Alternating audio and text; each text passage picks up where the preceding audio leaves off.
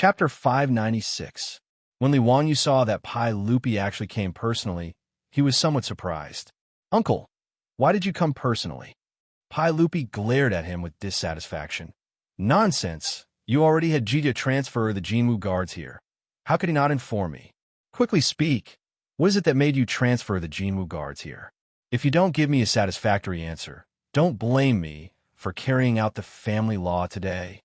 At this time, Li Wanyu was no longer in a hurry. He signaled Niu Wu to lead the troops away and had the Jinwu guards chase away the group of people, including the beggar Zhongxi. Only then did he lead Pai Lupi and Cheng Yaojin to the several pots of plants in the courtyard. "Uncle, it's not that this little nephew is impulsive. It's just that these pots of plants are too precious." Pai Lupi and Cheng Yaojin curiously looked over and saw that there were many plants in the courtyard. Among them, there were 4 or 5 pots of plants with many flowers blooming. There were white, pink, purple, and various other colors that were bright and dazzling. "Oh, what kind of flowers are these? It's rare to see flowers blooming in November. It's quite beautiful. How come I've never seen this kind of flower before?" Cheng Yaojin curiously asked. He even reached out to grab a flower to see what it was. Li Wanyu grabbed his arm in fright.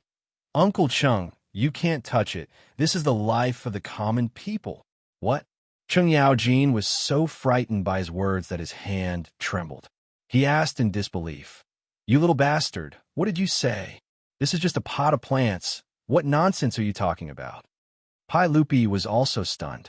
He originally wanted to reach out his hand, but he quickly withdrew it. He was prepared to listen to Li Wanyu's explanation. "Uncle Cheng, this little nephew isn't joking. Otherwise, when this little nephew is full, I'll ask you to bring the Jinwu guards and surround this square." "Zio, speak clearly. What is this flower?" Pai Lupi knew that Li Wanyu wasn't a person who fooled around. Otherwise, he wouldn't have agreed to his request to transfer the Jinwu guards and come with him to see what was going on. Li Wanyu wasn't in a hurry to answer. Instead, he asked, Uncle Cheng, how much grain does the Tang dynasty produce from farming?" "1 dan more than 2 dan. Why are you asking this?" Cheng Yaojin asked. Li Wanyu nodded and continued. "If there are crops that can produce 10 dan, or even more, what do you think?" When he heard this, his eyes couldn't help but widen his eyes. "Zio, what nonsense are you speak? 10 dan? How is that possible? How can there be such a crop? If there is such a crop, how can you Tangs things? But aren't you taking things for granted? You're simply dreaming." Cheng Yaojin had the same attitude. "Zio, what the hell are you doing? Crops produce Tang Dan. If there is such a crop, I'll kneel down and let you ride me." The reactions of Pai Lupi and Cheng Yaojin were within Li Wanyu's expectations. He wasn't annoyed by their questioning and just pointed to the pots of plants. "Hee, Uncle Cheng, don't think this little nephew is fooling around. These pots of plants can produce 10 dan per mu, or even more. This little nephew calls them potatoes." That's right. The few pots of plants that Li Wanyu saw in Chi-Chi Zhongxi's house were the sprouts of potatoes. As a child who grew up in the countryside, if Li Wanyu couldn't recognize potato seedlings, then he wouldn't be able to live up to his identity as a transmigrator. He didn't expect that in this era, someone really went to America and brought back a crop like potatoes. Li Wanyu even thought that maybe in Yiksha, someone had already grown potatoes, but not as a crop, but as a kind of beautiful flower. This was probably the reason why the concubine who was beaten to death by Chi-Chi Zhongxi planted it in a pot. Presumably, it was taught by the Yiksha merchant. As for using potatoes as ornamental plants, it wasn't unusual. Potatoes were first brought to Europe by Spanish colonists from South America. They were planted as flowers because of their beautiful flowers. During the reign of Louis XVI, the French nobles wore potato flowers as the noblest and most fashionable decoration. They even planted potatoes on the outskirts of Paris specifically for this purpose. At that time, the French also believed that eating potatoes would cause leprosy, syphilis, sudden death, and sexual mania. Some even believed that potatoes were created by witches and devils to deceive people. The French would rather starve than eat potatoes, and they called potatoes the devil's apple. These pots of potatoes were planted as flowers in Chi-Chi Zhongxi's house. Other than Li Wanyu, No one else knew the actual value of these potatoes. Even if his beautiful boss saw these pots of flowers, she wouldn't say anything, because she didn't know what a potato looked like when it bloomed, and she didn't know what a potato seedling looked like. Li Wanyu really didn't expect to see potatoes in the Tang dynasty. His heart almost stopped beating when he saw the potato blossoms. In the future, potatoes were worthless, and they could be bought for a few cents per kilogram in the supermarket. But in the Tang dynasty, if potatoes could be popularized, it would be a good thing that could bring countless people back to life. Even the history of Huaxiao would be changed because of this. Because he thought of the importance of potatoes, Li Wanyu didn't dare to neglect it. After he ordered his troops to surround these pots of potatoes, he immediately sent Niu Wu to find Cheng Yaojin to transfer troops. After Niu Wu left, Li Wanyu didn't give up. He didn't even care about taboo, and forced Qiqi Zhongxi to lead him around the house to see if there were other things from America. But unfortunately, after turning Qiqi Zhongxi's house upside down, there were no other things that shouldn't be there except for the 5 pots of potatoes that had already bloomed in front of him. This made Li Wanyu feel very regretful. Peppers, tomatoes, sweet potatoes, cocoa beans, pumpkins. America was really a treasure trove, but it was a pity that he had to wait for hundreds of years to open the treasure trove. As for the yield of potatoes per mu, he didn't dare to say too much. In the future, the yield of potatoes per mu could reach 3,000 or even 5,000 caddies, but in the Tang dynasty, it might not be possible. But he was absolutely sure that he could get 1,000 caddies. Li Wanyu's words made Pai Lupi and Cheng Yaojin stunned at first, and then they both laughed. Zio, don't make trouble. These pots of beautiful flowers and plants can produce 10 dan per mu of crops. Do you think I'm a fool who doesn't know anything about farming? Cheng Yaojin patted Li Wanyu's shoulder and said, Brat, this joke isn't funny at all. Hurry up and tell me clearly, why do you want to mobilize the imperial army of the Chamberlain of Insignia here? Don't try to fool me with this kind of nonsense. Li Wanyu was speechless, and he silently rolled his eyes. Why didn't anyone believe him when he was telling the truth? In fact, Pai Lupi and Cheng Yaojin couldn't be blamed. This kind of words, not to mention the two of them, probably no one in the entire Tang dynasty would believe Li Wanyu's words except for their beautiful superiors. Li Wanyu's expression was solemn, and he bowed deeply to Pai Lupi and Cheng Yaojin. Reporting to Your Majesty, this subject's words are all true, and not half a word of nonsense. These 5 pots of potatoes can really produce more than 10 dan per mu of crops. Not only can they be eaten, but they are also very delicious. They can be used as a staple food to satisfy hunger, and can also be used as a dish. They are rare treasures. His serious report made Pai Lupi and Cheng Yaojin couldn't help but withdraw their smiles. Pai Lupi was stunned. Zio, this matter must not be joked about. Are you telling the truth? If there is half a word of falsehood, Your Majesty can take this subject to prison, demote me, and punish me. When Li Wanyu said this, Pai Lupi and Cheng Yaojin were both dumbfounded. Chapter 597. After a long while, Cheng Yaojin murmured, Zio, did you steal the treasures of the immortals in heaven? 10 dan of grain per mu. How was this possible? Pai Lupi was also skeptical. He pointed to the potted potato flowers and asked, Zio, are you really saying that these potted flowers are the high-yield grain you mentioned? What did you find out? What did he find out? Li Wanyu really didn't know how to explain this.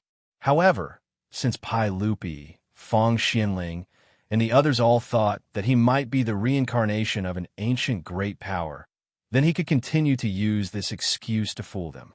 Uncle, I don't know. In short, when I saw these potted plants, I knew what they were called, and what they were used for. This is absolutely not wrong. Pai Lupi heard this and couldn't help but look at Cheng Yaojin. They both remembered that they guessed that Li Wanyu was the reincarnation of an ancient great power. Pai Lupi didn't dwell on this issue and asked, What kind of potatoes are these? How long until they mature? After the potatoes bloom, they can be harvested in 30 to 50 days. Potatoes are not picky about the soil and can be planted twice a year. They are sowed in February and March, harvested in June and July, sowed in September and October, and harvested from December to January. Li Wanyu explained. Oh, like rice or wheat, it bears fruit? No, since this thing is called a potato, naturally its fruit is hidden in the soil. When harvesting, it needs to be pulled out by the roots. Pai Lupi couldn't help but be curious. If it is as Zio said, why would such a precious species appear in the residence of the Bayan people? Zio, do you know where this thing comes from? Why have I never heard of it? Li Wanyu had actually thought about whether to tell Pai Lupi about the American continent. After thinking about it, he decided not to tell him about it for the time being. Anyway, the American continent was even more illusory than the Penglai immortal island to the current Tang dynasty. Although it did exist, it was difficult to reach, so it was better not to mention it. Otherwise, if he told Pai Lupi that this guy had a sudden impulse to sail out to explore the new world, wouldn't he have killed the crew in vain? Without enough navigation technology and ship development, it was simply unrealistic to explore the new world with the current Tang dynasty ships like Columbus. After thinking about this, Li Wanyu roughly explained what he knew. Uncle, according to what I know, this potato was a gift from a sea merchant of the Yiksha kingdom to a concubine of the owner of this mansion, the merchant beggar Zhong Shi of Bayan, when he sailed to Bayan to do business. But I don't know where he got this potato. Chong? Where is that? Why have I never heard of it? Pai Lupi was stunned and asked curiously. In history, Pai Lupi learned about the Chong in the 14th year Xingguan. At that time, the king of the Lugui kingdom sent his son to the Tang dynasty to pay tribute. The Tang dynasty only learned about the existence of the Chong in the north of the Lugui kingdom from the attendant of the Lugui kingdom's tribute envoy. However, the distance between the Chong and the Tang dynasty was too far, so there had never been any communication in history.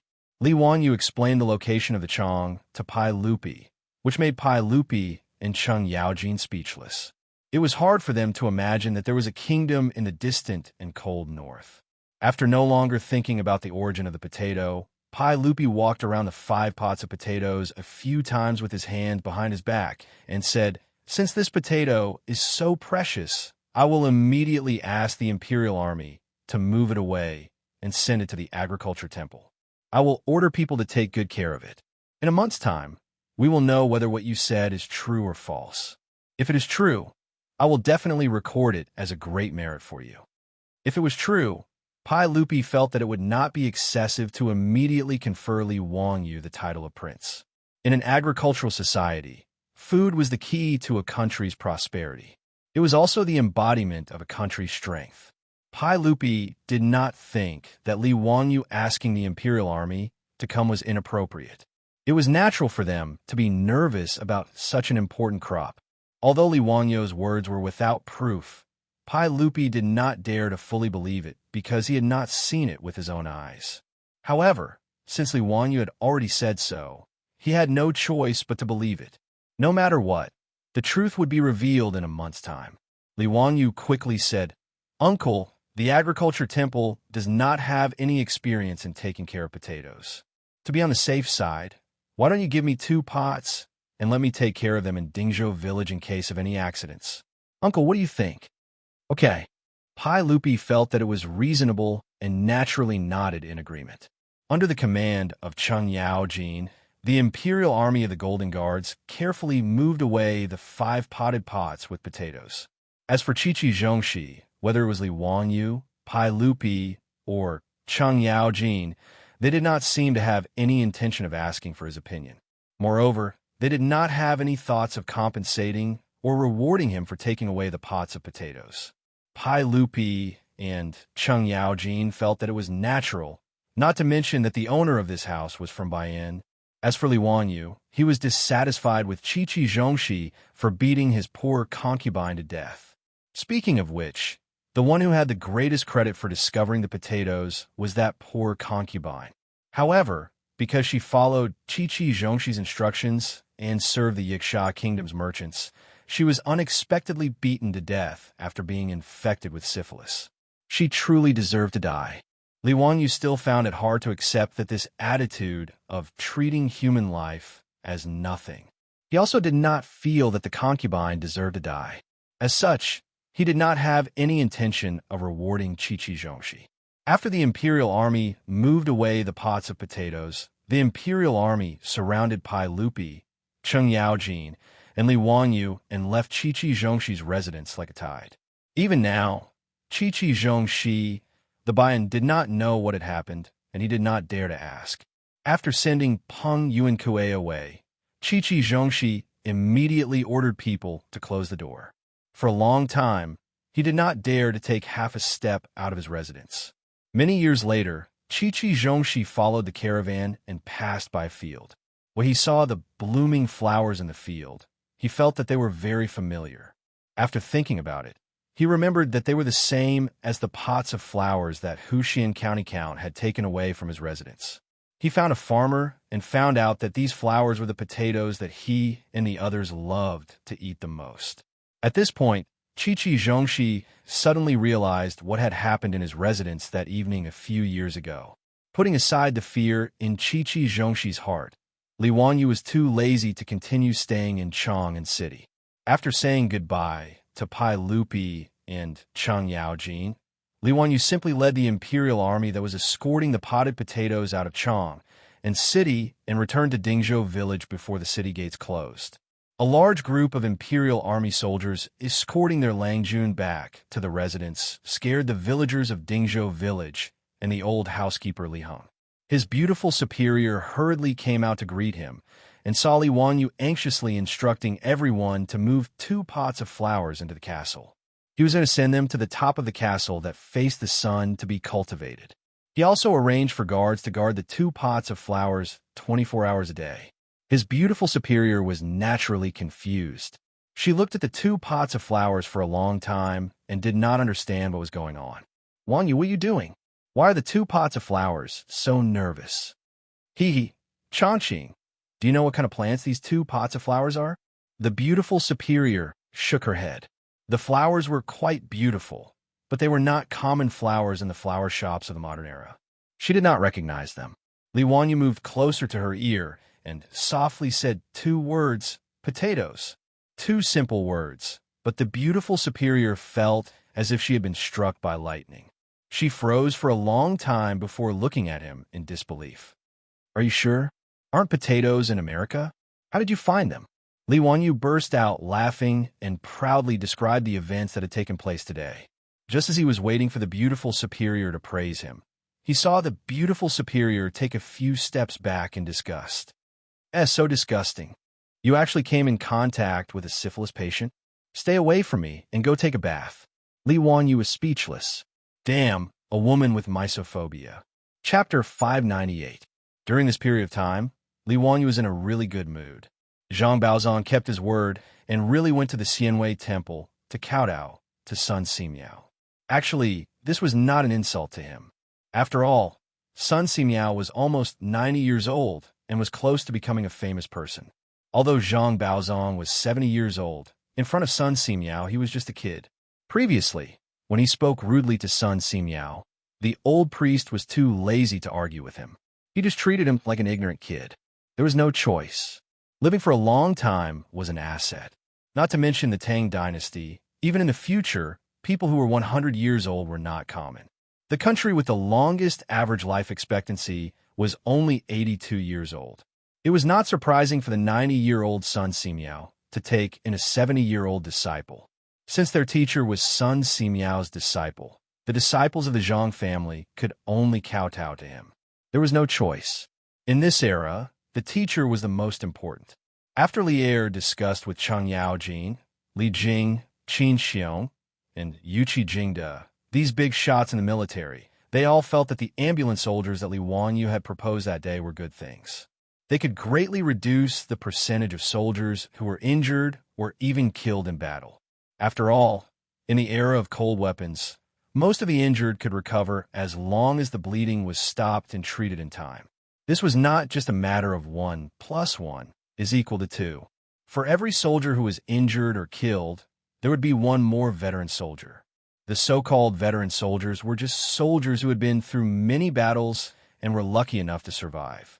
More importantly, this could increase the courage of the soldiers in battle. If there were immediately medics to treat an injured soldier, this would be a huge morale booster for the soldiers. The military medical department naturally did not have any accidents and started to prepare. Li Er and the other big shots in the military planned to recruit 1,000 soldiers who were somewhat literate and smart from the Imperial Army and the Magistrate Army and train them. This matter could be implemented in 3 years in Jingguan, and the initial results could be seen in 4 years. On the other hand, Li Wanyu never imagined that he would encounter a syphilis patient like Peng Yuankue in a competition with Zhang Baozong on a whim. Furthermore, he never imagined that he would be able to dig out a treasure like the potato. Potatoes were really good stuff. They had a high yield per mu and were also resistant to cold. They could be grown even in sandy soil. The land of the Tang dynasty could be used to grow wheat or rice for 1 season, and then potatoes for the winter. Once the potato plantation was expanded, food would no longer be a problem. At the very least, no one would starve to death during a famine. When Li Wanyu thought of stewed beef with potatoes, hot and sour shredded potatoes, potato biscuits, fried potatoes, baked potatoes, potato roast meat, these delicacies, he couldn't help but swallow his saliva. Damn, why didn't potatoes taste that good in the future? Even his beautiful boss couldn't help but check on the growth of the potatoes every day when she found out that the 2 pots of beautiful flowers were potatoes. She was also looking forward to the potato. As the days passed, Li Wanyu and his beautiful boss spent the winter in the Tang dynasty for the first time. However, it didn't feel cold at all. When he was building the castle, Li Wanyu was afraid of the cold winter, so he specially designed and installed many fireplaces. However, he didn't expect that they would be useless. In order to keep out the cold, he also spent a lot of money to ask the craftsmen to make many copper pipes and install them in the castle. He originally planned to connect the hot spring water from the mountain to the pipes during the winter and use it as a heater in the castle. However, he didn't expect that his efforts would be in vain. Now it was mid-December, but Li Wanyu hurried. The temperature in Chang was about 5 or 6 degrees. If the sun came out, even a thick coat couldn't be worn. The temperature was at least 10 degrees. This was similar to his experience when he traveled to Kunming in Yunnan in the future. Li Wanyu really didn't expect that the temperature in the Tang dynasty during the warm period would be so high in winter. Good news came one after another. On this day, Yang Quan hurried to Dingzhou village on a horse. Yang Quan, led by the old butler Li Heng, found Li Wanyu by the lake in his mansion. Zio, you're still in the mood to fish here? Let's go to the festival quickly. Li Wanyu was stunned. It wasn't the New Year or any other festival. What was the festival about? Brother Xuqing, what festival? Harvest. The harvest festival. The rice is ripe. What? Li Wanyu didn't react for a moment. What rice is ripe? The next second, he threw the fishing rod away and jumped up. Brother Xuqing, what did you say? The rice is ripe? Really? Ha ha. Zio, you don't believe me? You were the one who proposed to change the planting of rice in September. Why don't you believe it yourself? Do you know that the hundreds of thousands of people in Hu County worship you like a living Buddha? The prefectures and counties around Hu County are now regretting their decision. Ha, those bastards. That's what they get for laughing at me. Li Wanyu couldn't help but sweat when he heard Yang Quan, who was always gentle and refined, laugh like a Cheng Yao Jin. He also knew that when he proposed to change the planting of rice in September, Yang Quan was the one who was under the most pressure. After all, when Li Wanyu proposed this plan, he, as the official of Hu County, supported it wholeheartedly. Although Li Wanyu promised that if the planting of rice failed, he would provide rations for the hundreds of thousands of people in the following year until the new crop was ready, Yang Quan would still be in a lot of trouble. Li Wanyu already knew that Yang Quan's promotion this time was likely to jump several ranks. He would be directly appointed by Pai Lupi as a rank 5 imperial censor and become a subordinate of Wei Zheng. However, if the planting of rice in Hu County failed, Yang Quan would be removed from his position as county magistrate at the beginning of spring. It was hard to guarantee that there wouldn't be any problems with his promotion. Li Wanyu was naturally grateful for this. Fortunately, ever since the planting of rice, it had been growing well. Those who used this as an excuse to secretly criticize Li Wanyu and Yang Quan could only obediently shut their mouths. Li Wanyu hadn't paid much attention to the rice during this time. Now that he heard Yang Quan say that the rice had ripened, he was delighted. Zio, let's go. Ha, I've been an official for many years, but this is the first time I've seen a harvest festival in the 12th month. Yang Quan pulled Li Wanyu and walked out. Li Wanyu naturally had to follow along. Not only was he happy for Yang Quan and the people of Hu County, but he himself would also benefit greatly from this. Back then, Pai Lupi's words were like gold and jade. He had clearly said that the imperial court wouldn't take the rent from Hu County this year and would hand it all over to Li Wanyu. Now that the hundreds of thousands of people in Hu County had successfully switched to rice, the rent handed over to his family would be quite a bit. According to the previous records of Hu County, that was 100,000 dan of grain. Moreover, since Hu County had switched to rice this year, the rent paid by the people was naturally rice. The price of rice was much higher than wheat. This year, the Guangzhou road was hit by a locust plague. Although the locusts were eliminated in time, the price of grain was still high. When Li Wanyu had just transmigrated to the Tang dynasty, during the second month of the second year of Jingguan, the price of grain was 360 coins per bushel. Now, the price of grain had risen to 400 coins per bushel. However, the price of grain was different from the price of grain. The price of grain here didn't refer to the price of rice, but the price of millet, wheat, and the like. The price of millet was only 60% of the price of rice. In other words, the price of rice in Chang, and today was more than 600 coins per bushel. According to this price, Li Wanyu's 100,000 dan of grain could be converted to 600,000 strings of coins. It was a terrifying price. However, before he could get the rent, there were already people who were jealous and even started to obstruct him. Chapter 599. During the Sui and Tang dynasties, there was the custom of holding a harvest festival on a large scale.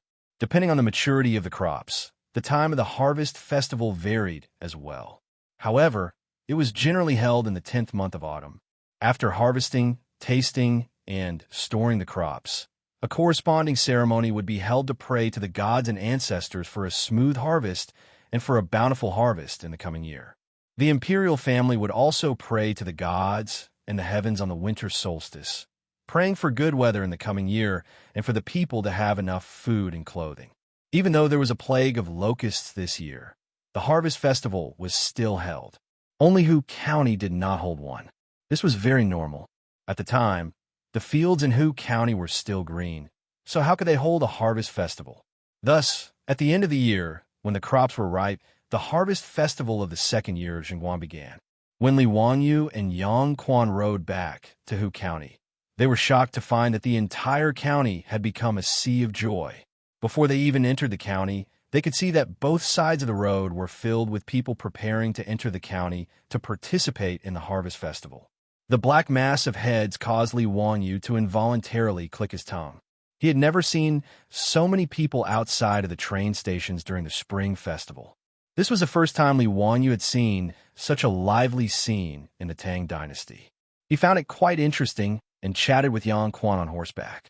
However, Hu County was only a middle county, so it was not very large. Before Li Wanyu and Yang Quan could enter the city, they were blocked at the city gates. The bailiffs hurriedly sounded their gongs, trying to make way for Yang Quan and Li Wanyu. Out of the way, what are you all doing here? Don't you see that County Count Hu and Yang Mingfu want to enter the city? Out of the way, out of the way. It would have been better if the bailiffs had not shouted. Now that they had shouted, not only did they not disperse the people, they even made the surrounding crowd even more rowdy. It's County Count Hu. County Count Hu is at the city gates. Quick, let's go. County Count Hu is there.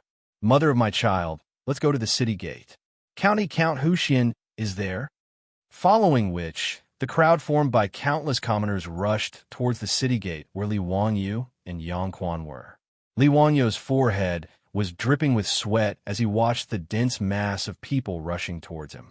Oh my God, what are they doing? Putting aside the fact that he only had Niu Wu and a few guards by his side, even if he were to mobilize the imperial army of the Chamberlain of Jin, they would still be trampled to death. Brother Xuqing, what were you doing? Li Wanyu couldn't help but turn pale. He didn't want to be trampled to death for no reason. Even Zhao Yebai, the horse he was riding, was snorting anxiously and scratching the ground with its hooves. Yang Quan was no better than him. When had he ever seen such a situation? With so many people, if an accident were to happen, the consequences would be unimaginable. Even if they were on horseback, it would not be of any help. Even Yo Wu and the Li family's guards unconsciously gripped the hilts of their sabers. The Yamen runners were so frightened that they repeatedly sounded their gongs. "Halt! What are you all doing?" With so many people surging towards them, if a single person didn't abide by the rules and cause trouble, they would be drowned out by the crowd. But to everyone's surprise, when the crowd arrived in front of Li Wanyu and Yang Quan, they suddenly stopped. Everyone stared at Li Wanyu on horseback. For a long time, no one spoke, and the atmosphere became rather strange. Suddenly, a loud cry came from the crowd. "This commoner kowtows to County Count Hu." Then, under Li Wanyu's flabbergasted gaze, the commoners all fell to their knees. Li Wanyu was dumbfounded by the sight of nearly 10,000 people kneeling in front of him. What was the meaning of this? Why were they kneeling to him all of a sudden? For 10,000 generations, County Count Hu, this commoner kowtows to County Count Hu. This commoner kowtows in gratitude to County Count Hu for saving our lives. This commoner kowtows to County Count Hu on behalf of my entire family of 7. This commoner's family of 9 originally thought that we could only go out and beg for a living, but who would have thought that we would have a bountiful harvest of rice this year? This commoner is endlessly grateful.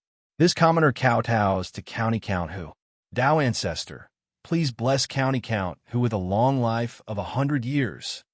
There are also quite a few people who didn't forget to thank Yang Quan. This commoner kowtows to County Count Hu in Yang Mingfu. Yang Mingfu, you are a good official. The cries of the common people caused the fear in Li Wanyu and Yang Quan's hearts to vanish, and they let out long sighs of relief. Following this, Li Wanyu felt his scalp go numb and goosebumps rise all over his body. He felt like an electric current was running through his body. What ability did he have to make so many commoners kowtow to him? Wasn't it just a sudden impulse that made the commoners switch to rice? Was he worthy of such praise? Li Wanyu hurriedly rolled off his horse and jogged over to an old man to help him up. "Old sir, please don't, please don't. Please get up." The old man stubbornly kowtowed to Li Wanyu a few more times. "Old me had many misunderstandings with County Count Hu. I thought that County Count Hu wanted us to switch to rice in the 9th month to harm the commoners. Old me was stupid and didn't understand County Count Hu's love for the commoners. Old me truly deserved to die. Please forgive me, County Count Hu." Li Wanyu's eyes also became somewhat moist. He motioned to Yo Wu to quickly help the old man up. "Old sir is too serious. I was just blindly giving you an idea. If you really want to thank someone, you should thank Yang Mingfu." However, he ordered people to build water wheels for each village, cultivate rice seedlings, and supervise you all to switch to rice. His contributions cannot go unnoticed. Li Wanyu pointed at Yang Quan and said with a smile. The commoners naturally kowtowed to Yang Quan again, causing Yang Quan to become flustered. He repeatedly waved his hands. At this moment, Yang Quan, a middle-aged man who had been an official for many years, also had red eyes. At this moment, he seemed to truly understand the will of the people and the will of the people. The commoners were truly easily satisfied. Give them a mouthful of food to eat and let them pass through difficult times, and they would be unswervingly loyal and grateful. Originally, during the year of the Great Disaster, the surrounding provinces, counties didn't have much yield left. The government had already begun to prepare for disaster relief. However, because of Li Wanyu's persistence and perseverance, and Yang Quan's support and supervision, the hundreds of thousands of commoners in Hu County changed to rice in the 9th month for the first time in history. They even had a great harvest today. How could the commoners not be deeply grateful to the two of them? In front of Hu County's gate, countless commoners rose and fell. They stood up and kowtowed again. They were so busy that Li Wanyu and Yang Quan helped them up and kowtowed again. Yang Quan and Li Wanyu looked at each other and smiled bitterly. However, their hearts were filled with pride. As the saying goes, When a real man lives in this world, he must establish a great reputation. Above, he must protect the ruler. Below, he must protect the people. If it is beneficial to the country, he will die 100 deaths without hesitation. The hubbub outside Hu County's gate fell into the eyes of a group of people on a nearby hill. Chapter 600. During the Sui and Tang dynasties, there was the custom of holding a harvest festival on a large scale. Depending on the maturity of the crops, the time of the harvest festival varied as well, but it was generally held in the 10th month of the golden autumn. After harvesting, tasting, and storing the crops, a corresponding ceremony would be held to pray to the ancestors and gods, praying for a smooth harvest and for a bountiful harvest in the coming year. The imperial family would also pray to the gods in the heavens during the winter solstice, praying for good weather and for the people to have enough food and clothing. Even though there was a plague of locusts this year, the harvest festival was still held. Only Hu County did not hold one. This was very normal.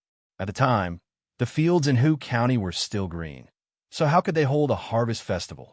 Thus, at the end of the year, when the crops were ripe, the harvest festival of the second year of Jingguan began. When Li Wanyu and Yang Quan rode back to Hu County, they were shocked to find that the entire county had become a sea of joy. Before they even entered the county, they could see people on both sides of the road, preparing to enter the county to participate in the harvest festival. The black mass of heads caused Li Wanyu to involuntarily click his tongue. He had never seen so many people outside of the train stations during the spring festival. This was the first time Li Wanyu had seen such a lively scene in the Tang dynasty.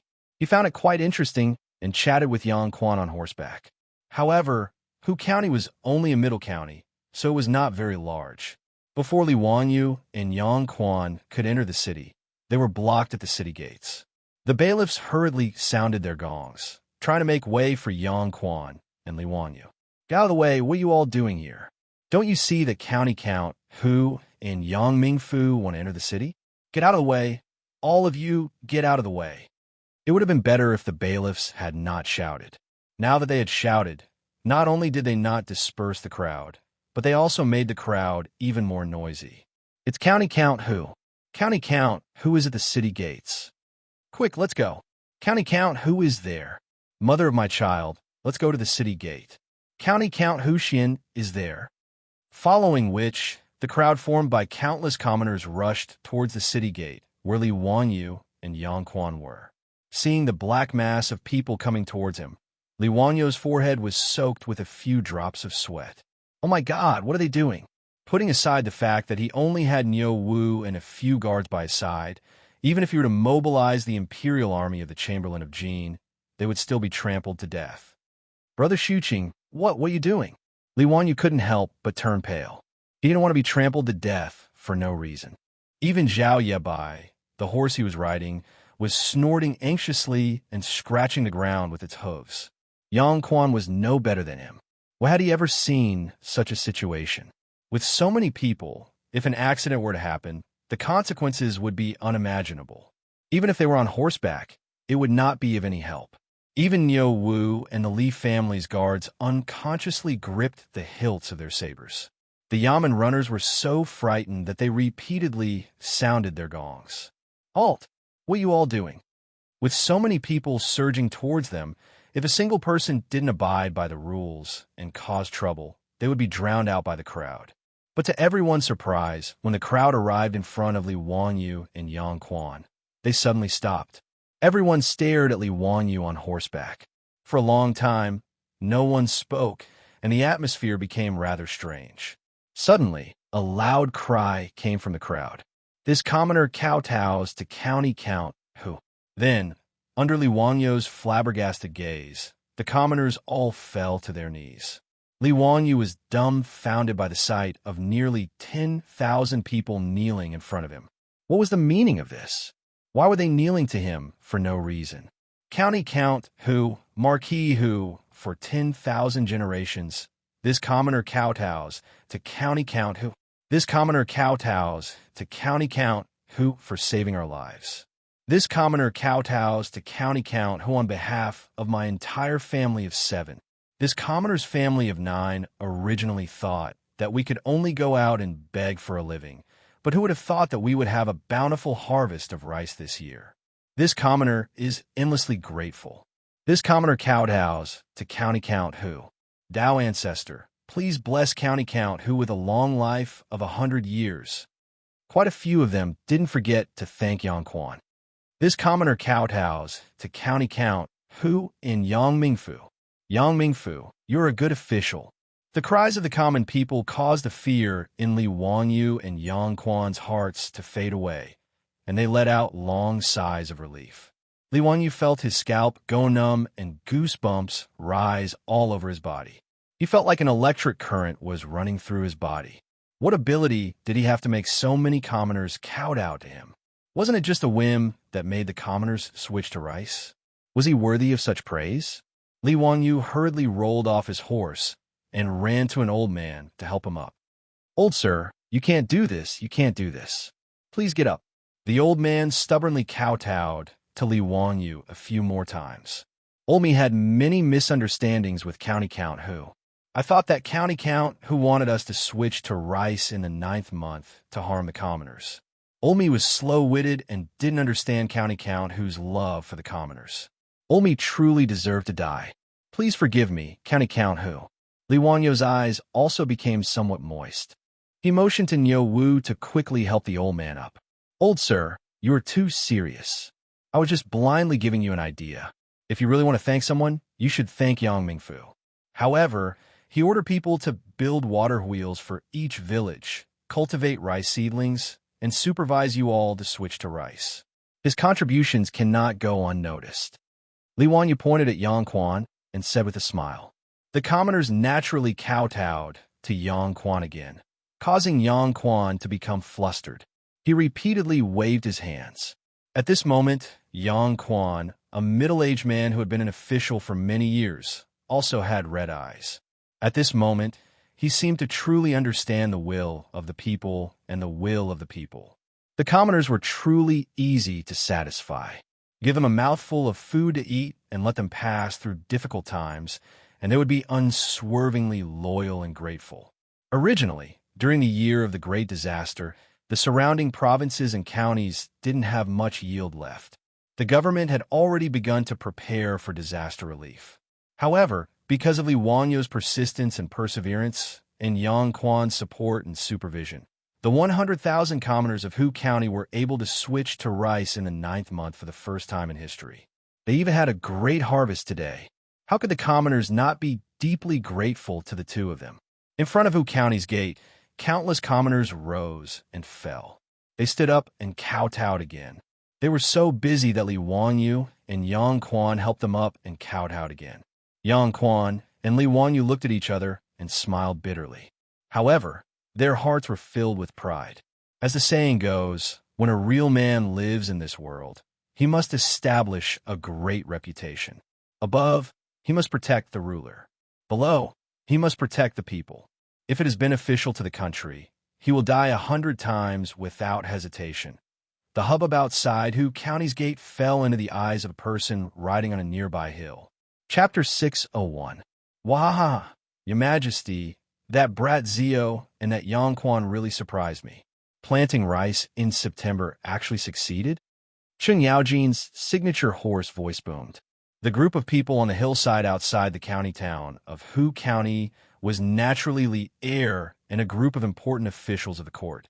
During the morning court session, an official reported that Hu County had successfully switched to planting rice. They had already begun harvesting and storing the rice. Today, Hu County would also hold a harvest festival to celebrate. When Pai Lupi heard this, his interest was naturally piqued. He led a group of dukes and officials on a patrol in plain clothes and rushed to Hu County to see what was going on. However, no one had expected to see such a scene. Tens of thousands of people kneeling and thanking Li Wangyu and Yang Quan. This made Pai Lupi a bit stunned. However, this was within reason. Compared to the people in the surrounding counties, their faces were clouded with worry. They didn't know how to survive the disaster. The bigwigs of the imperial court were already discussing the disaster relief. Not only did the 100,000 people in Hu County not have to worry about famine, but their income was even better than in previous years. The reason was simple. The price of rice was higher than that of corn. These people couldn't bear to eat refined grains like rice. After paying rent, the rice that was originally reserved for rations would naturally be sold on the market for corn. After all, corn was only 60% of the price of rice. This was equivalent to a 40% increase in income. How could the people of Hu County not be moved to tears by Li Wanyu and Yang Quan? In response to Cheng Yaojin's words, Pai Lupi shook his head. Zio's way of doing things is truly difficult to fathom. On the side, Fang Xianling stroked his beard and smiled. I hope that Zio can do more unexpected things. Haha, Fang Xuanling's words are reasonable. Let's go. Everyone, enter the city. Today, we will celebrate with the people. This is the first time I've seen the year-end harvest festival. Lier laughed heartily. He urged his horse down the mountain and led the group of big shots towards the county seat of Hu County. Yang Quan and Li Wanyu were naturally startled by the sudden appearance of Pai Lupi and the other officials. They hurriedly went up to greet them. No need for formalities. We are also here today to join in the fun. Yang Mingfu, you can go about your business. Pai Lupi was in a good mood. He smiled and waved his hand, indicating that Yang Quan did not need to be so courteous and should go about his business. The various harvest festivals were all led by the government. As the official, Yang Quan naturally had to be present to lead the ceremony. After Yang Quan excused himself and left, Pai Lupi waved at Li Wanyu. Zio, it seems that what you said was true. Unfortunately, we did not listen to you and did not allow Guanzhong Road to switch to rice in August and September. Sigh. When Pai Lupi mentioned this matter, he felt that it was a pity. If Guanzhong Road's fields could be switched to rice in time, the officials in the imperial court would not have to rack their brains for disaster relief. Now, not only did Guanzhong Road not have to rent, but they also had to allocate large amounts of food for disaster relief. Comparing the two, Pai Lupi could not help but feel regret. He regretted that he did not listen to Li Wanyu's advice. Uncle, you can't say that. When I first proposed this matter, I was actually just trying it out. However, I was not confident.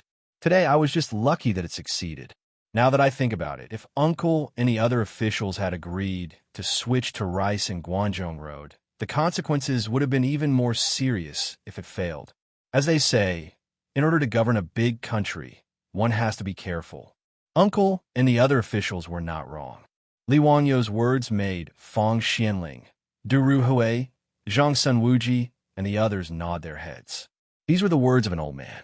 Although they were also annoyed by this matter, they did not regret it. Just as Li Wanyu said, how could such a matter be decided by Li Wanyu alone? If it succeeded, they would be happy. However, if it failed, they would be in deep trouble. The county had a population of 100,000, while the entire Guanzhong Road had a population of several million. The two were not on the same level. After the chaos at the end of the Sui dynasty, the Tang dynasty had 3.04 million households and 12 million people. Nearly a third of them were in Guanzhong Road. Chaos could happen anywhere in the Great Tang, but Guanzhong Road could not. This was also the reason why in history, after Guanzhong Road was hit by locusts, Pai Lupi immediately sent out Yufu Golden Silk to redeem the sold children and return them to their parents. He also issued a general amnesty to stabilize the people of Guanzhong Road. Now, because of the timely elimination of the locusts, although Guanzhong Road's yield was reduced by 60% to 70%, it was not a complete loss. The people did not have to sell their children to survive. Compared to history, it was much better. In addition, the rent for this year was reduced, and the government was preparing to start disaster relief. At least this year, Guanzhong Road would not be filled with starving people. It was a blessing in disguise. Li Wanyu naturally understood this, so what he said to Pai Lupi was from the bottom of his heart. Everyone sighed and praised Li Wanyu for being a genius. In the midst of the hubbub, someone suddenly stepped out and cupped his hands towards Pai Lupi. Your Majesty, since Hu County is about to have a bumper harvest this year, does Your Majesty's decree for Guanzhong Road to waive the rent for this year include Hu County? Li Wanyu could not help but frown. It was Wang Renyu again. He was really haunting him. What did he mean by saying this at this time? However, he did not say anything. He only looked at Pai Lupi. Pai Lupi was also stunned. He pondered for a moment before saying, I remember that I once said that if Hu County fails to plant rice this year, the rent for that county will be waived. However, if there is a harvest at the end of the year, the rent for this year will be given to Hu County Count as a reward for Hu County Count's dedication to the people. What? Did Lord Wang forget about this? Wang Renyu smiled insincerely and shook his head. No, I naturally remember. However, in my opinion, the tax for Hu County is around 100,000 sure. Now that Guanzhong Road is suffering from a disaster, the Imperial Court has to provide disaster relief, and the Ministry of Civil Affairs is struggling. If there is 100,000 sure of grain, how many people can be saved? I believe that since Hu County Count did not invest in this at the beginning, supervising the planting of rice, the construction of water wheels, and the distribution of rice seedlings was all done by Hu County Magistrate Yang Quan and the Deputy Magistrate. If your Majesty were to reward Hu County Count with 100,000 sure of grain rent, would that be inappropriate? Wang Renyu's words almost made Li Wangyu's nose crooked from anger. F***K, these bastards. When I said that I wanted to change the planting of rice, these aristocratic families all stood out and accused me of bringing disaster to the country and the people.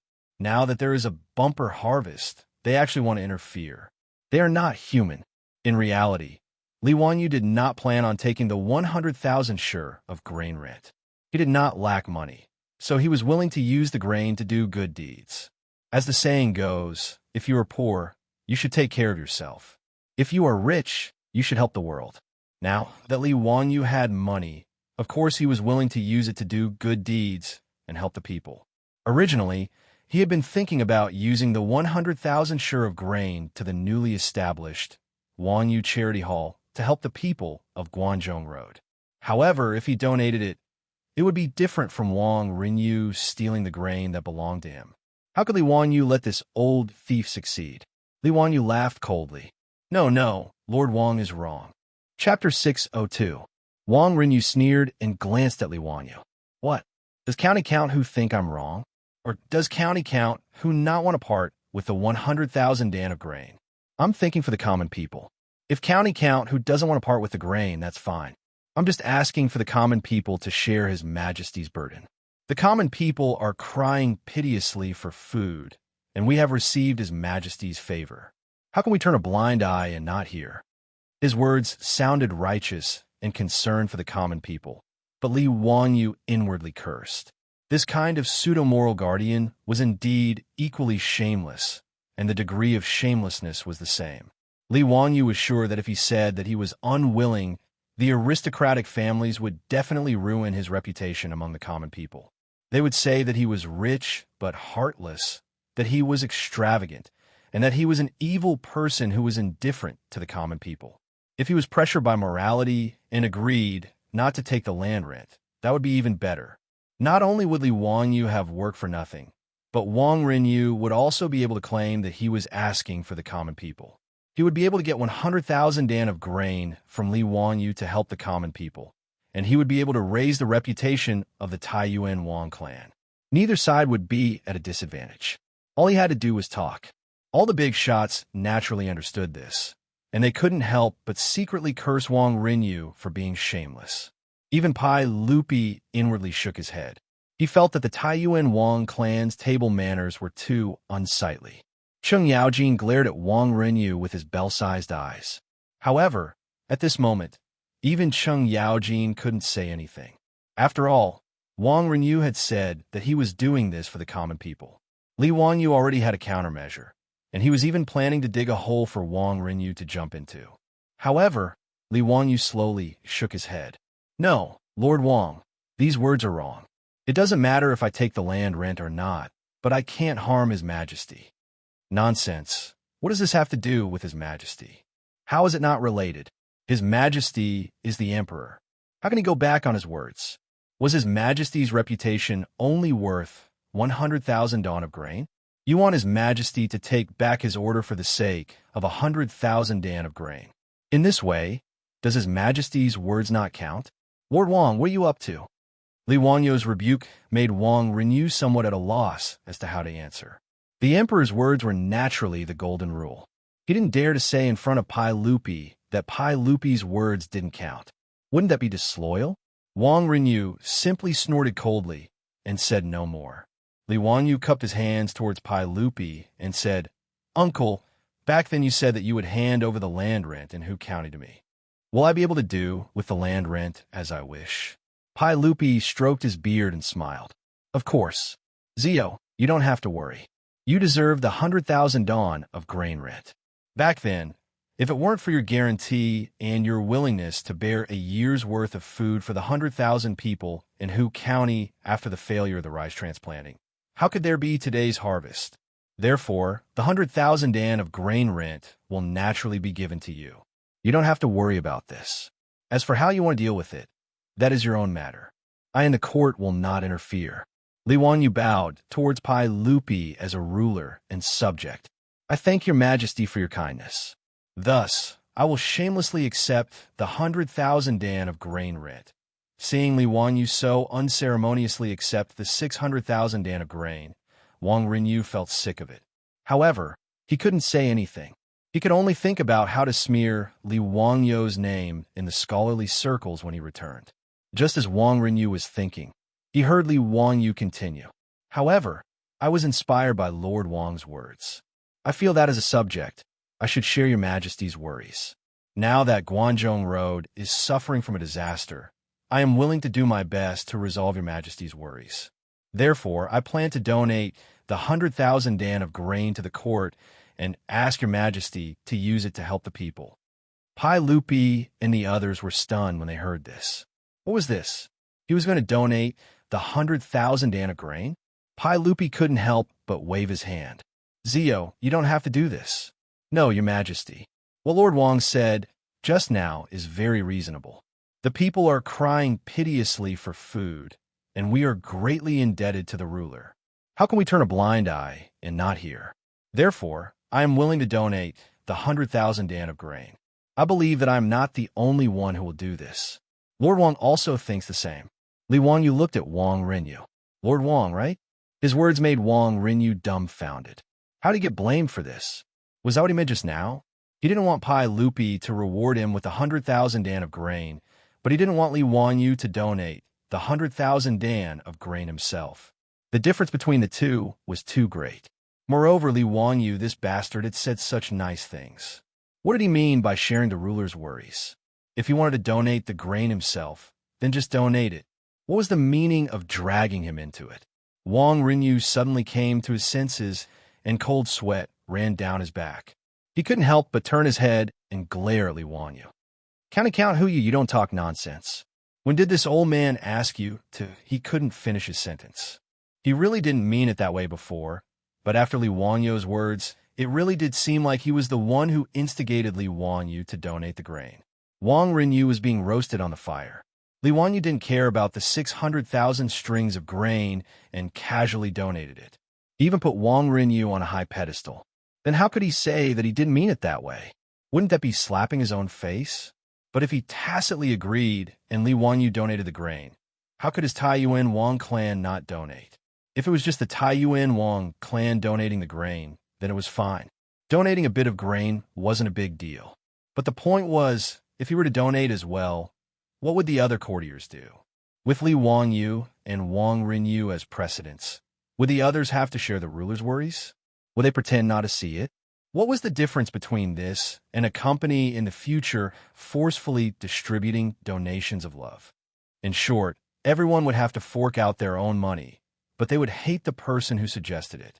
And the person who suggested it today was him, Wang Renyu. It was because he suddenly understood this that Wang Renyu felt his balls hurt. He couldn't donate the grain, but he could not donate it. He was still thinking about how to dodge the question when he heard Cheng Yaojin laugh. Zio's words are reasonable. Since Duke Wang said that he wanted to help the ruler resolve his worries, then this matter should naturally be done. I, old Cheng, don't have that much grain, but I still have enough to donate 5,000 dan.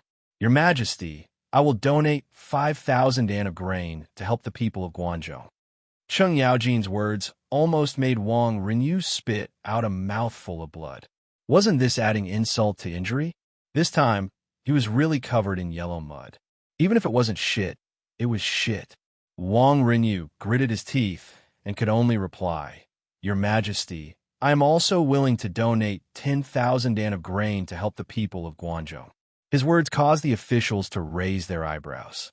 Their eyes were filled with dissatisfaction. Chapter 603.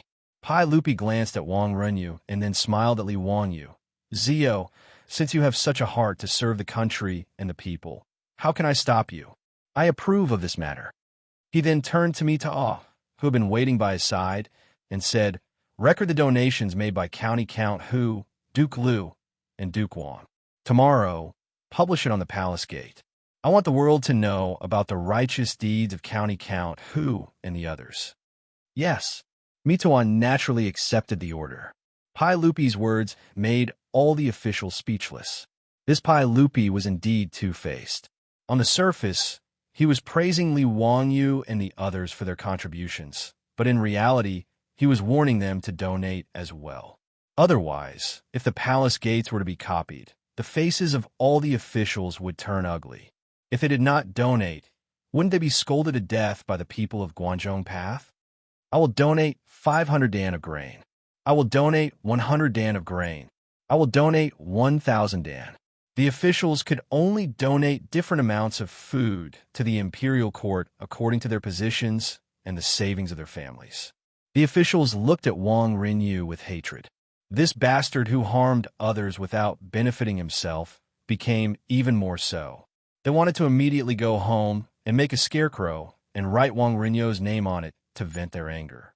One must know that not all officials were as rich as Li Wangyu, Cheng Yaojin, or the aristocratic families. It was not easy to live in Chang'an University. Many officials who did not come from aristocratic families found it difficult to feed their families. Now, they were here to participate in the Harvest Festival, but because of one sentence from Wang Renyu, they had to donate grain. What the hell was going on? This Wang Renyu was not a good person. Whether or not County Count Who takes 100,000 dan of grain, what does it have to do with you? Even the few clan leaders of the aristocratic families threw a dissatisfied glance at Wang Renyu, and then each donated 10,000 dan of grain. Wang Renyu wanted to cry, but no tears came out. Today, he had really shot himself in the foot. Not only did he lose 10,000 dan of grain, but he was also hated by the officials. The gloominess in his heart almost made him spit out a mouthful of blood. Li Wangyu was actually adding insult to injury. Sure enough, Lord Wang is the most important minister of the country, His Majesty's trusted aide. Without Lord Wang's guidance and the heart of serving the people, I really wouldn't have thought of donating 100,000 dan of grain. I'm ashamed. Wang Renyu's face turned even darker. He didn't know what to say, so he simply retreated to the side without saying a word. Pai Lupi smiled. After Li Wangyu stirred things up, Pai Lupi did a rough calculation. Including the farmland rent that Li Wangyu donated, they had collected nearly 200,000 dan of grain from hundreds of officials. This was not a small number. With this, the Ministry of Civil Affairs would have no problem raising some funds to help the millions of people affected by the disaster in Guangzhou Road. Thinking of this, Pai Lupi was in a good mood. He couldn't help but tease Li Wangyu. "Ziyu, since you've already spent so much, you don't have to send any more gift for my birthday. I'll take the 100,000 dan of grain as your gift, haha." Li Wangyu waved his hand. "Uncle, I've already prepared the gift. How can you not accept it? This gift is something that I racked my brains and spent countless manpower and resources to come up with. I guarantee that it will surprise you." Hearing this, Pai Lupi couldn't help but feel curious. He smiled and nodded. "If that's the case, then I'll wait for your gift." But Li Wangyu hesitated. He planned to take advantage of Pai Lupi's good mood today to explain the matter of him holding back the 73 palace maids. He donated 100,000 dan of grain in exchange for Pai Lupi's palace maids. He thought that Pai Lupi wouldn't be reluctant to part with them, right? But what? Seeing that Li Wangyu suddenly stuttered, Pai Lupi felt that something was wrong. This kid might be up to something again. Uncle, But of the 300 palace maids that I brought back to practice, 73 of them were punished because they made mistakes. Uncle won't blame me, right? Hearing this, Pai Lupi didn't think it was a big deal. He casually waved his hand. Ziyu, you can do as you see fit. I've already said that if those palace maids are disobedient, you can punish them however you want. However, Li Wanyo's next words almost made Pai Lupi's nose crooked from anger. Li Wanyu lowered his voice and smiled embarrassedly. Yes.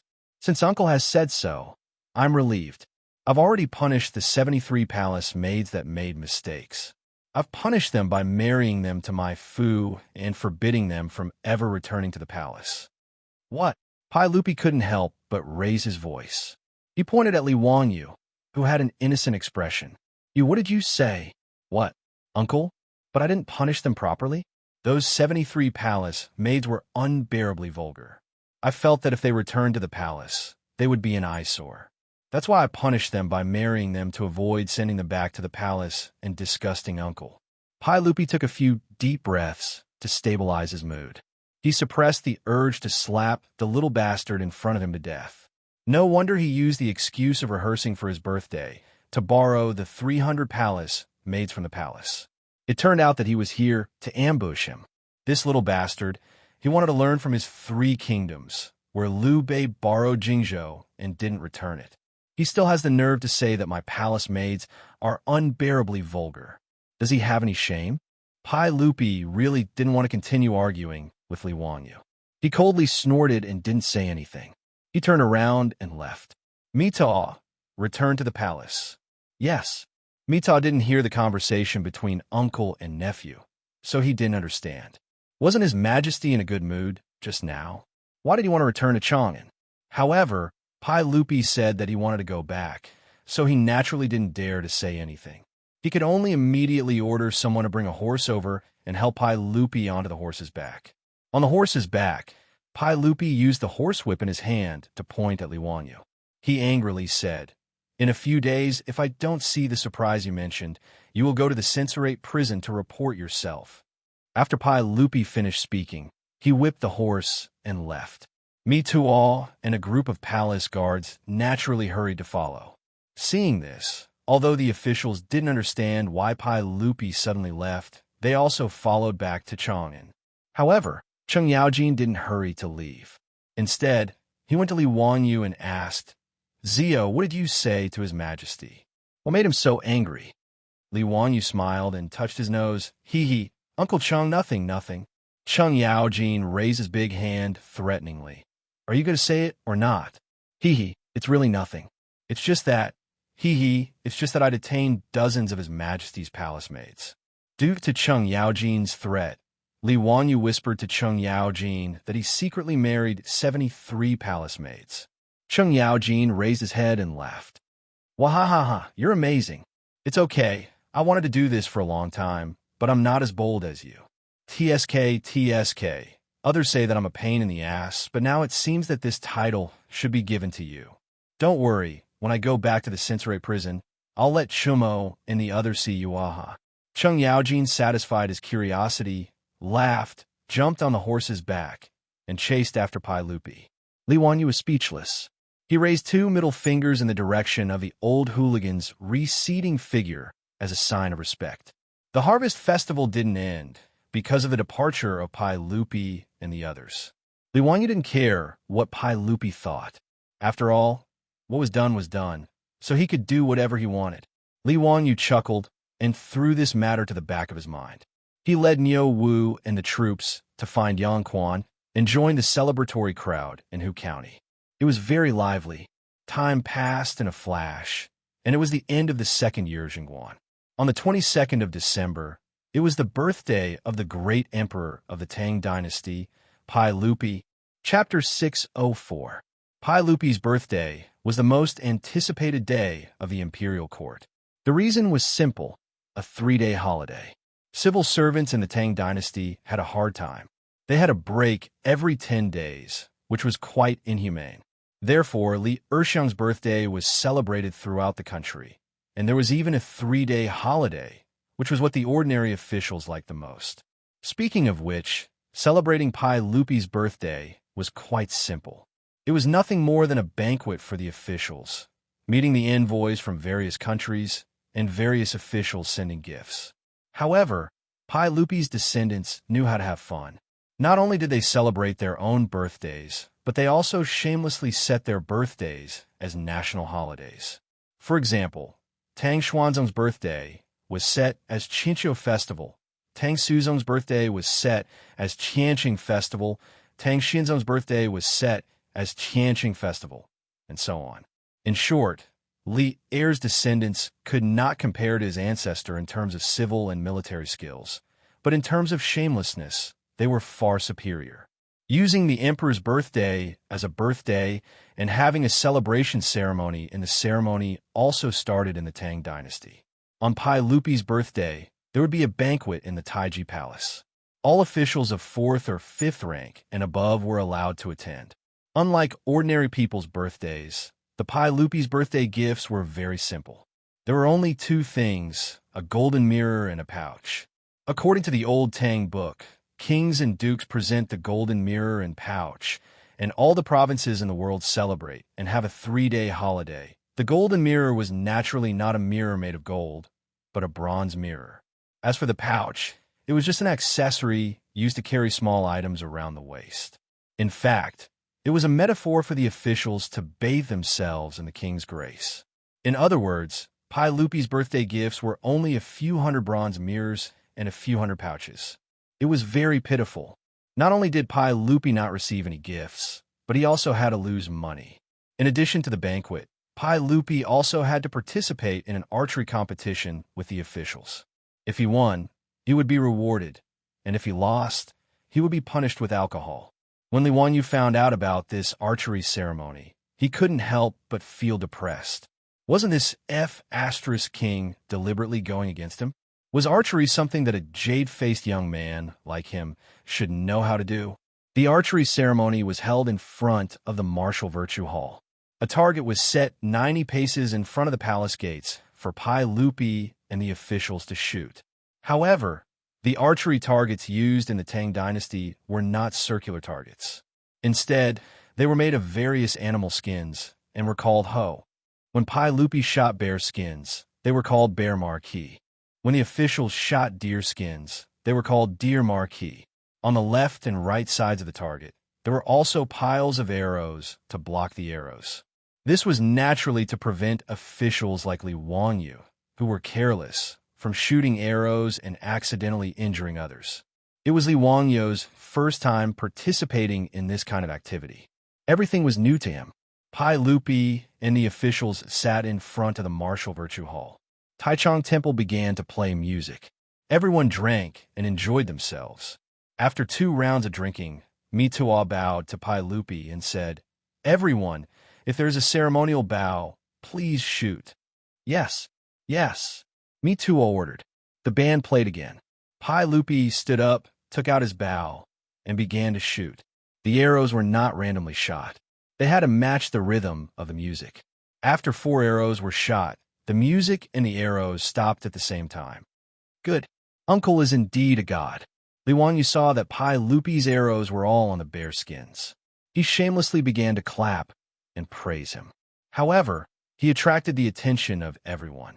No one agreed with him. Pai Lupi's face could not help but twitch.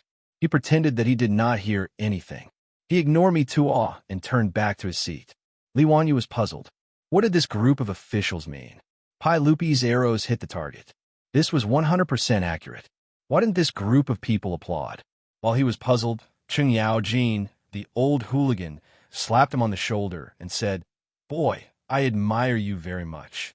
When we go back, I will teach Chu Mo and his brothers a lesson." Cheng Yaojin's words made Li Wanyu's face turn black. "Fuck, don't think that I don't know. You are scolding me." However, Li Wanyu was still puzzled. "Uncle Cheng, did I say something wrong? Didn't the arrows hit the target?" Cheng Yaojin laughed and did not answer. He just pointed at the target and signaled him to look at it. Li Wanyu noticed that after Pai Lupi finished shooting the arrows, the captain of the Qianyo guards immediately came forward to check the target. After the captain checked, he pulled out 4 arrows and ran back to report loudly. Your Majesty, for arrows, this arrow hit. This arrow is raised. This arrow is on the left. This arrow falls. Li Wanyu suddenly realized. It turned out that it depended on the accuracy. Hitting the bulls, means hitting the target. Raising is shooting high. Falling is shooting low. So, Pai Lupi's 4 arrows only hit the target? No wonder no one applauded. Li Wanyu's face was also a little hot. This flattery, really hit the horse's hoof. It was really shameful. No wonder Pai Lupi's face was so ugly. He quickly used drinking to cover up his embarrassment. Tang Chu, this group of stubborn officials, was actually so honest.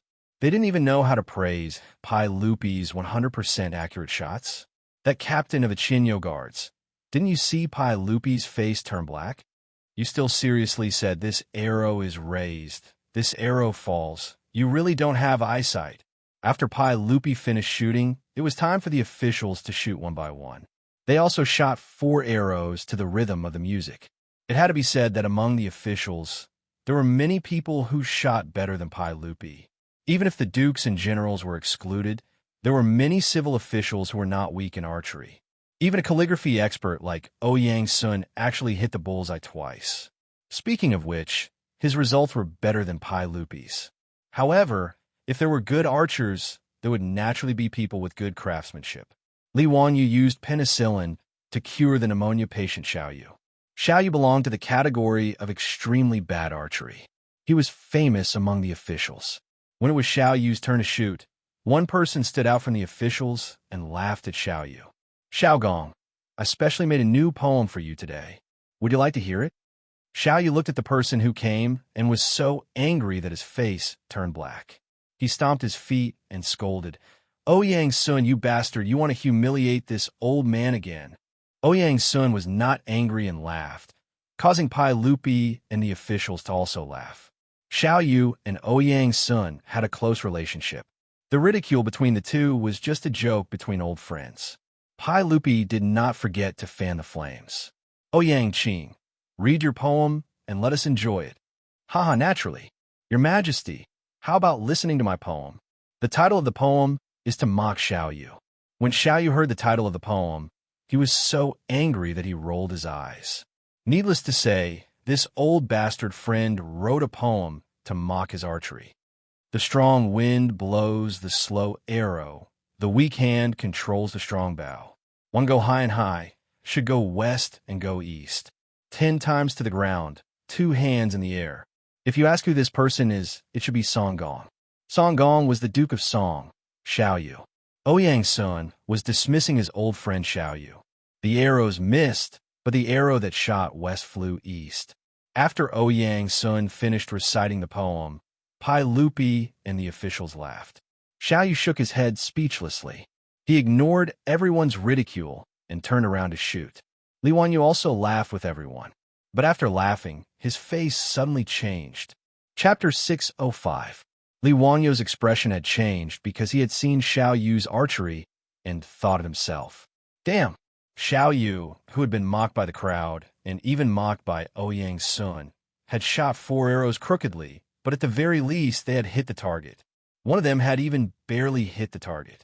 One had to realize that the target was 90 paces away.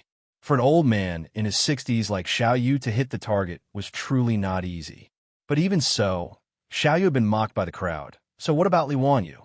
Li Wanyu looked at the target and then looked at his own small arms and legs. He probably couldn't even draw a bow, right? After today's shooting, would there be a poem mocking Li Wanyu for shooting that would be passed down to the future generations for ridicule? The thought of this caused Li Wanyu's back to sweat. His eyes darted around as he tried to think of a way to escape. Just as Li Wanyu was pondering, Duke of Lu, Hou Junji, stepped onto the stage. One had to admit that Hou Junji, as a famous general of the Tang dynasty, was extremely skilled in martial arts. All 4 of his arrows had hit the bullseye, eliciting cheers from Pai Lupi and the other officials. It was clear that the title of archery today belonged to Hou Junji. Hou Junji smugly tossed his bow to a nearby Chinyo guard officer and happened to glance at Li Wanyu's worried face. He couldn't help but raise an eyebrow. Count who? You haven't shot an arrow yet, right? Why don't you demonstrate your archery skills to His Majesty and the other officials? Li Wanyu looked at Ho Junji's smug face and felt an urge to splash the wine in his cup. This bastard, what are you so smug about? Do you dare to compete with this old man in blind archery? This old man can even use one hand, but he reacted quickly. Standing up, he clasped his hands at Pai Lupi and said, "Uncle, this little nephew doesn't have the strength to truss up a chicken, so I won't embarrass myself today. Little nephew is afraid that if I knock the bow and shoot the arrow, I won't be able to hit the target. Later on, I'll have to trouble the Chinyo guards to look for arrows everywhere. That wouldn't be nice." Li Wanyu's self-deprecating words made Pai Lupi and the other officials burst into laughter. No one wanted him to shoot anymore. Ho Junji scornfully pursed his lips, and just when he was about to add a few more taunts, Li Wanyu spoke up again. "Uncle, although this nephew's archery skills are not good, this nephew has recently written a new article. I wonder if Uncle and everyone are interested?" "Oh, Zio, you have a new work? Hurry up and read it." Hearing Li Wanyu's words, Pai Lupi's interest was piqued. Fang Xianling, Du Ruhui, Zhang Sun Wuji, and the other big shots also gathered around. Ever since Li Wanyu's epigraph of My Shack was released, everyone was full of admiration for his literary talent. Hearing that Li Wanyu had a new work, how could they not be curious? "Uncle, everyone, this article of mine is called Old Oil Cellar. I wrote it after hearing about an anecdote in Chang." Li Wanyu cleared his throat and began to recite. "In the capital, there is an expert archer who is unparalleled in the world. The Duke is also proud of this. Trying to shoot in the family's garden, there is an old oil seller who is relieved of his burden and gazes at it for a long time. Seeing that the arrow is 80 or 90% accurate, he slightly nods his head. The Duke asked, 'Do you also know how to shoot? Am I not also good at shooting?' The old man said, 'There is no other way, but you are skilled.' The Duke angrily said, 'How dare you shoot so lightly?' The old man said, 'I will know by drinking oil.' Then he took a gourd and placed it on the ground, covered the mouth with money, and slowly poured oil into the gourd through the hole of the money, but the money was not wet, because he said, 'There is no other way, but I am skilled.' The Duke laughed and dismissed him. What is the difference between this and Zhuang Sheng's dismembering the ox and cutting the wheel?" Li Wanyu shamelessly plagiarized Ouyang Xiu's Old Oil Cellar from the Song Dynasty. He even replaced Qin Yaozi with an expert archer in the capital. After all, Qin Yaozi was from the Song Dynasty. If it didn't change it, how would Pai Lupi and the others know who he was? As for whether or not there was an expert archer in Chang, and Li Wanyu couldn't care less. After he finished reading the article, everyone was quiet, savoring the flavor of the article. Ouyang Xiu's Old Oil Cellar had been passed down for thousands of years. Needless to say, its literary talent was great. The key was the timing of Li Wanyu's reading of the article. Pai Lupi, Fang Xianling, and Ho Junji all thought that this article was written by Li Wanyu after being provoked by Ho Junji. Otherwise, how could it be so appropriate? This misled Pai Lupi and the others, making them even more amazed by Li Wanyu's talent. In just a few moments, he had been able to recite such a masterpiece. What sort of terrifying talent was this? On the side, Cheng Yaojin didn't think so much, heartily laughing, "Wow, what a great there is no other way, but I am skilled. Wonderful, truly wonderful. Zio, your talent is indeed unparalleled in this world." Ho Junji instantly grimaced. Wasn't this mocking him for being a good archer and merely being skilled? The officials attending the birthday banquet couldn't help but laugh as they discussed this old oil cellar in low voices. They couldn't help but admire Li Wanyu's quick wit and talent. They looked at Ho Junji with even stranger expressions. Soft chuckles could be heard from the crowd, and the phrase, "There is no other way, but I am skilled." This made it even harder for Ho Junji to vent his anger, but he didn't have the literary talent to retort back. He could only pretend that he hadn't heard anything, sit back down at his table, and drown his sorrows in wine. Even when he was the winner of the archery ceremony and received Pai Lupi's imperial steed as a reward, Ho Junji didn't smile. He felt like all the officials were looking at him with the words, "There is no other way, but I am skilled written all over their faces. Li Wanyu didn't seem to care. Laughing and laughing, he and Xiao Yu went to receive their punishment wine and downed it. Li Wanyu's old oil cellar had made Ho Junji feel like he had swallowed a fly, but he had nowhere to vent his anger, and he was left feeling extremely aggrieved. After the archery ceremony, Pai Lupi and the officials returned to Taiji Palace to formally begin the birthday banquet. The banquet began at noon. First, the various envoys of the various provinces and prefectures offered tributes and nectar pouches to Pai Lupi. In the Tang dynasty, offering tributes was an extremely important task for the local government. The copper used to forge these mirrors had been refined several hundred times to ensure its purity, and it was known as 100 refinements copper. The craftsmen would design exquisite designs for the 100 refinements mirrors and cast them on the backs of the mirrors. Then, they would use jade shavings and gold paste to polish the surface of the mirrors until they shone brightly. The production of these 100 refinements mirrors required a great deal of time and effort, and the cost of each mirror was no less than 100 strings of copper coins. Of the tributes, the Yangzhou tribute mirror was the most famous, and it was also known as the River Heart mirror. Bai Juyi had once written a poem praising the Yangzhou tribute mirror. The 100 refinements mirror is unconventional. Placed in the sun, it is miraculous and miraculous. The waves of the River Heart mirror are cast on a boat. On the 5th day of the 5th month, at noon, the powder and gold paste are polished and translucent, transforming into the water of the autumn pond. The mirror is presented to Penglai Palace, and the governor of Yang Prefecture will seal it. Li Wanyu also couldn't understand why the Tang liked mirrors so much. Moreover, in his view, these bronze mirrors were very ordinary. These tributes from various provinces were placed in Taiji Palace for the officials to enjoy and play with. In front of the River Heart mirror from Yangzhou, most of the officials were gathered to play with and admire it. From time to time, there would be waves of exclamations from the crowd. But in Li Wangyu's view, even the River Heart mirror from Yangzhou was just so. It was just that the carvings on it were more exquisite. But when it came to the function of the mirror itself, these bronze mirrors were not praiseworthy. Li Wanyu even felt that if Pai Lupi used a copper basin to collect water, his appearance would be much clearer than these bronze mirrors. Li Wanyu even maliciously thought that the poor emperor of the Tang dynasty, the great and upright His Majesty Pai Lupi, might not have carefully looked at his appearance from birth until now. Thinking of this, Li Wanyu couldn't help but laugh out loud, which attracted the attention of the surrounding officials. They didn't understand what was wrong with the county earl. On the other hand, the prideful Yangzhou envoy standing to the side was provoked by Li Wangyu's laughter.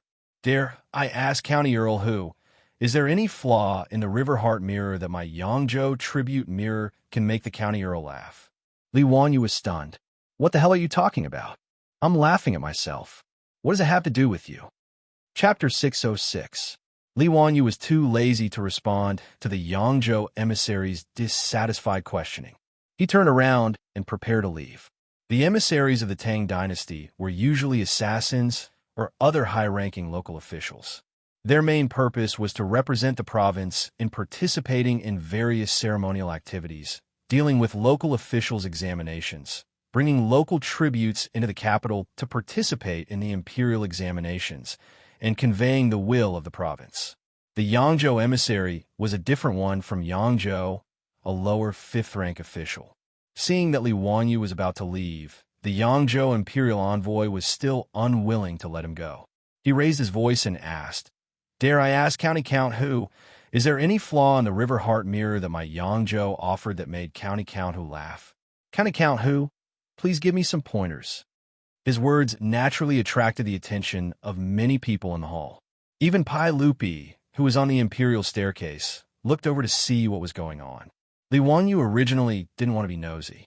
His laughter had nothing to do with the River Heart mirror that Yangzhou had offered. However, the Yangzhou emissary's unwillingness to let it go made him a little annoyed. Li Wanyu turned around and smiled faintly. "This River Heart mirror is very good. The workmanship is exquisite. This is a mirror with 4 bronze statues surrounding it. They have different postures and a unique charm.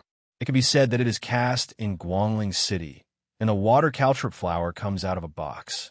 However, Li Wangyo's words of praise made the Yangzhou imperial envoy nod his head repeatedly, thinking that Li Wangyu was apologizing in disguise.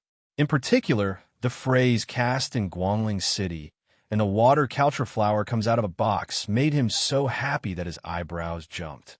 However, Li Wangyo's but made the smile on his face freeze again. However what? Li Wangyu raised his eyebrows.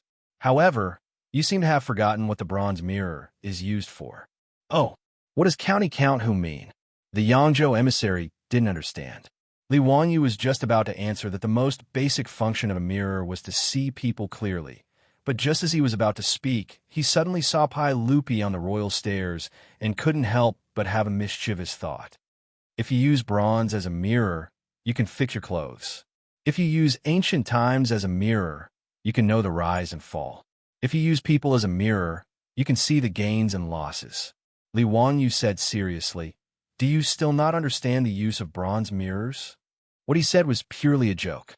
This was because the original author of these words was Pai Lupi himself. These words were spoken by Pai Lupi after Wei Zheng's death in the 17th year of Zhengguan. In the end, it was shamelessly plagiarized by Li Wangyu. The Yangzhou imperial envoy was startled by Li Wangyu's words. County Count Huxian's words seemed to be very pretentious. If you use bronze as a mirror, history as a mirror, and people as a mirror, it was a very thorough summary.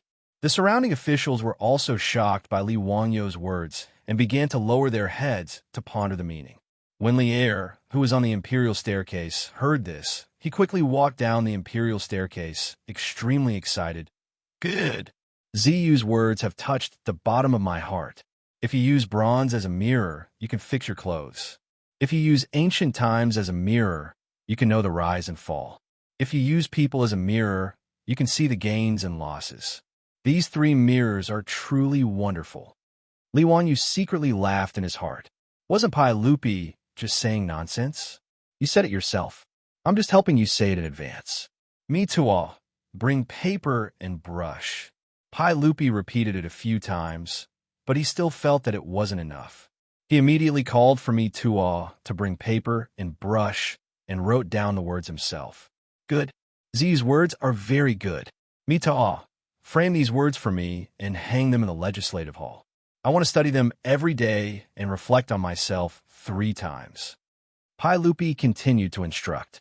Seeing how Pai Lupi praised Li Wangyu so much, the officials in the hall all revealed expressions of admiration.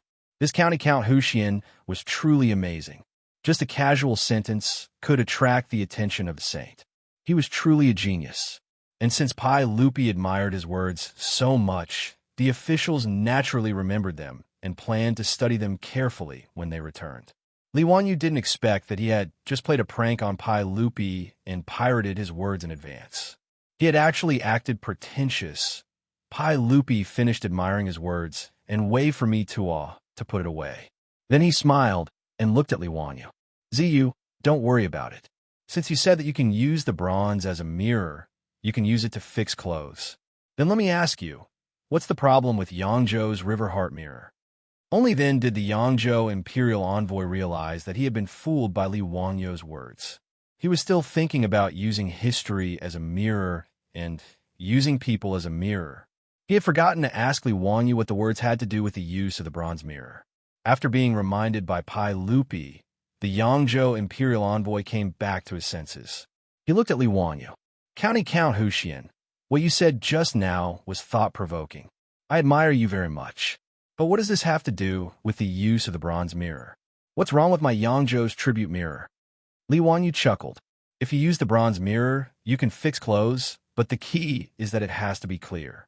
But when I look at the Yangzhou tribute mirror, the surface of the mirror is not very clear. It makes people blurry. How can I fix clothes? His words immediately made the Yangzhou imperial envoy anxious. County Count Huxian, how dare you humiliate my Yangzhou tribute mirror? Take a look at the bronze mirrors in this hall. Are there any that are clearer than the ones from Yangzhou? His words were not wrong.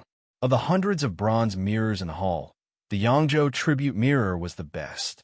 Not only was the workmanship exquisite, but the surface of the mirror was also polished the brightest. Li Wanyu nodded. That's right. In terms of the bronze mirrors in the hall, the Yangzhou tribute mirror is the best. But the Yangzhou imperial envoy rolled his eyes. As expected, it was, but again he directly asked, but what? Hee. But compared to the mirror that I prepared a present to His Majesty, it is far inferior. Li Wanyu's words made the Yangzhou imperial envoy anxious. Count Huxian, be careful with your words. Does Ruin dare to boast like this? Even Pai Lupi could not help but shake his head. Zio, don't boast like this. In Chang, and you really can't find a better craftsman than Yangzhou. Where are you going to make a better bronze mirror than the Yangzhou tribute mirror? Cheng Yaojin, this old man, also did not mind the commotion. He came over and said, Wahaha, Zio, I don't believe your words. But since you said so, you must have some confidence. Then quickly present the bronze mirror that you presented to His Majesty. I will judge it and see how it compares to the Yangzhou tribute mirror. Cheng Yaojin's words made the officials in the hall nod. Even Pai Lupi nodded slightly, indicating that Li Wanyu could present his bronze mirror first. In response, Li Wanyu could only shrug his shoulders helplessly. Since Uncle Cheng has said so, then this little nephew will present his bronze mirror. May Uncle and everyone else take a look and see how it compares to this river heart mirror. Not long after, a shocking scene appeared. The bronze mirrors of the Tang dynasty were about the same size. The largest bronze mirror that was unearthed in the future was the large double fish pattern bronze mirror. It was only 43 centimeters in diameter and weighed 12 kilograms. After all, a large amount of copper was needed to make a bronze mirror.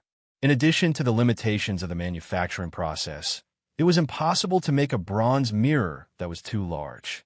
As for the bronze mirror that Li Wanyu had prepared to present to Li Er, it was carried into the main hall by several palace attendants with great effort. The size of the mirror gave everyone a shock. Chapter 607. A few eunuchs laboriously carried a bronze mirror that was as tall as a person and covered in a red cloth into the hall, shocking everyone present. Cheng Yaojin was dumbfounded, and only after a while did he say, Zio, is this the bronze mirror you prepare to present to His Majesty? Why is it so big? The Yangzhou imperial envoy burst out laughing. This is the first time I've seen such a large bronze mirror. Count Huxian is truly amazing. I wonder how such a large bronze mirror is polished. The most important part of making a bronze mirror was polishing the mirror. Using lead, tin, and mercury to make mirror polishing powder, and then manually polishing the mirror until it was bright enough to reflect a person was not easy. This was also the reason why there would not be a large number of bronze mirrors. Moreover, because of the materials used to make them, the bronze mirror would oxidize after a while, and the mirror would gradually become dim. At this time, the mirror would need to be polished again. The mirror's original brightness is obscured by dust. Through polishing, its brightness is revealed. This was referring to polishing the bronze mirror. The bronze mirror that Li Wanyu had presented was not only squarish, but it was also shockingly large. A mirror that was as tall as a person was not much different from a full-length mirror in the modern world. Just looking at the general shape of the mirror covered in red cloth made everyone shake their heads, feeling that Li Wanyu was just messing around. Li Wanyu did not explain to everyone's doubts. He chuckled, walked up, and pulled away the red cloth covering the bronze mirror. When the red cloth was pulled away, revealing the bronze mirror underneath, everyone in Taiji Palace gasped. The commotion was so great that Li Wanyu wondered if all the oxygen in the hall had been sucked dry by Pai Lupi and the others. The clear reflection of the mirror seemed to have been immobilized, and everyone in the hall was frozen in place. Everyone who saw the mirror froze on the spot, as if they had lost their souls. Their eyes were fixed on the bronze mirror, and they didn't even blink. The hall instantly became deathly silent, and it was extremely strange. Behind Pai Lupi, there was an eunuch holding a horsetail whisk in his hand. Because he was too frightened, the whisk in his hand slipped out of his hand without him even noticing. The dust fell to the ground with a crisp sound, waking everyone up abruptly. Cheng Yaojin grabbed Li Wanyo's arm and said, Zhou, you tell me clearly. What is this? Is it an immortal treasure? Li Wanyu was grabbed by him forcefully and was in great pain. He hurriedly begged for mercy. Uncle Cheng, let go. It hurts, it hurts. This is the bronze mirror that your nephew is offering to his majesty. How could it be an immortal treasure? Uncle Cheng, please don't make trouble. If it's not an immortal treasure, how could there be such a clear bronze mirror? After Cheng Yaojin finished speaking, he moved closer to the mirror and carefully examined his own appearance. This is the first time that I, old Cheng, have seen myself so clearly. Pai Lupi strode over and pushed Cheng Yaojin, who was in front of the bronze mirror, to the side. He stood in front of the bronze mirror and looked left and right. In Li Wanyo's eyes, the Pai Lupi at this moment was like a girl who was shopping in the future, standing in front of a full-length mirror and admiring her own graceful figure. He was just as narcissistic. Not only Pai Lupi and Cheng Yaojin, but all the officials in the hall also rushed over and stood behind Pai Lupi. Even though they could only see a little of their own appearance behind Pai Lupi's figure in the mirror, it was enough to make all the officials of the imperial court intoxicated. It was no wonder that Pai Lupi and these officials lost their composure. It was really because the bronze mirror that Li Wanyu offered was too shocking. It was almost no different from the clarity of the full-length mirror in the future. When had they ever seen such an exaggerated bronze mirror? The silver surface of the mirror clearly reflected everyone's appearance. It was so clear that even the pores on each person's face could be seen clearly. This bronze mirror was naturally made by Li Wanyu using the methods of the future. When Li Wanyu said that he wanted to make a mirror and present it to Pai Lupi, his beautiful superior snorted disdainfully at his whimsical ideas. The reason was very simple. There was no glass. In her opinion, to make a mirror that could be seen clearly in the future, glass was necessary. However, to make a mirror, glass wasn't necessarily necessary. The reason why mirrors in the future were made of glass was mainly because glass was the cheapest to make. The principle behind a mirror's image was very simple. The surface was smooth and had the ability to reflect light. The refraction of light was based on the principle of reflection. However, glass itself didn't have the ability to reflect light. Glass was only translucent. Therefore, whether or not a mirror was clear and could form an image had nothing to do with the use of glass. Using glass was firstly because it was cheap. Secondly, because of the smoothness of glass, it was easy to coat it with a film to form a mirror surface. Thirdly, the glass itself could protect the mirror surface. Mirrors in the future were usually made by adding a layer of reflective coating on the opposite side of the glass. In fact, the mirror surface that we see is the reflection of the light from the coating, not the glass itself. Therefore, using the same principle, Li Wanyu only needed to coat the copper mirror with the coating and the effect would be the same. Early mirrors were made by covering the glass with a layer of tinfoil and then pouring mercury. The mercury would dissolve the tinfoil and form a tin amalgam. The tin amalgam would adhere to the glass and form a mirror surface. Finally, a layer of red paint will be painted on the back of the mirror to protect the mirror surface. When Li Wanyu was young, the back of the mirrors at home were painted with red paint. It was made using this method. The bronze mirror that he presented to Pai Lupi was the same. The difference was that he didn't use tinfoil. Instead, he used silver. The mercury dissolved the silver and formed a silver amalgam. When the silver amalgam was plated on the smooth surface of the bronze mirror, it formed a shiny silver mirror surface. The reason why he used silver was because the silver amalgam was brighter and had better reflection. The reason why he used tin in the future was even simpler. It was cheap. If he used silver to make a mirror, not many people would be able to afford it. However, Li Wanyu didn't lack money. Naturally, he made a shiny silver mirror and presented it to Pai Lupi. Of course, Li Wanyu didn't think of this method on his own. It was the wisdom of the ancestors of China. In the Ming Dynasty's book, Tiangong Kaiwu, there was a record of using this method to make a mirror. Mercury could dissolve gold and silver into mud. It is like plating. The effect was no different from the mirrors in the future. Of course, the silver amalgam was also poisonous. However, as long as it was not swallowed, there would be no effect. The effect of the mirror made with this method was also surprisingly good. This unprecedentedly huge mirror directly stunned the emperors and ministers of the Tang dynasty. They all stood in front of the huge mirror in a daze. As for the Yangzhou imperial envoy, he had lost the ability to speak. He turned his head stiffly to look at the dim Yangzhou imperial tribute mirror and then looked at the huge mirror in front of him. The difference between them was like heaven and earth. He really didn't know how to express his feelings at this time.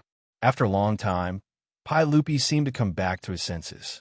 He said in a low voice, "Zio, your bronze mirror is really a divine artifact. I like it very much." Cheng Yaojin, Fong Xianling, and the other big shots all looked at Li Wanyu with envy. Their eyes were full of naked resentment. They also wanted a mirror like this. Chapter 608. At Pai Lupi's birthday banquet, the original process of each province offering bronze mirrors and hundreds of officials offering bronze mirrors was all disrupted by Li Wanyu's shocking bronze mirror. With this bronze mirror in front of them, the other hundreds of bronze mirrors instantly became trash. Pai Lupi, who had always been fond of bronze mirrors, no longer had the slightest interest in them. Pai Lupi stood in front of the bronze mirror for a long time before reluctantly giving up his position to let the officials see it. After all, he also knew that this bronze mirror was a gift from Li Wanyu. In the future, he could use it however he wanted. Today, he had to let the officials in the hall enjoy it first. In order to not let anyone accidentally break this precious bronze mirror, Pai Lupi waved at Mitua and motioned him to arrange a few eunuchs to guard the bronze mirror, in case it was accidentally broken. Yes, everyone, don't worry. If there is the slightest accident with this bronze mirror, you will cut off this servant's head. Mitua, as the provincial supervisor of the Department of Eunuchs, had seen all kinds of good things. However, the bronze mirror that Li Wanyu presented to Mitua had really frightened him. If he didn't have to serve Pai Lupi, Mitua would have picked up his Xiao Dao and guarded the bronze mirror.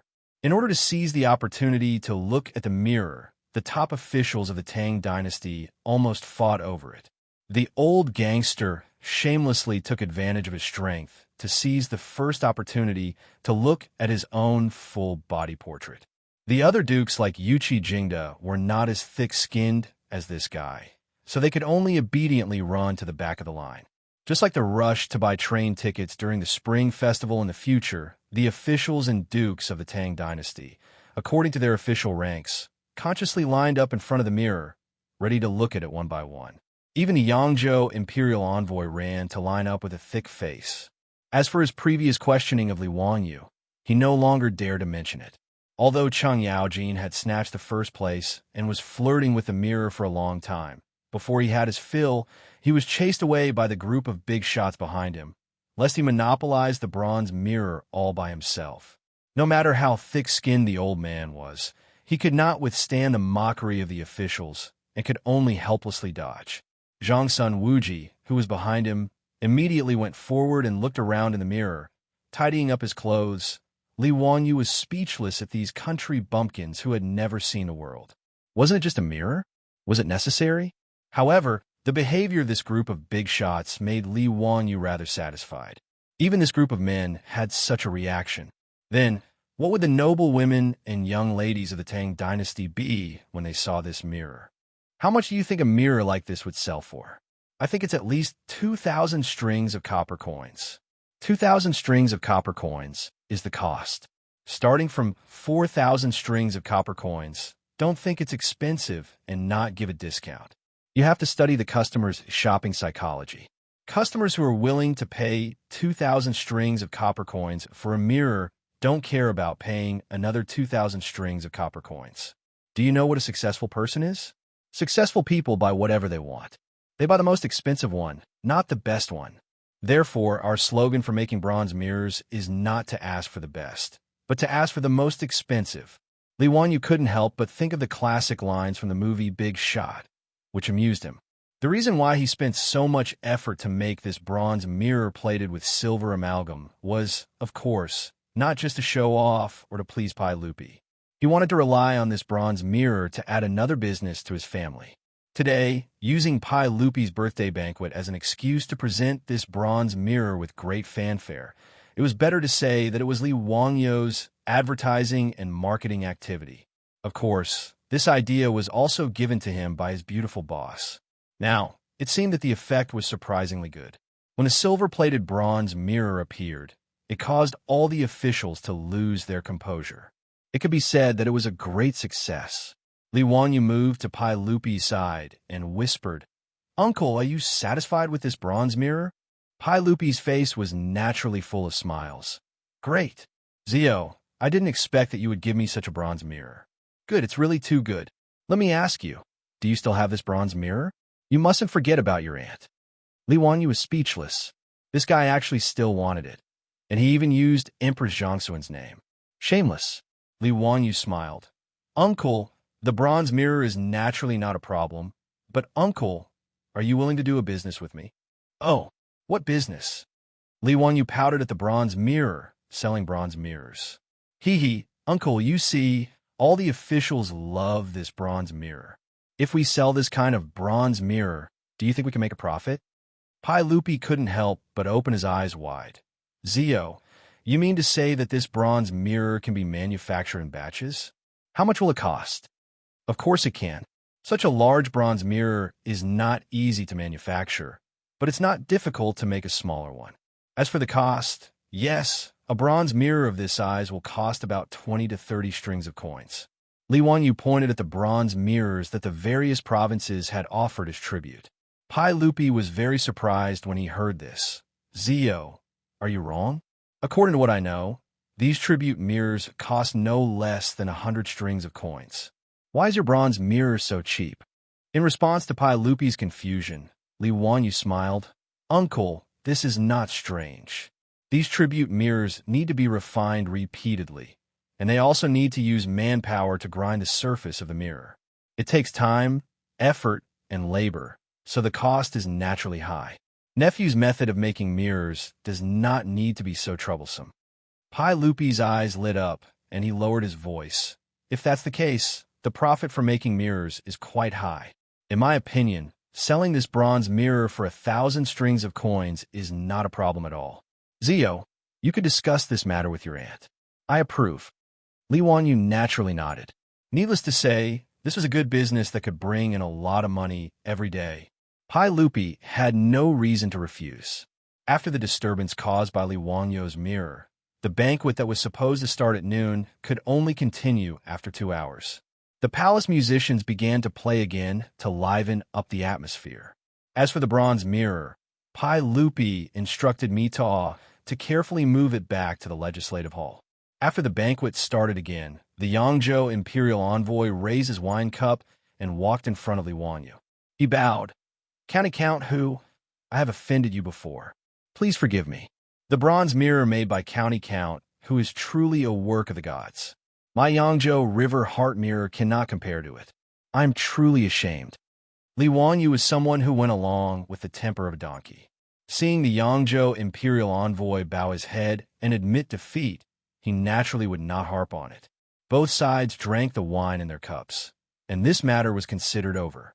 Pai Lupi suddenly thought of something and called Li Wangyu to his side. "Zio, I was almost fooled by you, you little bastard. Let me ask you, where are the 300 palace maids you borrowed from me?" "Uncle, it's 227. This nephew reported to uncle a few days ago that the 73 palace maids, made a mistake and were punished by this nephew to get married." Pai Lupi saw that he still dared to say this and was so angry that he almost kicked him off the royal stairs. "Good. Then, 227. Where are they? I want to see what kind of tricks you have up your sleeve. If you dare to fool me, you will go to the imperial prison yourself today." Li Wangyu secretly curled his lips. This guy who burned the bridge after crossing the river was too stingy. He had just taken his bronze mirror, and now he was turning hostile.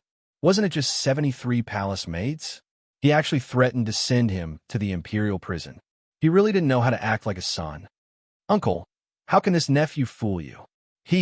Today I would like to invite Uncle to take a look at the congratulatory gift this nephew has prepared for you.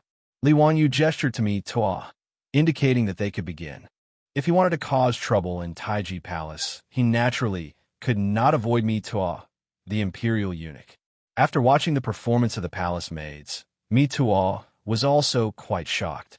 Naturally, he was willing to cooperate fully. Mi Tua even acted on his own initiative and hid it from Pai Lupi in order to give Pai Lupi a surprise at today's birthday banquet. Seeing Li Wanyu's gesture, Mi Tua nodded and gestured to the imperial eunuchs in Taiji Palace. Chapter 609. Taiji Palace was the largest main palace in Taiji Palace. The entire palace was 40 feet above the ground. Looking from afar, Taiji Palace stood against the blue sky, tall and majestic and breathtaking. There were 3 dragon tail paths in front of the palace, which were stairs leading to the palace from the ground. The dragon tail paths were divided into 3 levels. The middle and lower levels were the passages for officials to go to court, and the top level was deep into Taiji Palace, forming a 2-story corridor inside Taiji Palace. Every day during the court meeting, the imperial censor and the imperial censor would stand at the railings of the upper corridor to supervise the officials in the palace below. Today was Pai Lupi's birthday banquet. Naturally, there were no imperial censors standing at the second-floor corridor of Taiji Palace to supervise on the Dragon Tail path. Following Mi Tuo's signal, the musicians in the palace immediately changed the music they were playing to the cheerful music of the Western region's Chiotzi style. Chiotzi music was known for its enthusiasm and excitement. The so-called sonorous and deafening was the music that the Tangs liked very much. Chiotzi dance was also very popular in the Tang dynasty. The Dunhuang Mogeo grottos, Yungang grottos, and Longmen grottos all originated from Chiotzi dance. Chiotzi dance was also praised as the song and dance of the Heavenly Palace. Li Wanyu had seen the variety show Poetry Next Door in his previous life. In it, Girimina's Chiotzi dance was really beautiful. After coming to the Tang dynasty, he had seen the graceful figure of the Chiotzi dance with his own eyes. However, it was obvious that the program he had prepared for Pai Lupi today was not the Chiotzi dance. This Chiotzi dance was just very suitable for the palace maids when the beautiful superior rehearsed the program for them. Hearing the Chiotzi dance, Pai Lupi couldn't help but glance at Li Wanyu beside him. Zio, Chiotzi dance is nothing new. Hee. Uncle, you'll know if you keep watching. Li Wanyu didn't explain. Accompanied by the Chiotzi dance music, dozens of palace maids in Chiotzi dance costumes danced from the Dragon Tail path in front of Taiji Palace to the second-floor corridor of Taiji Palace. This also attracted the attention of the officials in the hall. Cheng Yaojin and Yu Qijing cheered loudly as they watched. It was so satisfying. However, Pai Lupi snorted discontentedly and said, "Humph, you still say it's not a Chiotzi dance? Do you think I'm blind?" He felt that when Li Wanyu said that he wanted to borrow 300 palace maids to prepare a birthday banquet for him, it was just a cover-up. He was using this as a cover to find wives for the 73 troops in his mansion. In fact, Pai Lupi wasn't wrong. This was Li Wanyu's original plan. However, since he had tricked so many palace maids from Pai Lupi, Li Wanyu was not an unscrupulous merchant. Naturally, he had to be worthy of Pai Lupi's reward. As the musicians in the hall played the Chiotzi dance, several hundred palace maids suddenly poured into the Dragon Tail path of Taiji Palace. They began to dance to the faster and faster rhythm of the dance. As the largest main hall of Taiji Palace was extremely spacious. Even with 100 palace maids pouring in, it didn't seem crowded at all. But the moment these palace maids appeared, Pai Lupi and the other officials gaped in shock, their pupils dilating as if they had seen a ghost. This is completely improper. An elderly official was so agitated that his beard trembled as he pointed at the palace maids with a trembling finger. As for Cheng Yaojin and the other generals, they were so happy that their molars were showing. They excitedly slapped the table a few more times and stamped their feet in praise. When Pai Lupi saw the dressing of these palace maids, he couldn't help but stand up.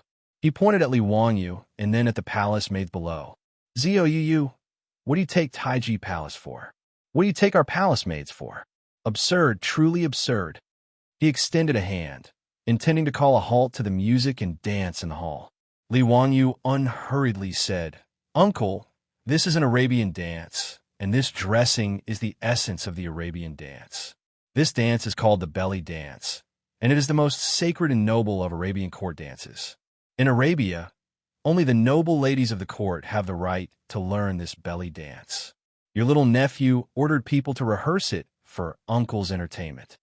Pai Lupi's face twitched at these words. "You're not lying to us? Is this really an Arabian court dance? How can it be so unrestrained? That Arabia is tens of thousands of li away. So where did you learn of it?" When faced with this sort of inexplicable question, Li Wanyu would always remain mysterious. In any case, Pai Lupi and the others would automatically come up with an answer. "Your little nephew can't explain it clearly, but I know in my mind. Uncle, even if your little nephew wanted to deceive you, he couldn't have come up with such a dance." Pai Lupi nodded at these words.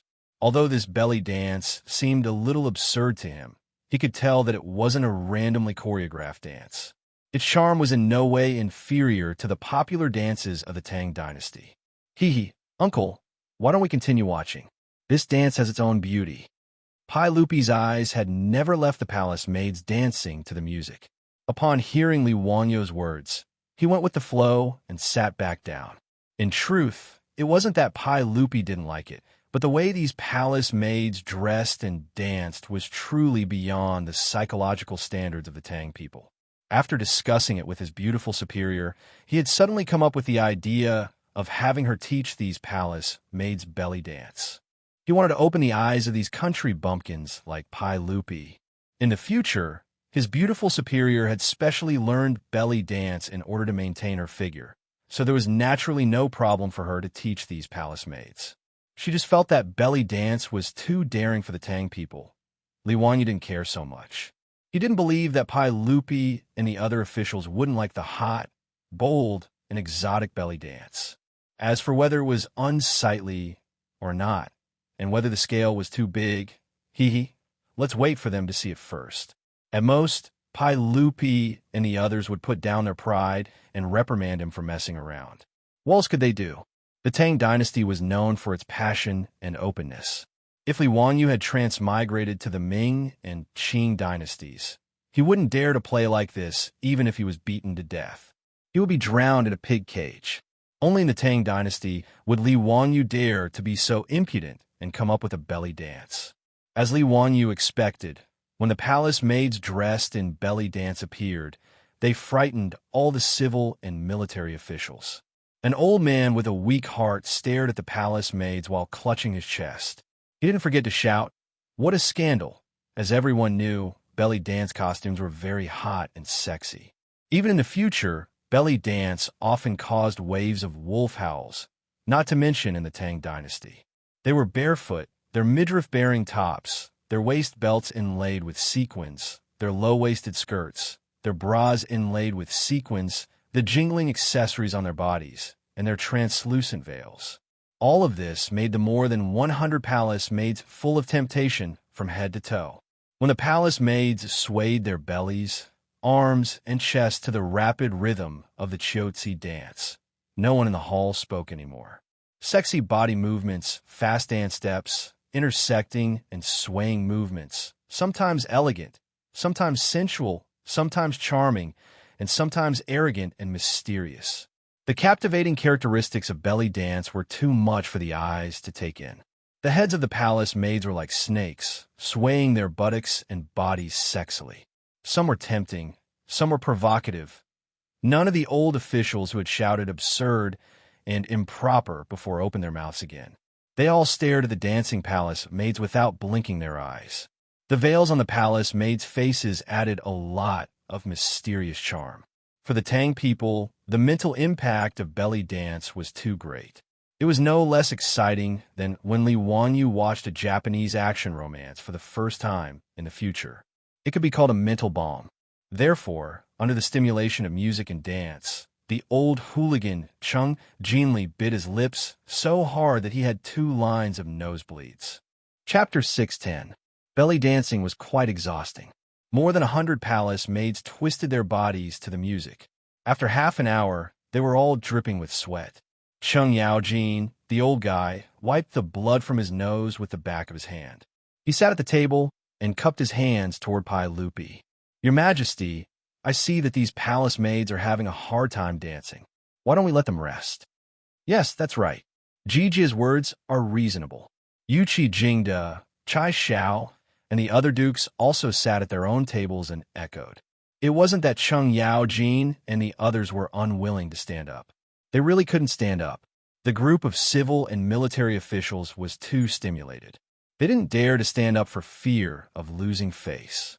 To be able to make this group of old hooligans, who had countless concubines and were used to seeing the wind, flowers, snow, and the moon, look so unbearably at a dance. It could be said that Li Wangyou's idea of opening the eyes of the emperor and officials of the Tang dynasty was a great success. Although the Tang dynasty also had bare-chested clothes, how could the effect of the shape be compared to the bras on these palace maids? The palace maids with well-developed bodies were all set off by the bras, and their cleavage was abnormally prominent. Coupled with the faintly discernible veils on their faces, these more than 100 palace maids exuded a fatal temptation from head to toe. Even Pai Lupi was like this. He sat upright on his throne and was too embarrassed to stand up.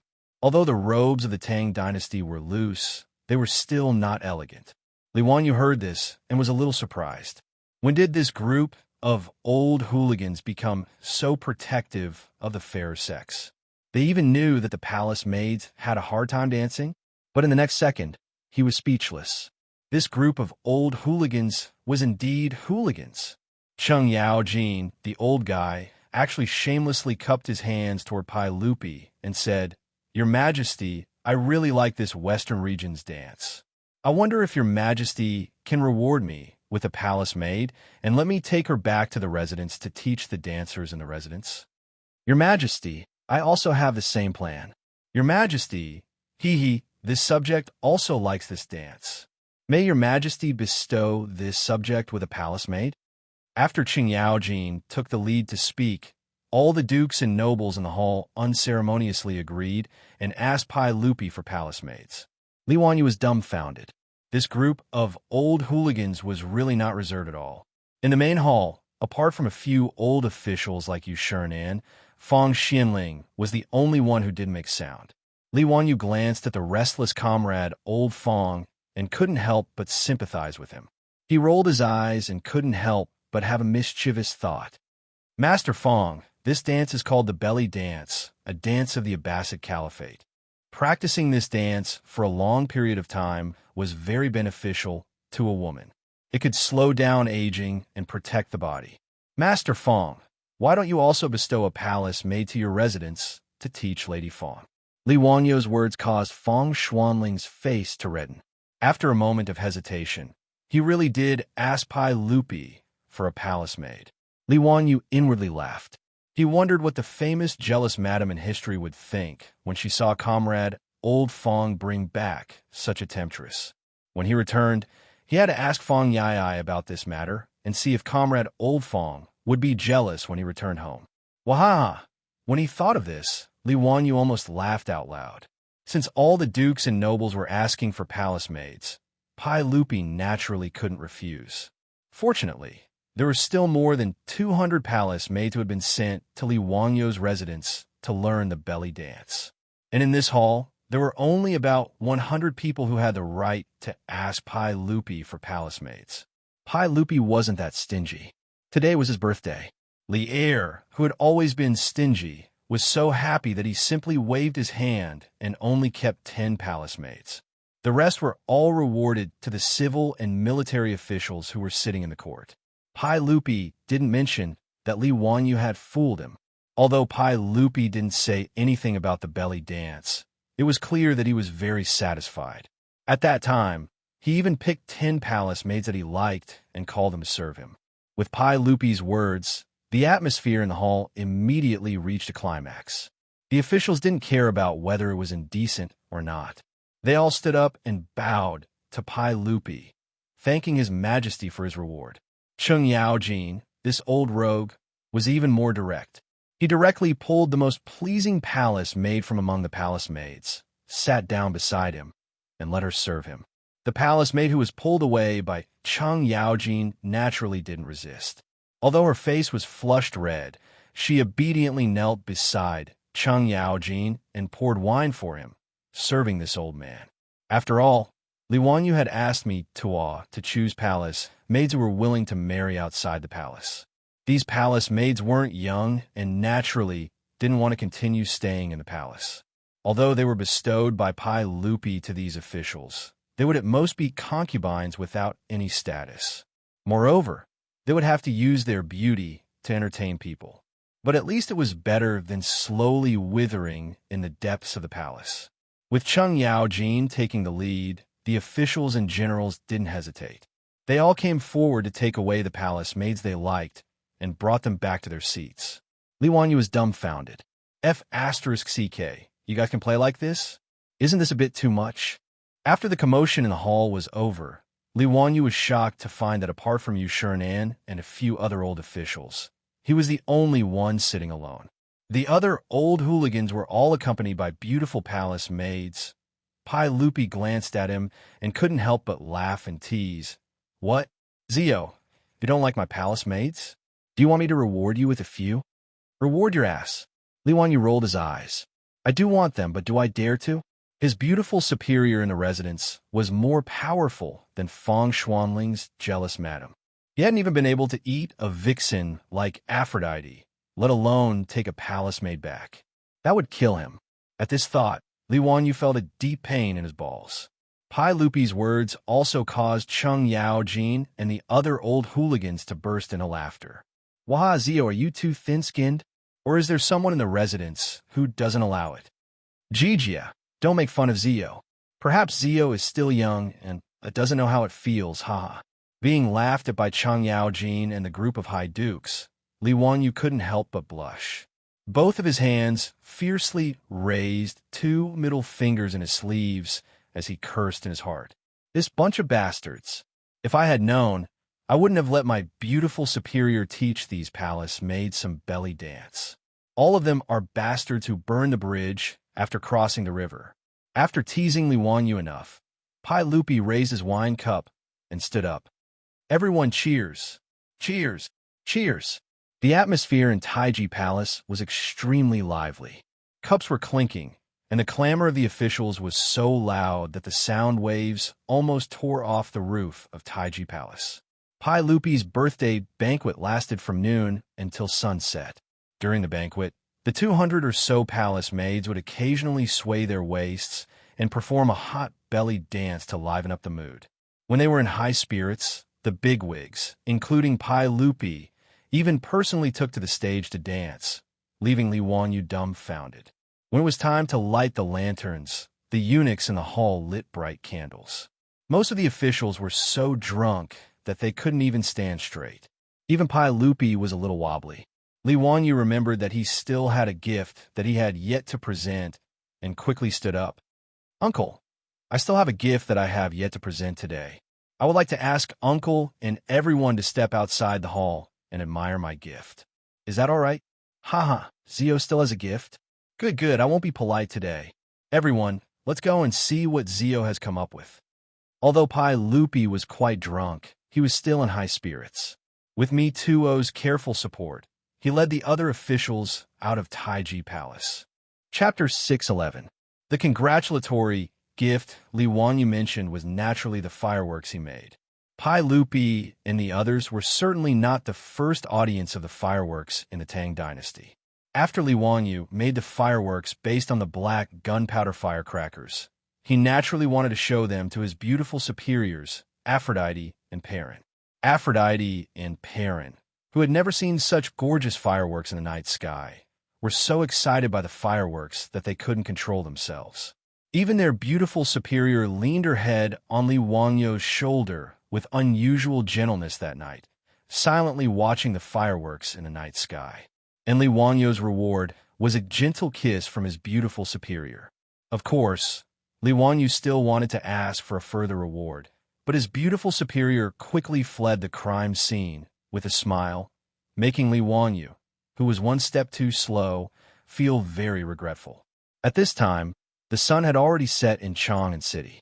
Pai Lupi, with the help of Mi Tua, walked out of the brightly lit Taiji Palace with the officials. Standing on a high platform in front of the palace, they looked around but didn't see any congratulatory gift to speak of. Zio, where is the congratulatory gift you mentioned? Pai Lupi was so drunk that he couldn't speak clearly. Chung Yaojin was also drunk.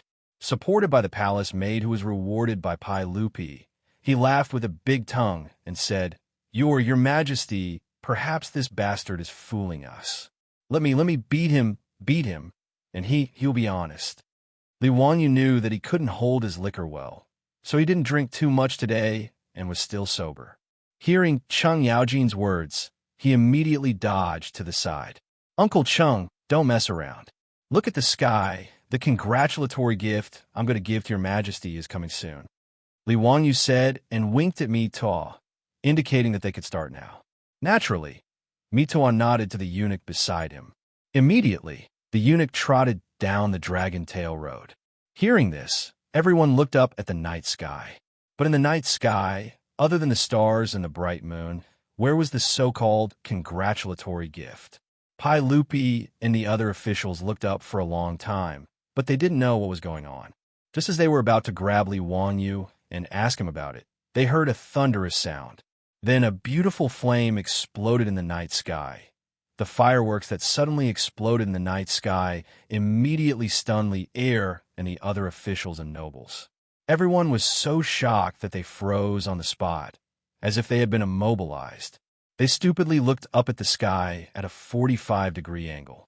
In the night sky, fireworks continued to rise, exploding and flickering.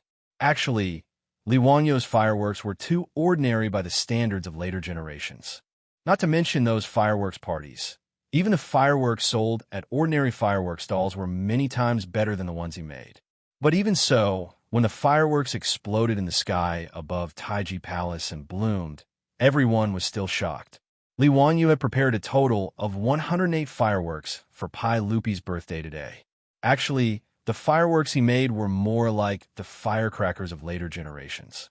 The firecrackers in the bamboo tube exploded, shooting the fireworks into the sky. Then, the fireworks ignited and exploded. Various metal powders were added to the black gunpowder, causing the fireworks to display all kinds of gorgeous colors. The fireworks continued to bloom in the sky above Taiji Palace. In front of Taiji Palace, there were already many officials and nobles who directly knelt down and kowtowed in the direction of the fireworks in the night sky. They kept chanting, "The Tao ancestor has appeared, the Buddha has appeared." As for the 200 or so palace maids, facing the fireworks in the night sky, they covered their red lips tightly with their hands, their beautiful eyes flashing with disbelief. Many palace maids, as well as eunuchs, also knelt down and kowtowed incessantly. Li Wanyu was speechless. Why did this group of feudal superstitions associate everything with gods, immortals, and Buddhas? If the fireworks in the sky were a miracle, then wouldn't he be a god? 15 minutes later, the 108 fireworks Li Wanyu had prepared were all set off, and Taiji Palace regained its calm. However, Pai Lupi and the officials still maintained their posture of looking up at the sky. Li Wanyu was somewhat puzzled. Had they all twisted their necks or something? Stimulated by the fireworks in the night sky, the originally drunk Pai Lupi sobered up a little. After a long while, Pai Lupi quietly said, "Zio, is this the congratulatory gift you are giving me? Uncle, are you satisfied with this congratulatory gift?" Pai Lupi let out a long sigh. "Zio, I can't believe you were able to create such a miracle. I really don't know what to say. Does this item have a name?" "Uncle, this little nephew has named this object Firework." "Fireworks?" When a young woman is forbidden to sleep, fireworks twirl around her. "Not bad. This item blooms in the night sky like a flower in the mist. It is illusory, beautiful, and regretful." Pai Lupi thought for a moment, then nodded and praised. "As long as Uncle likes it." "Haha, Zio, you have given me many pleasant surprises today. Whether it is the bronze mirror, the belly dance, or the fireworks. I like them all very much. Zio, you're very thoughtful. Pai Lupi was extremely satisfied with Li Wanyu today. This nephew of his really gave him, the emperor of the Tang dynasty, face. Li Wanyu, this flatterer, also had a smile on his face. To be able to receive Pai Lupi's praise meant that his efforts had not been in vain. As for flattery, Li Wanyu didn't care whether it was lacking in strength of character or not. Trying to show strength of character in front of a feudal emperor was just a waste of time. He wouldn't do such a stupid thing. After the fireworks were released, the officials and nobles finally woke up from the shock of seeing fireworks for the first time. County Count who? The fireworks that bloomed in the night sky just now were called fireworks? Good, good. Were these fireworks made by County Count who? Zio, I didn't expect you to be able to create such an ingenious item. Is there anything in this world that you, Li Zio, can't do? County Count who? Are these fireworks really not miraculous? How could someone create such a commotion in the night sky? This old man doesn't believe it. In response to everyone's shock, Li Wanyu could only explain over and over again what fireworks were. Hearing this, the officials and nobles repeatedly let out surprise cries. Looking at Li Wanyu, who was surrounded by everyone, Cheng Yaojin heavily slapped Yuqi Jingda's shoulder. Jingda Xiong, why do Laozi have the impulse to return to the Fu and slap those 3 disgraceful brats to death? Jijia, this old man also has the same idea. I really want to go back and beat up Dalong and Erlang to vent my anger. Yuqi Jingda looked at Li Wanyu and thought of his own twins, feeling very stifled. If Cheng Chumo and the others knew that they would have such an unexpected calamity, who knows what they would think. This was probably the result of the terrifying Great Demon King, a kind of other people's children. Whether or not Cheng Yaojin and Yuqi Jingda would beat up their sons to vent their anger when they went back, Li Wanyu didn't care that much. After attending Pai Lupi's birthday banquet, Li Wanyu began to get busy again. In 8 days, it would be the first Chinese New Year after he and his beautiful boss transmigrated to the Tang dynasty. Chapter 612. In fact, there was no such thing as the Spring Festival in the Tang dynasty. The first day of a new year was called New Year's Day, Yuan Day, Yuan Zheng, or Sui Day. However, there was a holiday on New Year's Day, which was called New Year's Eve Yuan Zheng holiday. There were 7 days of holidays in total, including the 27th, 28th, 29th, New Year's Eve, New Year's Day, the 2nd day, and the 3rd day, which was no different from the Spring Festival holiday in modern times. In the Tang dynasty, people also stayed up late on New Year's Eve. When midnight arrived, bells and drums would ring in the streets, which was the moment to bid farewell to the old and welcome the new. Li Wanyu still remembered the nursery rhyme that was sung every New Year when he was a child. Don't be greedy, kid. It's New Year after Laba. Eat Laba kanji for a few days. Lilalala. 23. Sweet melon sticky. 24. Sweep the house. 25. Grind tofu. 26. Buy meat. 27. Slaughter a chicken. 28. Make dough. 29. Steam mantus. 30. Cook a night. On the 1st and 2nd day of the new year, walk the streets. Pai Lupi's birthday was on the 22nd of December, and the next day was the 23rd. Early in the morning, Li Wanyu beat the morning drum in Chang and city. As soon as the city gate opened, he led Niu Wu and the others back to the mansion in Dingzhou village. As soon as he entered the castle, Li Wanyu called the old housekeeper, Li Heng. Li Heng, is everything ready for the kitchen god's sacrifice today? In the nursery rhyme, 23 sugar melon sticky meant that when the kitchen god was worshipped on the 23rd of December, he had to offer candy and other things so that the kitchen god would only say good things when he went to heaven, so that he would be sweeter in the coming year. Li Heng quickly smiled and said, "Don't worry, Lang Jun, everything is ready. We're just waiting for you to come back to worship the kitchen god." However, his beautiful boss and Aphrodite were curious, not knowing how to worship the kitchen god. His beautiful boss was an urban woman in modern times, and she had never seen such a thing as worshiping the kitchen god. And it was Aphrodite's first time celebrating the new year in the Tang dynasty, so she naturally didn't know either. Worshipping the kitchen god in the Tang dynasty was not much different from that in modern times. After dusk turned into night, the enormous kitchen of the Li clan's castle was already filled with people from the Li clan. On both sides of the kitchen god's alcove on the east side of the kitchen, there was a couplet that read, "Heaven's words are good, the lower realm guarantees peace." In front of the shrine was an offering table, on which there were various tributes. Of course, Li Wanyu didn't believe in the kitchen god. He just missed the days when he was young and lived in the countryside with his grandfather.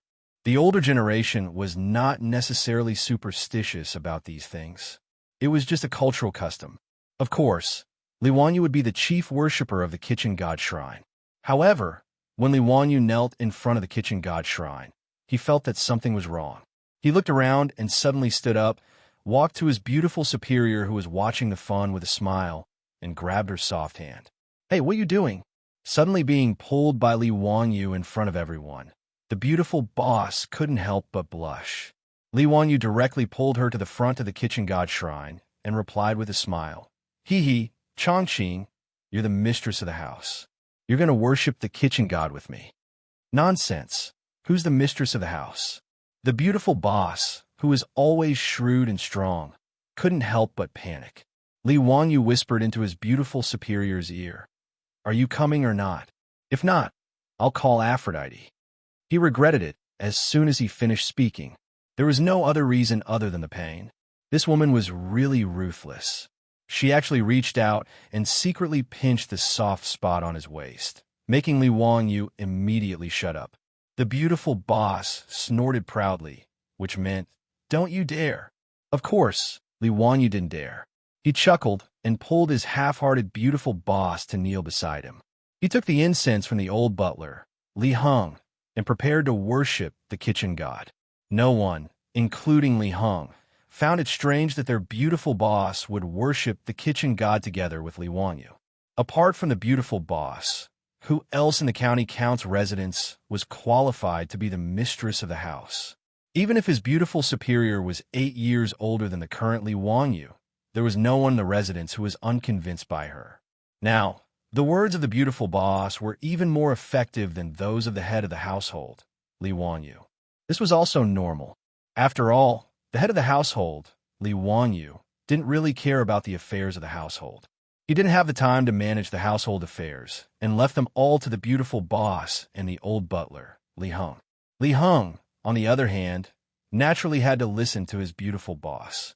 After a while, the troops, servants, and maidservants in the residence all understood that this illegitimate Madame Su was the real person in charge of the residence. The beautiful boss blushed slightly. She took the incense and knelt down with Li Wanyu to worship the kitchen god. Li Wanyu suddenly lowered his voice and said in a voice that only the two of them could hear, "Chongqing, don't you think we're getting married?" The beautiful boss felt her face become even redder. She ignored Li Wanyu's teasing and rolled her beautiful eyes at him. Then, she continued to light incense for the kitchen god. After worshipping the kitchen god, they burned the statue and the straw horse, which was considered to be sending the kitchen god to heaven. Next, they would eat and drink and reunite with the family. There were many people in Lai Had at the moment. There were about 200 people in the residence, including the maidservants and dancers from the servant department. In addition to Niu Wu, Niu Yong, and a group of women from the troops, there were almost 300 people. Fortunately, when Li Wanyu built the castle, he had considered holding banquets and so on. Therefore, he built a huge dining hall, which could accommodate so many people. When they heard that their Lang Jun wanted everyone to have a meal together in the residence's dining hall, they were almost scared out of their wits. In the mansions of other officials and nobles, there would never be a gathering of servants and maidservants to have a meal with their masters. However, Li Wanyu didn't care so much. He and his beautiful boss didn't have the idea of dividing people into different classes like the Tangs. Even though they had bought many maidservants and recruited troops, they had no other choice. After all, they lived in the Tang dynasty. If they wanted to protect themselves, this was the only way. However, it didn't mean that the two of them would really treat these maidservants and servants as slaves because of this. In the eyes of Li Wanyu and his beautiful boss, this kind of gathering of everyone to have a meal together was as common as a company dinner in the modern world. However, the hundreds of maidservants in the residence were so moved that they almost cried. Who would dare to believe that they could have a meal with their masters after the sacrifice of the kitchen stove? Not to mention the maidservants and servants in the residence. These slaves were so moved that they almost burst into tears. Even the 73 women of the troops, who were maidservants, didn't expect that Li Wanyu, the county earl who founded the country, would invite them to have a meal together. After the 73 women of the troops returned to their homes that night, they all pulled their husbands over and repeatedly urged them to work hard. It was their good fortune to meet such a pure master. They should know how to cherish and be grateful. However, the reunion dinner after the sacrifice to the kitchen god had won the hearts of everyone in the Li residence. This was something that Li Wanyu and his beautiful superior did not expect. However, even if Li Wanyu knew, he wouldn't care. He had more important things to do. That was how to seize the third base and attack the fourth base in the war with his beautiful boss. Chapter 613. At Pai Lupi's birthday banquet, Li Wanyu watched the group of palace maids perform a hot belly dance and was very angry. Even when he woke up the next day, he had a few acne on his face. It was impossible for Li Wanyu to not want to do something embarrassing with his beautiful boss. He had been scheming for a long time. He and his beautiful boss had already broken through the first base and reached the second base. Now, when there was no one around, the two of them often kissed and hugged. But every time Li Wanyu wanted to do something further, he would always encounter various obstacles. In fact, if it was in the future, the two of them would have already rolled in the sheets. But in the Tang dynasty, his beautiful boss lacked a sense of security and couldn't let go. Although in her heart, she didn't refuse to do something.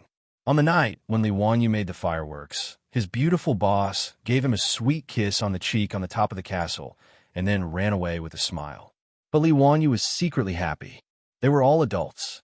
When his beautiful boss looked back at him before leaving, she was clearly hinting at something. That night, Li Wanyu sneaked into his beautiful boss's bedroom under the cover of the night. But to his surprise, when he quietly sneaked into his beautiful boss's room and touched the bed, he heard scream. That voice wasn't his beautiful boss's, but that little girl Perrin. After lighting the oil lamp in the room, Li Wanyu found out that Perrin, for some reason, actually ran to his beautiful boss's room to spend the night. Just now, when he sneaked into the room, he woke up Perrin and made Perrin think that she had met a thief, so she screamed. Li Wanyu angrily glared at his beautiful boss who was holding the quilt and secretly laughing. Then, he turned around and ran away. It was too damn embarrassing. He was sneaking around and was unexpectedly discovered by that little girl Perrin. That night, after offering sacrifices to the stove and having a lively dinner with everyone in the mansion, Li Wanyu invited his beautiful superior to go out and admire the moon. Actually, admiring the moon was just an excuse. Who would admire the moon in the dead of winter? However, his beautiful superior didn't refuse.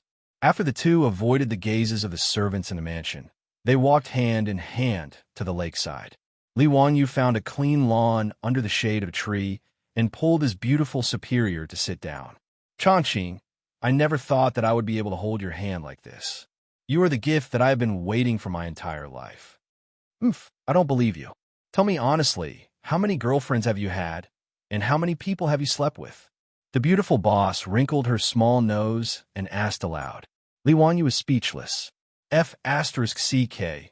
Even a goddess like his beautiful boss was no exception. It turned out that she had learned to get to the bottom of things without a teacher.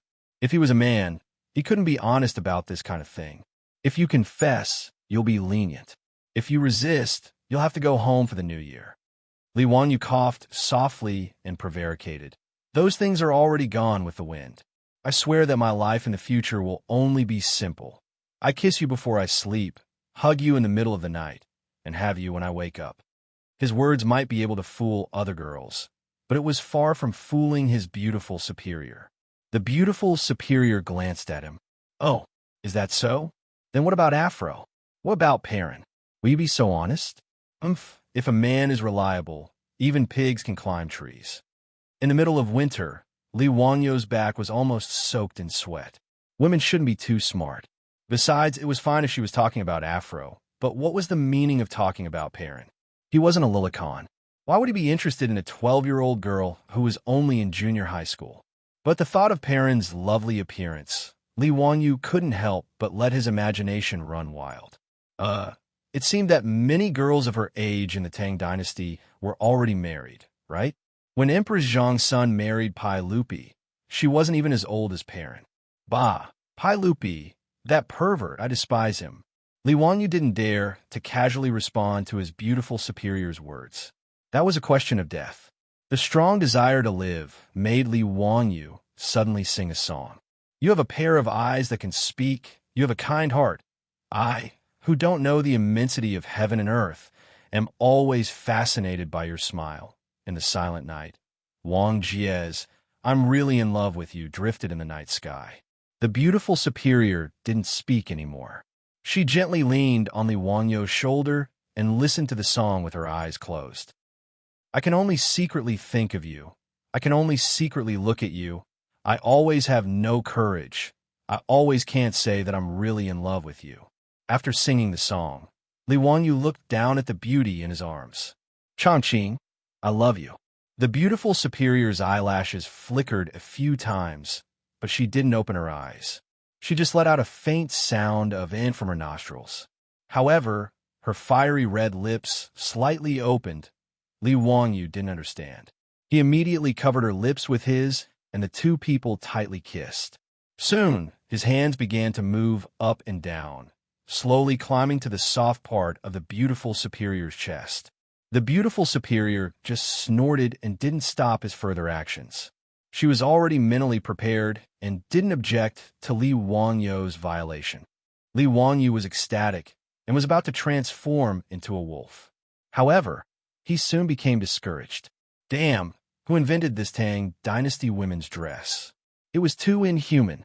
He was busy sweating, but he still couldn't untie the cumbersome buttons on the beautiful superior's jacket. Seeing that he was so anxious that he couldn't eat it, the beautiful boss couldn't help but laugh out loud. Well, be good. Go back to the room later, okay? It's so cold here. The beautiful superior's words naturally made Li Wanyu nod like a chicken pecking rice.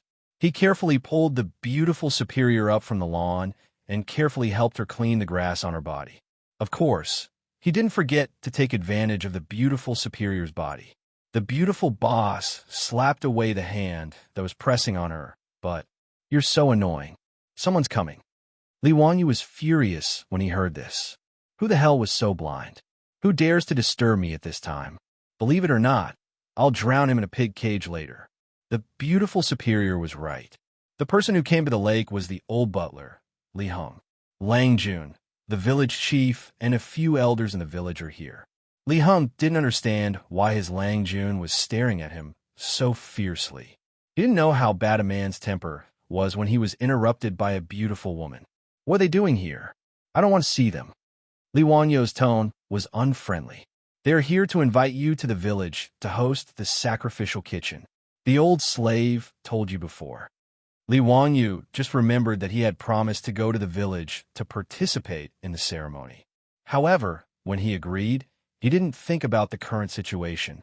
With a beauty in front of him, who would want to go to the village for the sacrificial kitchen, he was just about to refuse when the beautiful superior answered for him. Li Heng, go and tell the village chief that we will go immediately. Yes. Li Heng also noticed something. It was obvious that Madame Su's clothes were somewhat messy. He knew that he had ruined his Longjuan's good thing, so he didn't dare to say anything more. He quickly bowed his head and retreated. Li Wanyu was speechless, but the beautiful superior kissed him gently on the face. Well, be good. The village chief and the others are still waiting. When you come back at night, are you afraid that you won't have time? Hearing his beautiful boss say this, Li Wanyu revealed a smile and pulled his beautiful boss to walk back. Chapter 614. In Dingzhou village, every household had already paid their respects to the kitchen god in their own homes. The reason why the village chief and the elders came to invite Li Wanyu and his beautiful superior was that the village was preparing to hold a collective sacrifice in the name of the kitchen god tonight. Originally, Dingzhou village did not have such a custom, but it was different this year. The reason was simple. They had money.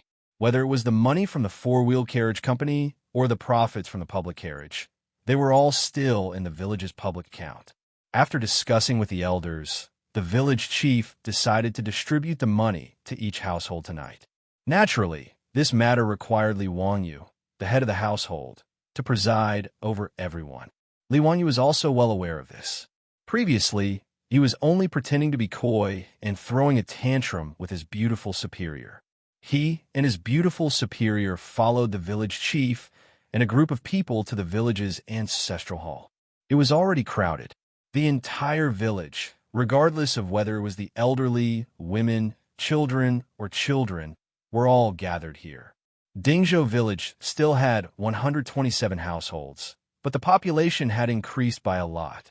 There were already more than 600 people. Although the two brothers Niu Yong and Niu Wu and the 73 troops were also in Dingzhou village, they belonged to the Li family and were not included in Dingzhou village's household register. Li Heng was removed from his household register and settled in Dingzhou village. However, after he married Lady Zhao, they were considered a family.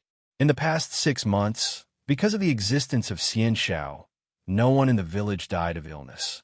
Instead, there were many new babies born. There were also new wives and aunts, increasing the population of the village by a lot. Lady Qiansun was a newly married woman in Dingzhou village.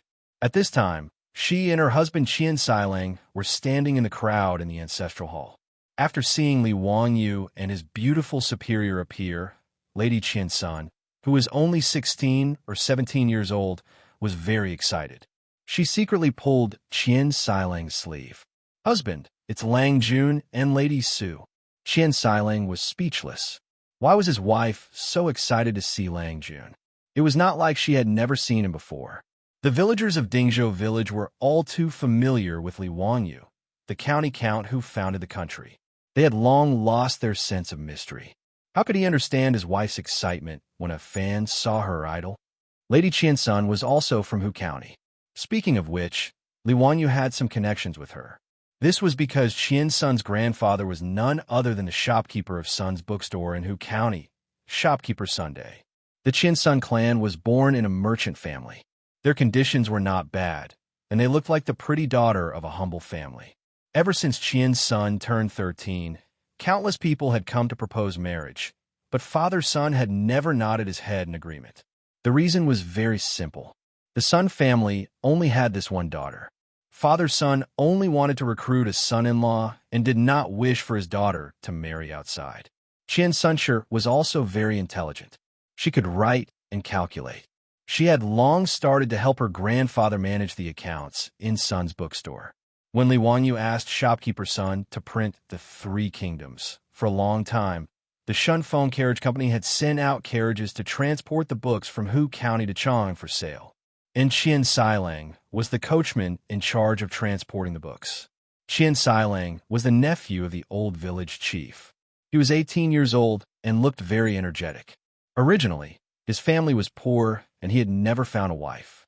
For some reason, Qian Sailang fell in love with Lady Qiansun, who helped with the accounts in Sun's bookstore. The two secretly had feelings for each other. At that time, Dingzhou village was not rich. Although Qian Sailang's income as a coachman at the Shunfeng Carriage Company was not low, he did not dare to propose marriage to the Sun family. It was not until a few months ago, when Dingzhou village was built, that Qian Sailang mustered up the courage to ask a matchmaker to propose marriage to Sun's bookstore. However, the marriage proposal was naturally not accepted by the Sun family. Many rich families came to propose marriage, but Father Sun did not agree, let alone marrying his daughter to a villager in his eyes.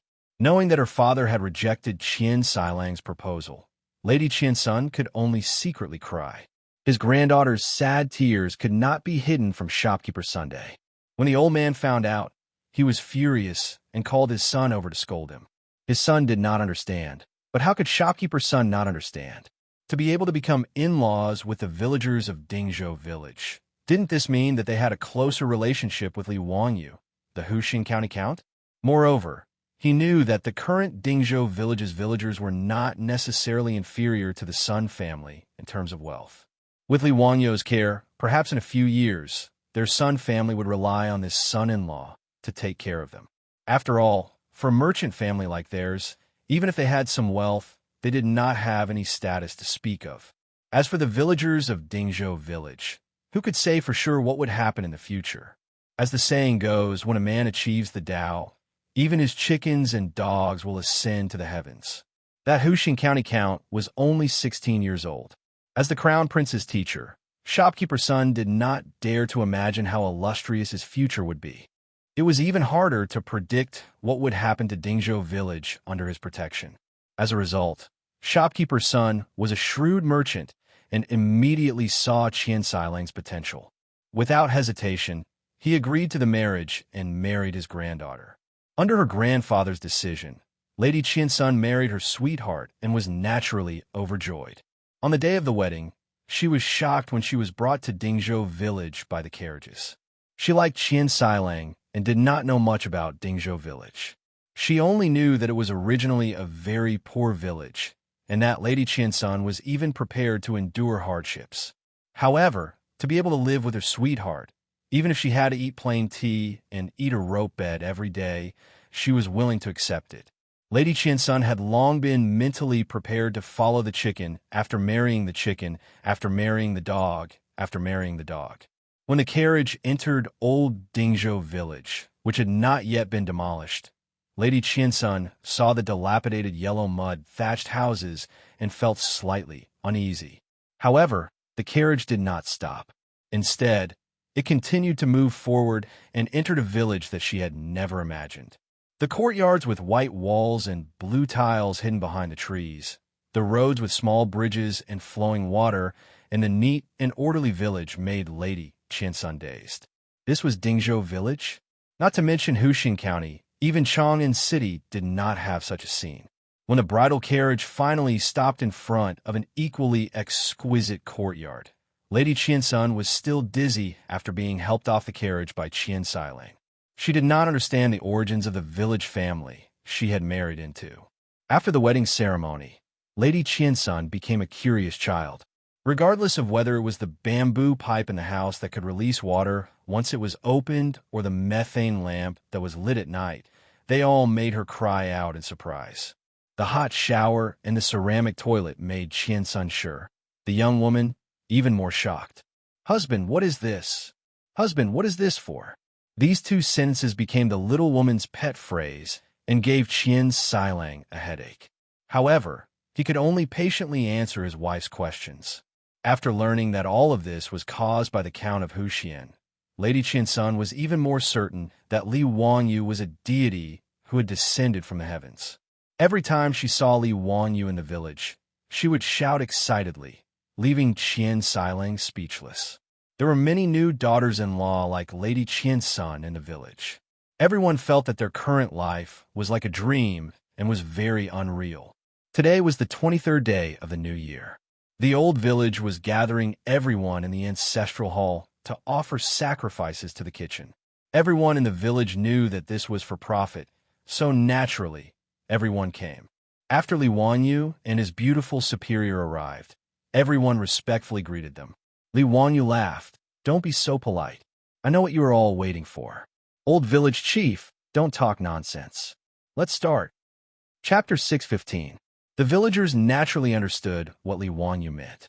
He was talking about the distribution of money, which made everyone in the ancestral hall burst into laughter. The village chief and the elders also laughed. It had been many years since the village was so lively. A villager who was close to Li Wanyu shouted, "Lang Jun, how much interest can we get today?" The villager knew that the village was distributing money today, but no one knew how much money they would get except for the village chief and the elders. The village chief and the others didn't say because the amount was too big. Without Li Wanyu's approval, they didn't dare to make the decision to distribute the money. Li Wanyu also laughed and said, "Lu Sanling, how much do you want?" Any amount is fine. In short, I know that Lang Jun will not treat us unfairly. This year's New Year, our village will have a rich New Year." The surrounding people laughed and said, Yes, thanks to Lang Jun, we will have a rich new year this year. Lang Jun, we will celebrate the New Year's Day. Lang Jun, you will be a noble for 10,000 generations. Li Wanyu laughed and scolded. Get lost, get lost. Do you think that by saying a few good words, the money will become more? Dream on. Ha ha. Everyone burst into laughter again. The village chief respectfully handed the account book of the village to Li Wanyu and asked him to preside over the distribution of the copper coins. The copper coins in the village were all stored in the treasury in the ancestral hall. This was the treasury that Li Wanyu specially asked the Ministry of Works to help build when Dingzhou village was being built. It was built with heavy stones and cement. It could be said that even a fly couldn't fly in. However, the more money there was in the treasury, the more the old man felt his heart beat violently every time he opened the treasury to count the copper coins. It was too exciting. He had never seen so many copper coins and gold stacked together in his life. Now, the village chief and the elders in charge of the village's public accounts would not be able to sleep well if they didn't inspect the treasury 3 to 5 times a day. Li Wanyu smiled and took the account book. There were more than 10 strong villagers in the treasury who began to carry out the copper coins.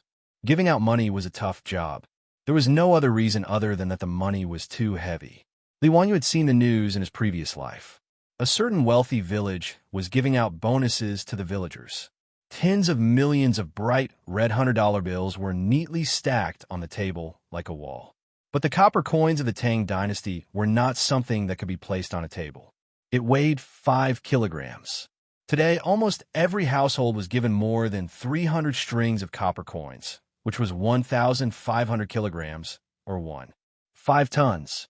Fortunately, Li Wanyu had already helped the village and converted half of the copper coins into gold in Chang'an. As for the remaining copper coins, the farmers would be able to move them back after making a few more trips. Whether it was the carriage company or the public carriage, there was a large amount of copper coins coming into the account. Otherwise, under normal circumstances, they would still need to use cloth and silk as currency, which would be even more troublesome. Lu Sanlang, you were the most anxious just now, so I'll let you off first. Come and get the money. This year, every household can get a total of 3,019 strings of copper coins from the carriage company and the public carriage. The 19 strings of copper coins will be put into the village account. This year, every household will be given 300 strings of copper coins. Hearing this number from Li Wanyu's mouth, all the villagers in the ancestral hall immediately gasped. The atmosphere in the ancestral hall seemed to have been sucked into a vacuum. Then there was an uproar. Father, what did Lang Jun say just now? How many copper coins will be given to each household? Why? Why do I seem to have misheard? I also seem to have misheard. Why did I hear that it was 300 strings of copper coins? I also heard that number. Lang Jun, you didn't say it wrong, did you? 300 strings of copper coins? How is this possible? Wouldn't that make every family rich? Oh my God, 300 strings of copper coins. How much money is that? Qin Sun, who was in the crowd, was also shocked by the number that Li Wanyu reported. She covered her mouth with her hand. Her family's bookstore only made 200 to 300 strings of copper coins a year. This year, thanks to Li Wanyu, they made a lot of money by selling Romance of the Three Kingdoms, earning a few thousand strings of copper coins. Now that Romance of the Three Kingdoms was still being printed and sold, this money could be earned for a few more years. This was also the reason why Owner Sun was so grateful to Li Wanyu. And every household in Dingzhou village had more than 300 strings of copper coins at the end of the year. Moreover, her husband, Qian Sailang, said that this was only half a year's income. How could Qian Sun not be shocked? Were they still villagers? Qian Sun was a little dizzy. She originally thought that she would have to suffer after marrying her sweetheart. She didn't expect that after marrying, not only was her life much better than her own family's, her husband was not a poor commoner, but a local tyrant. When she got married, her mother was afraid that she would suffer, so she secretly gave her 10 taels of gold. She didn't expect that she wouldn't have to use it. Lu Sanlang, who was called by Li Wanyu, was even more stunned. After a while, he asked foolishly, so many copper coins, how am I going to carry them back? There's no place to put them at home. His words made the villagers burst into laughter again. They never dreamed that they would have a headache, because they had too much money. Someone joked, "Lu Samlang, I'll help you carry them. Just give me some money for my hard work." Lu Samlang scolded with a smile. "Scram, you want money? In your dreams. How many people can I hire in Hu County with the money I spend? Besides, did you see what the money looked like half a year ago?" "Huh." Everyone roared with laughter again. Someone immediately ran to push the wheelbarrow over and help to move the sacks of copper coins up. Lu Sanlang's entire family went to work.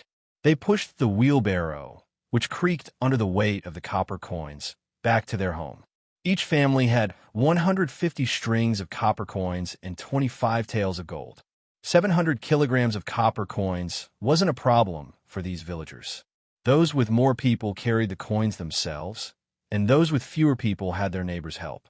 The villagers who were called by Li Wanyu all laughed so hard that they couldn't close their mouths. They pushed the wheelbarrow and jogged to the entrance of the treasury to get their money. After working for more than 4 hours, all the copper coins and gold ingots were finally distributed. The villagers hid the copper coins in their homes before returning to the ancestral hall. A long table had already been set up in the ancestral hall. The old village chief and the venerated elders respectfully invited Li Wanyu and his beautiful superior to take a seat. The village of more than 600 people ate meat and drank wine. It was very lively. During the meal, the old village chief couldn't help but wipe his tears. He never thought that he would live such a life. The old man silently thanked the gods and Buddhas in his heart for sending his Lang Jun to Dingzhou village. Then he raised his wine bowl and proposed a toast to Li Wanyu. With the old village chief taking the lead, the other villagers all came forward to propose a toast. Looking at the scene, Li Wanyu's face darkened. However, he was happy today, so he didn't care too much. Bowl after bowl of wine was poured down his throat like water. Unsurprisingly, he drank until he blacked out again. The next day, Li Wanyu climbed out of bed with a splitting headache. He felt like he had forgotten something. After pondering for a while, he suddenly slammed the bed. Damn it, his beautiful superior had finally agreed to do something shameful last night. Drinking made things worse. Li Wanyu raised his head and sighed. He swore once again that he would never drink again. Chapter 6:16. Having missed the opportunity to do something bad on the night of the kitchen sacrifice, Li Wanyu felt very melancholy. What made him even more melancholy was that on the 24th, his beautiful boss's relative came to visit. This made Li Wanyu so angry that a few more pimples appeared on his face. His beautiful boss covered her mouth and chuckled when she saw how impatient he was. She ignored the sullen Li Wanyu and pulled Afro and Perrin to instruct the servants in the residence to start preparing for the new year. On the 24th, the foppish sons also swarmed over to Dingzhou village's Lai Hot. On the night of Pai Lupi's birthday banquet, Li Wanyu's fireworks had already alarmed half of Chang'an. Many people in the streets near the imperial city and Taiji Palace saw the sudden explosion of thunder in the night sky and the gorgeous fireworks in the sky. This caused a lot of discussion in Chang'an that night. They didn't know what had happened to cause such a strange phenomenon. It wasn't until the next day that the officials at the birthday banquet spoke a few words that everyone understood that the fireworks that had bloomed in the night sky last night had been the work of the Count of Huxian, Li Wanyu. At the birthday banquet, the mirror that Li Wanyu had presented as a gift was the subject of much discussion. The rumors became more and more exaggerated. There were even rumors that County Count who had stolen the treasured mirror from the Immortal Palace and presented it to the saint. That treasured mirror could emit lightning and thunder, and it could also emit a strong light that competed with the sun. There were even rumors that County Count who had presented the first emperor's treasured mirror, the heart-reflecting mirror. Rumor had it that the first emperor could use the treasured mirror to check the loyalty of his subjects. Anyone with second thoughts would be able to see that their hearts and guts were trembling when they looked into the mirror. In short, the rumors became more and more outrageous, and Li Wanyu and the treasures he presented to Pai Lupi were covered in a layer of mystery. The foppish sons naturally learned the truth of that night from their fathers. They weren't interested in mirrors, but they were curious about the fireworks that bloomed in the night sky. If it wasn't for the fact that all the manors had to offer sacrifices to the kitchen the next day, and they really couldn't get away, it was likely that they would have chased after them to Dingzhou village on the same day. On the second day after the ceremony, the rich playboys showed up at the Lai Hot and asked Li Wanyu for the fireworks. Zio, why didn't you think of your brothers when you created something fun? That's right, you're not a good brother. Hurry up and hand over the fireworks, and I'll spare your life. You didn't even call your brothers to watch the fireworks. Zio, you've become bad. Li Wanyu rolled his eyes speechlessly. These bastards, you're not girls. Only a ghost would want to watch the fireworks with you. Brothers, the fireworks can only be set off at night. Li Wanyu deliberately evaded the responsibility. Cheng Yaojin was carefree and directly led the way to the big bathroom at the Lai Hot. That's good. We'll stay in your manor for a few more days and return to Chang and City on New Year's Eve. Brothers, let's go and take a bath. It's winter and the best time to soak in a hot spring. Zio, you really know how to enjoy life. Your manor is still the most comfortable. Hurry up and ask the maids to bring us wine. Li Wanyu's nose was about to become crooked from anger. This group of rich playboys really didn't treat him as an outsider. It was really annoying.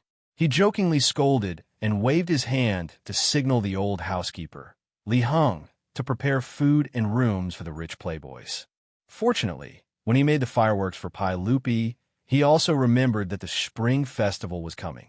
In addition to the 108 fireworks, he made many more and planned to set them off on New Year's Eve. Of course, it was okay to take some out to satisfy the rich playboy's curiosity. Since he couldn't have sex with his beautiful boss, Li Wanyu could only play with the rich playboys in the manor, setting off fireworks, firecrackers, barbecue, fishing, mahjong, poker, board games. Li Wanyu led the rich playboys to play everything they could think of.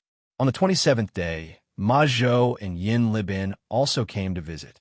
That day was the beginning of the New Year's Eve holiday in the imperial court in Yamen. Ma Zhou and Yin Libin had already agreed to celebrate the new year at their own manor. Li Wanyu naturally welcomed them. It was the new year, so the more lively it was, the better. On New Year's Eve, the rich playboys finally reluctantly returned to Chang and City. Li Wanyu made arrangements for the New Year's Eve banquet while silently calculating the time. It had already been 7 days. The relatives of his beautiful boss should have left by now, right? Thinking of this, Li Wanyu felt that his mouth and tongue were dry and his heart was beating faster. He pretended as if nothing had happened and walked left and right in front of his beautiful boss. His beautiful boss couldn't help but glare at him. Wanyu, if you have nothing to do, go to the kitchen and see how the New Year's Eve banquet is going. Why do you keep walking around in front of me? Hee, nothing. I'm just looking at you. Li Wanyu smiled embarrassedly. Why are you looking at me? Well, what do you have planned for tonight? Is it convenient? The beautiful boss instantly understood what this guy meant. Her pretty face immediately turned red, but she didn't say anything. She just nodded slightly and walked away quickly. Receiving a hint from his beautiful boss, Li Wanyu was so excited that he clenched his fists and jumped 3 feet high. He turned and ran to his bedroom to prepare incense, candles, and flower petals. He then charged his phone and Bluetooth speaker, chose romantic music, and waited for night to fall. Throughout the day, Li Wanyu deeply understood what it meant to have a day pass like a year. Why did time pass so slowly? Why hadn't the sun set yet? Why wasn't the sky dark yet? Ma Zhou and the others felt that their master had become strange today. Not only was he absent-minded, but he also kept asking the mansion's servant girls what time it was. Yin Libin and Ma Zhou looked at each other, not understanding the situation. When Li Wanyu asked about the time again, they simply asked, "Master, do you have something to do today? Do you need the disciples to do it for you?" Li Wanyu was surprised and quickly shook his head. Nothing. You do what you need to do. Haha, today's weather is good." After he finished speaking, he quickly walked away, afraid that his 2 disciples would notice something. That would be too embarrassing. With great difficulty, the sky finally turned dark. The castle had just lit up when Li Wanyu impatiently waved his hand. "Let's start the banquet." This New Year's Eve banquet left everyone in the mansion confused. No matter who proposed a toast to Li Wanyu, he flatly refused. "I'm not drinking. From today onwards, I'm quitting drinking." Li Wanyu pushed away the wine bowl in front of him with an unusually firm attitude. This caused Ma Zhou and Yin Libin, who had proposed a toast to him, to be stunned. They didn't understand what was wrong with their master. Why didn't he even drink? How could they know that Li Wanyu was afraid that he would get drunk again? Wouldn't that delay the important matter? The others didn't know what was going on, but their beautiful boss understood.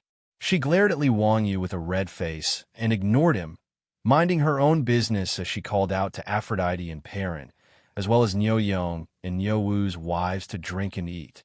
After the New Year's Eve banquet, Li Wanyu desperately winked at his beautiful boss, signaling that it was getting late and that it was time to rest. Unfortunately, his beautiful boss completely ignored him and dragged Aphrodite, Perrin, as well as Niu Yong and Niu Wu's wives out to set off firecrackers and fireworks.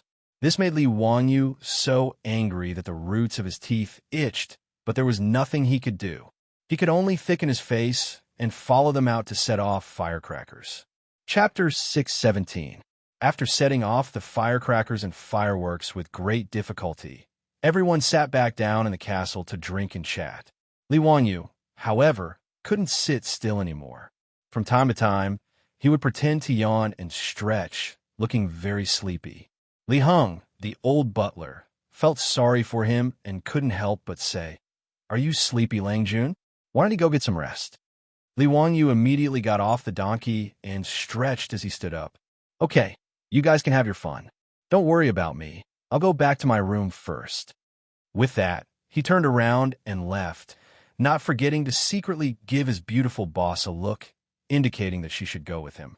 But his beautiful boss turned her head away as if she didn't see it and continued talking to Aphrodite and the other daughters-in-law of the Niu family. Li Wanyu was so angry that the roots of his teeth itched, but there was nothing he could do. He could only look back every few steps and dawdle back to his room. His room was naturally the largest in the castle.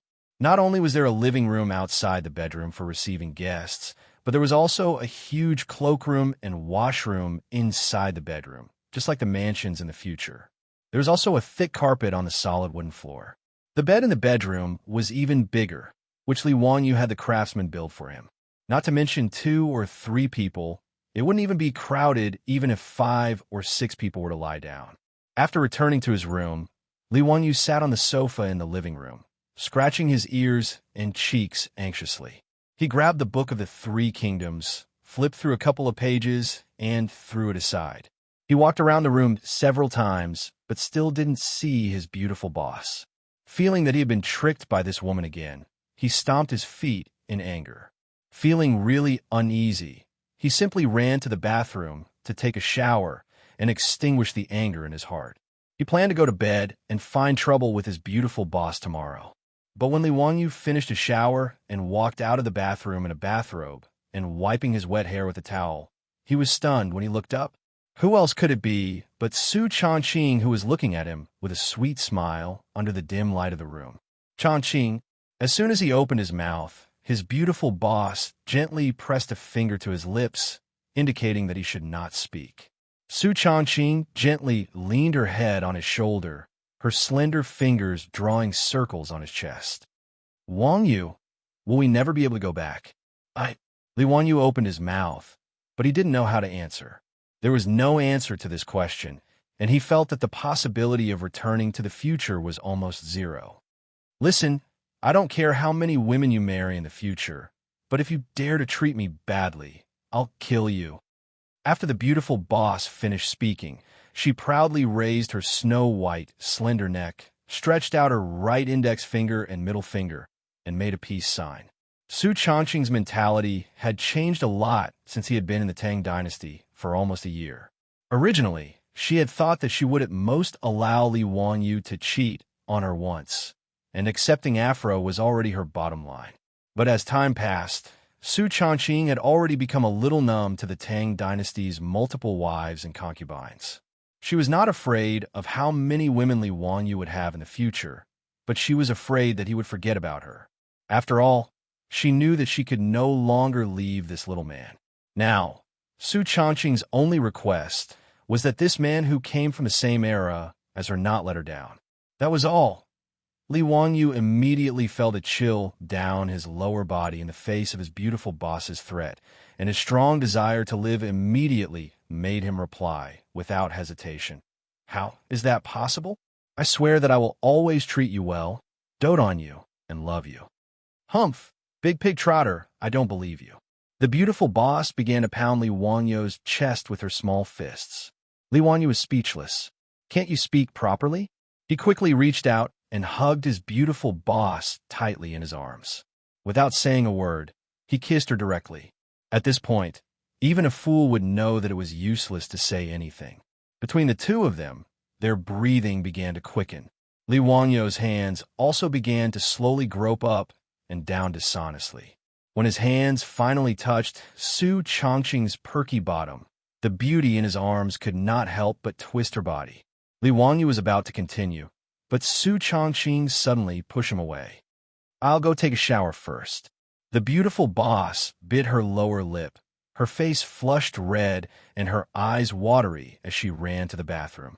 The bathroom door slammed shut, making Li Wanyu, who wanted to chase after her, feel regretful. He could only sit back on the bed and wait anxiously. Of course, he knew what the beautiful boss meant. In the future, if he had a goddess like Su Changqing, he would be courting death if he still dared to be snobbish, eating from the bowl and looking at the pot.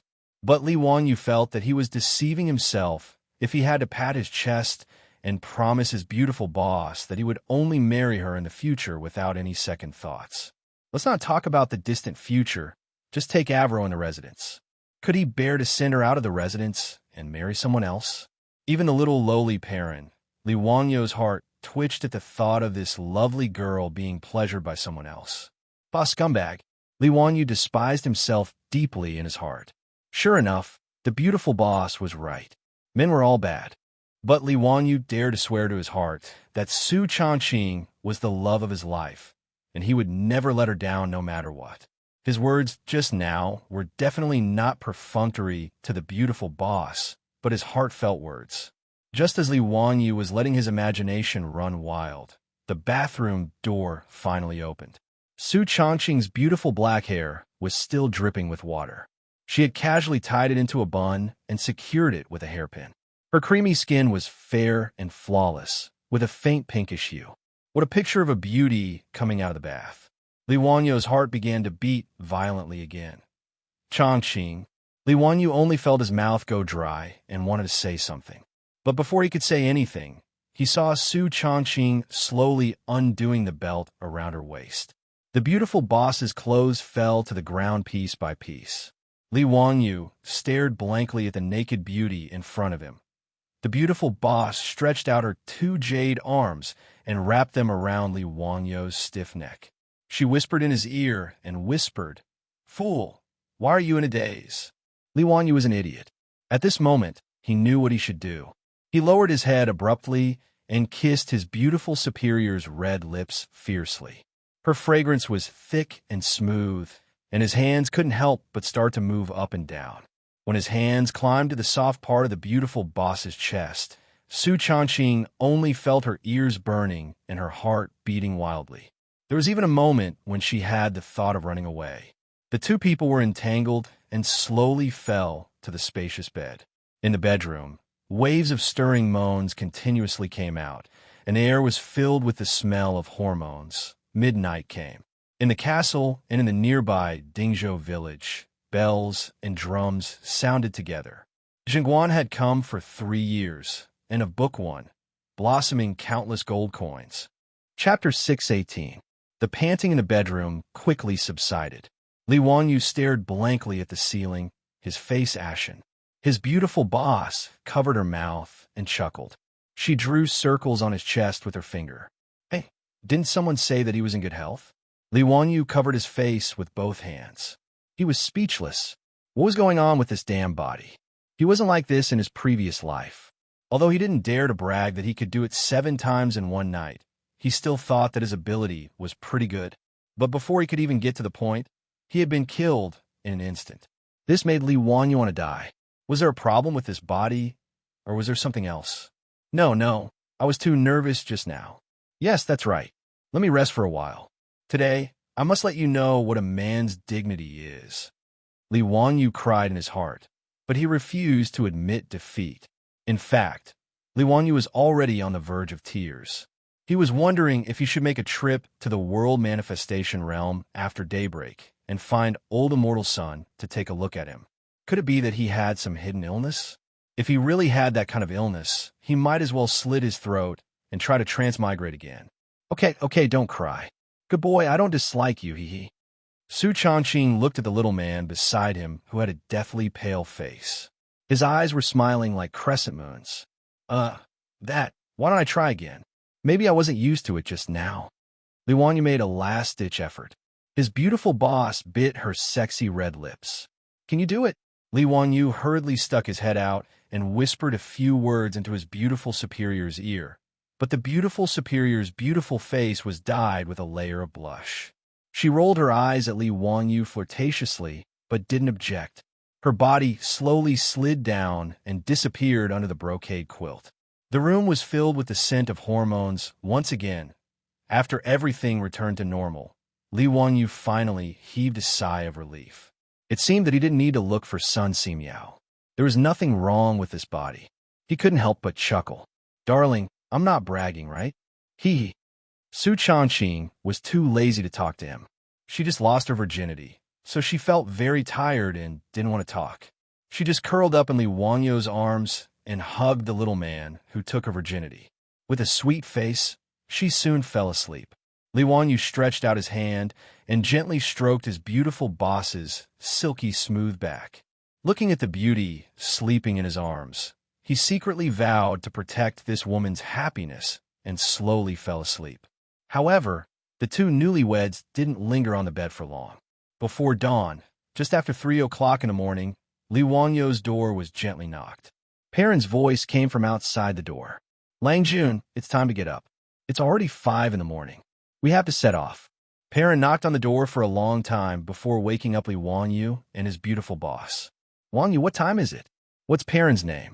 The beautiful boss asked in a daze. Li Wanyu also woke up after a long time. He was speechless and held his forehead with his hand. Damn Pai Lupi. On the morning of the first day of the new year, the reason why Perrin woke him up so early was that she wanted to go to Chang and City to attend the New Year's court meeting.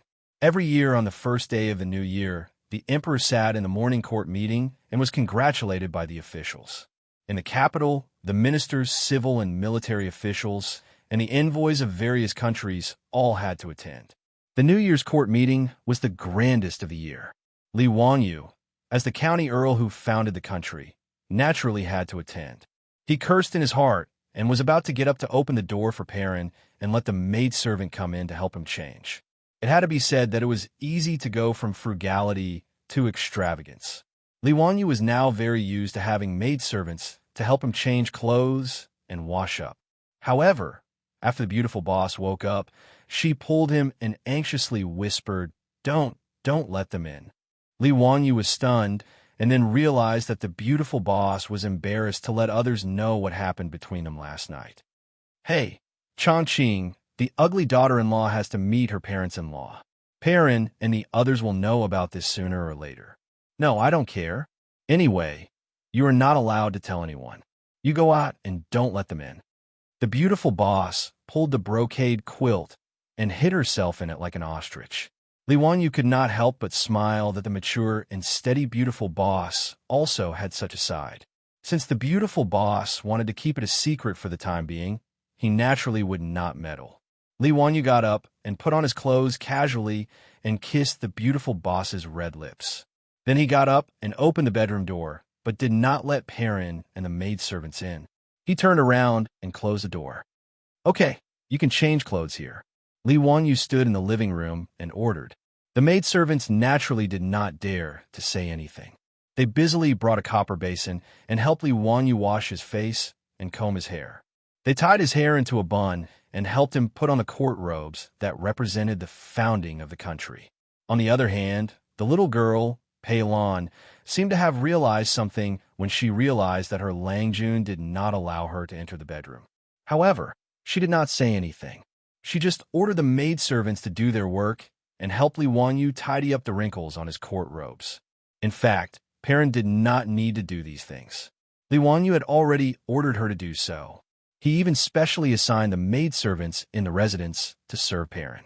In the eyes of Li Wanyu and Su Changqing, Perrin was also a member of the family. How could they let her serve them? However, Perrin was very stubborn. Even if there were maidservants, she still did so. Li Wanyu could not do anything about it, and could only let her be. However, when Perrin tidied up Li Wanyu's court robes, her small nose suddenly moved. "Husband, why do you have the smell of the perfume that Sister Changqing likes to use?" Her words stunned Li Wanyu. Was this girl born in the year of the dog? How could she smell this? Last night, the two of them were entangled for half the night.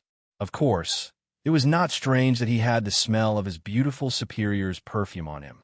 Li Wanyu coughed and quickly changed the topic. Cough. Maybe it was when Changqing used the perfume. Let's go. It's late. Is the carriage ready? Niuwu has already ordered the troops to prepare it. They are waiting for you in the hall downstairs. Perrin replied, but her eyes glanced at Li Wanyu's closed bedroom door. Her face revealed a mischievous smile. Li Wanyu did not notice Perrin's expression. He just nodded and got up to walk out of the door. Perrin and the maidservants also followed out. After everyone left, Li Wanyu's bedroom door was gently pushed open again. Su Changqing's hair was messy and her clothes were untidy. She was also holding a bedsheet in her arms. The bedsheet had the little plum blossom marks that she left last night. She was too embarrassed to continue leaving this thing in Li Wanyu's bedroom. When the maidservants who were cleaning up the room saw it, they would be ashamed to death. Sister Changqing. Perrin's voice suddenly sounded in the castle corridor, startling Su Changqing. She hurriedly hid the bedsheet behind her back and looked at Perrin. Perrin, has Wanyu left? Didn't you go with him? Yes, Langjun has left. He said that he would stay in Kaihua Square for a few days.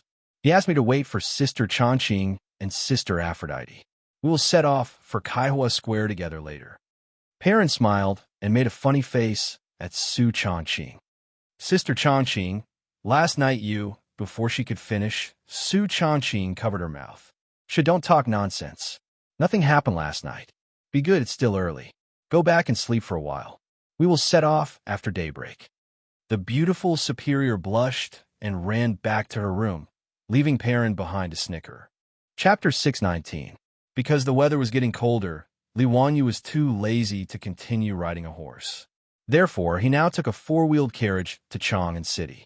Ma Zhou and Yin Libin also needed to attend the court meeting on New Year's Day.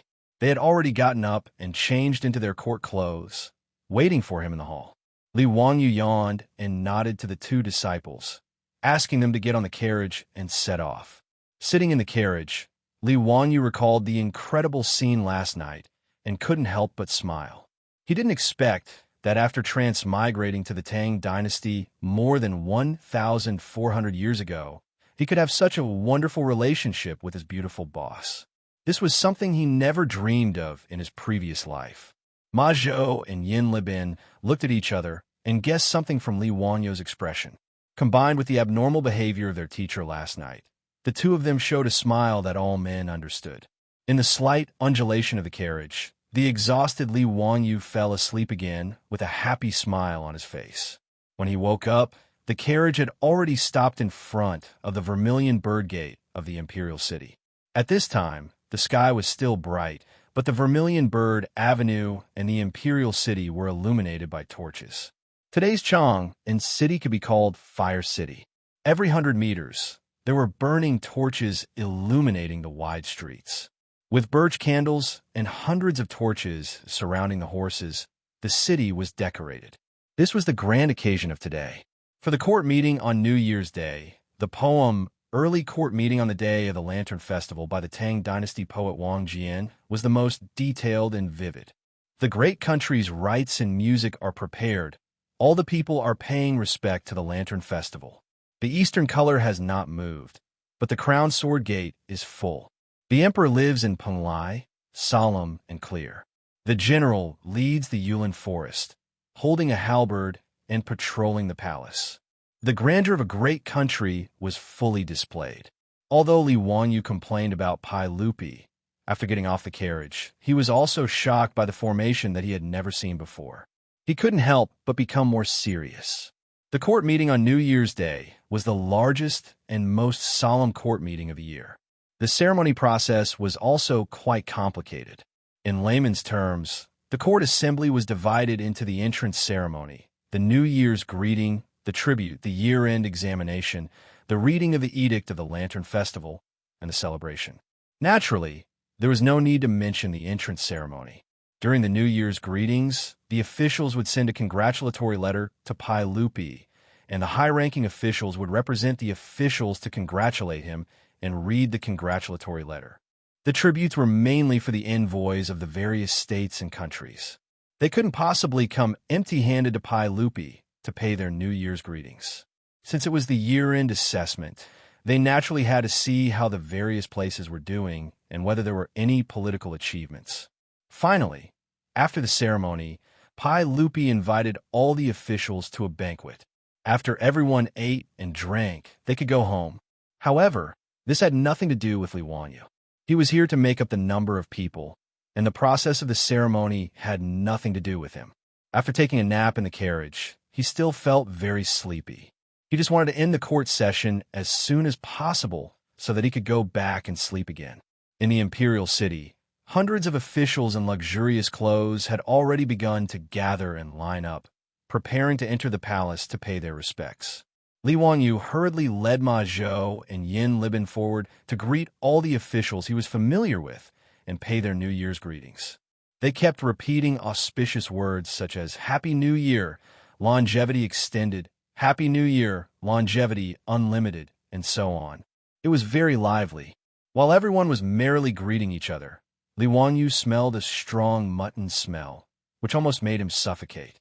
Although the Tangs also liked to eat mutton, Li Wanyu had been in the Tang dynasty for almost a year, but he had never smelled such a strong mutton smell on anyone. Moreover, today was the New Year's Day court session. Those attending the court session were all officials and nobles.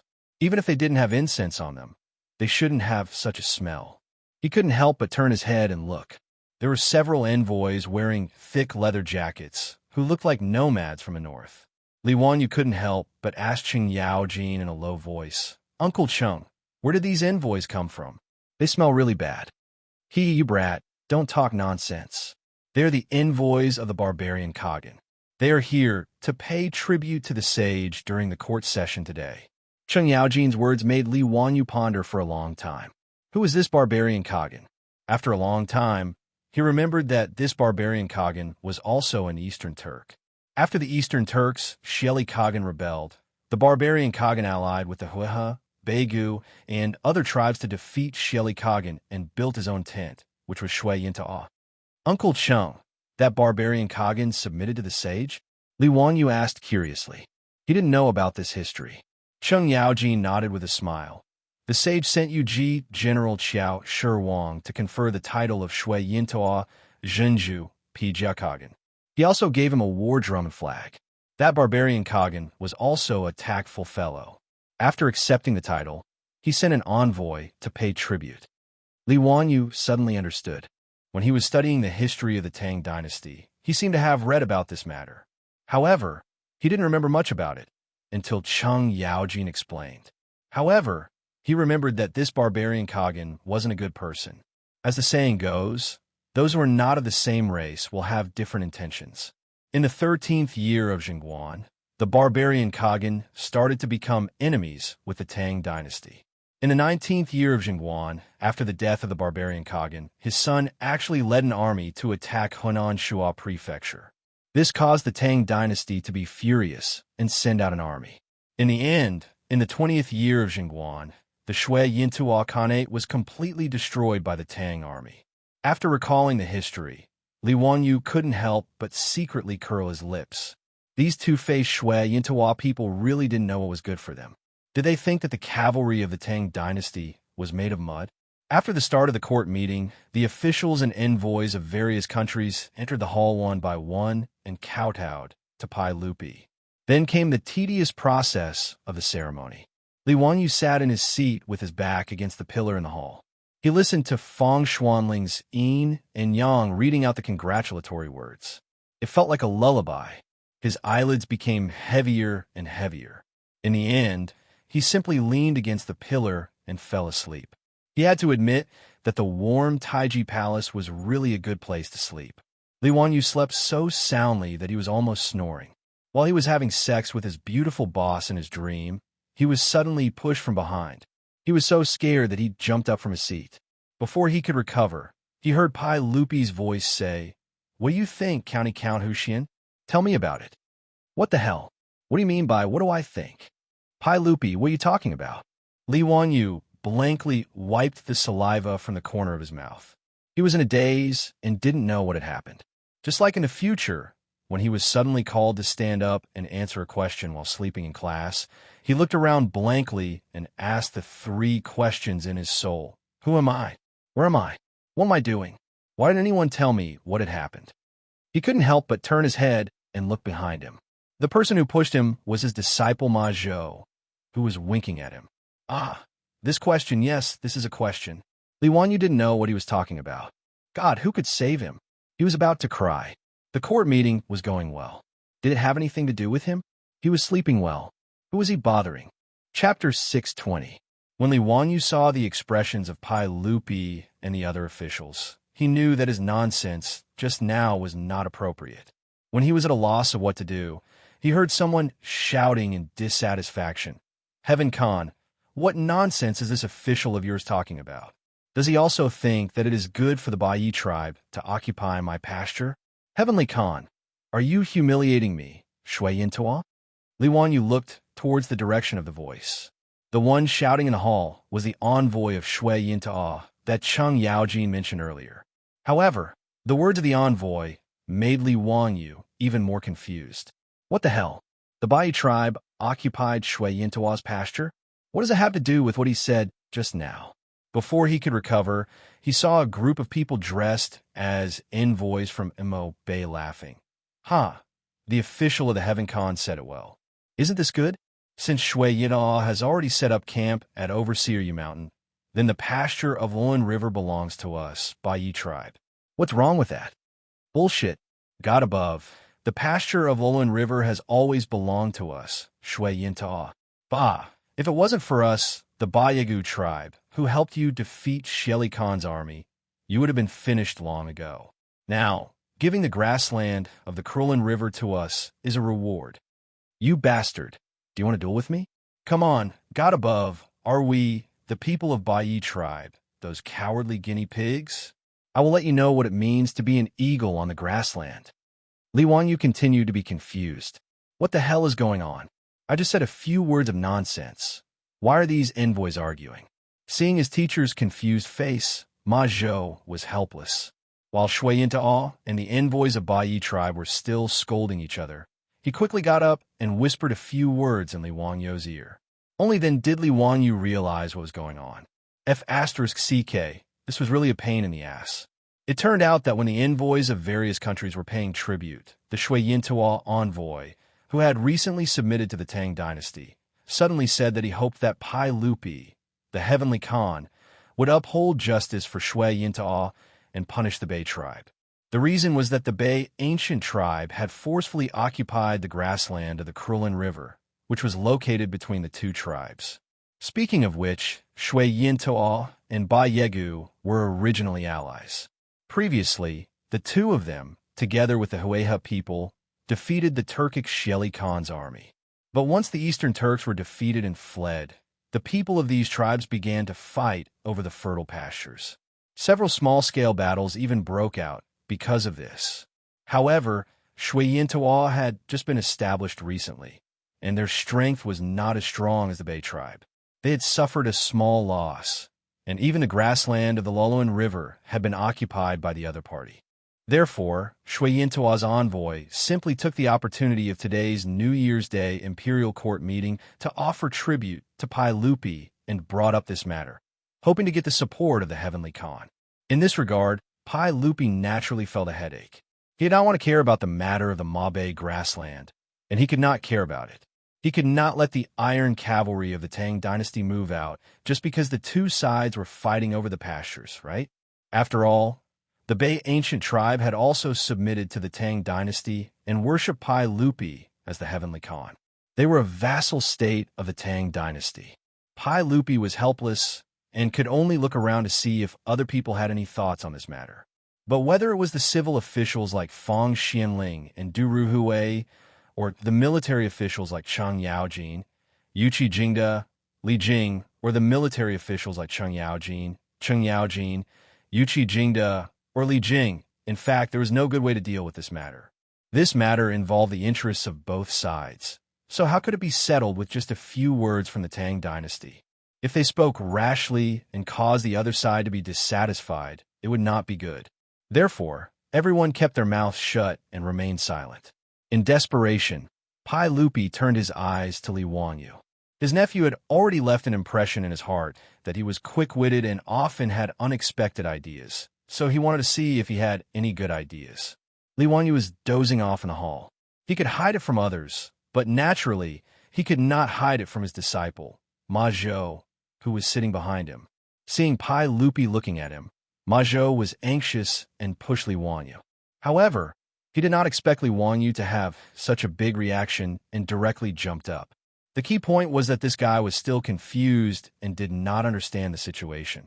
So he opened his mouth and said something like, "It's good." This naturally annoyed Shui Yintua's envoy, who thought that Li Wanyu was saying that it was good that Bei had robbed their grassland, causing a mess in the hall. Pai Lupi glared at Li Wanyu, who was causing trouble. Seeing that Shui Yintua and Bei Gu's envoys were getting more and more agitated, and it seemed that they were going to fight on the spot, he could not help but slap the armrest of the throne and scolded angrily. Enough. The two envoys were making such a ruckus in the main hall. What was going on? Shut up, all of you. Seeing that the heavenly Khan was angry, Shui Yintua and Bei Gu's envoys looked at each other angrily and temporarily shut up. Pai Lupi rubbed his temples and felt a headache. He felt that these barbarians were indeed barbarians. Didn't they know that today was the New Year's Day Imperial Court? On the first day of the new year, they were already restless and caused so much trouble. They were really uncivilized. He glared at Li Wanyu and asked angrily, "County Count who? What did you mean by what you said just now? Tell me clearly." At this time, Li Wanyu knew the cause and effect of the matter, and he also had a headache. How do you know how to solve this matter? Why don't we split the grassland in half? Or I'll take 1, 3, 5, and you'll take 2, 4, 6? Or should we just use scissors, stone, paper, and whoever wins gets the grassland? These were all his own thoughts. It was obvious that neither Shui Yintua nor Bei Gu would accept these proposals. He was also a little embarrassed and did not know how to answer Pai Lupi's question. Should he tell Pai Lupi that he was just taking a nap, and that what he said just now was just sleep talking? Then it would be strange if Pai Lupi did not beat him. Li Wanyu did not want to be punished by Pai Lupi on the first day of the new year. That would not be a good sign. Seeing Li Wanyu at a loss for words, Ho Junji's triangular eyes flashed with disdain, and he stepped forward to add insult to injury. "Your Majesty, this subject believes that County Count who was speaking nonsense just now and has truly lost his dignity. Your Majesty, please punish him as a warning to others." Wang Renyu, Zheng Yuanshou, and the other clan heads naturally stood up and agreed. Duke Lu's words are reasonable. Your Majesty, for County Count who to speak so carelessly in the hall, he has truly lost his place as a subject. This subject requests that your Majesty severely punish County Count who for his conduct. Hearing this, Li Wanyu could not help but raise his middle finger under his robe. These bastards were really willing to use their knives. But after being forced by them, Li Wanyu suddenly had an idea, and he couldn't help but heartily laugh. "Haha, Duke Lu, Duke Wang, and Duke Zheng's words are truly baffling. When did I speak carelessly? Everyone, please do not slander me." Ho Junji scornfully pursed his lips. "County Count who? Weren't you the one who said that this matter was rather good? Ba Yigu occupying Shui Yintua's grassland is rather good? Why don't you explain this to His Majesty and Shui Yintua's envoy?" Li Wanyu slowly walked forward and bowed to Pai Lupi.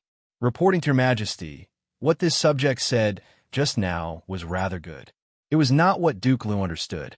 Chapter 6:21. Pai Lupi glanced at his nephew and asked, "Oh, Count who? What did you mean by what you said just now?"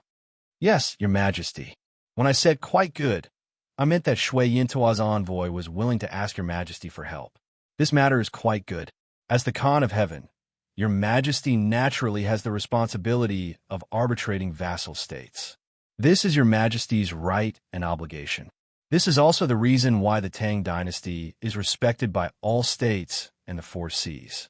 Li Wanyo's words touched Pai Lupi's heart. The proud Pai Lupi could not help but feel proud. He nodded slightly, and the anger on his face disappeared. However, Pai Lupi did not let Li Wanyu go. He continued to ask, "In your opinion, how should this matter be solved?" The key was to solve the conflict between Shui Yintua and Bai Yegu. Otherwise, no matter how good Li Wanyo's flattery was, it would not help. Li Wanyu was not in a hurry. He smiled and said, "Your Majesty, this matter is very easy to solve." What good plan? Not only was Pai Lupi curious, but the officials and the envoys of Shui Yintua and Bai Yegu were also staring at Li Wanyu. They wanted to see what this young man would come up with. It's simple. If there's a conflict, can't we just compete? The winner will take the grassland, and the loser will admit defeat. It's fair and reasonable. Isn't this a happy ending?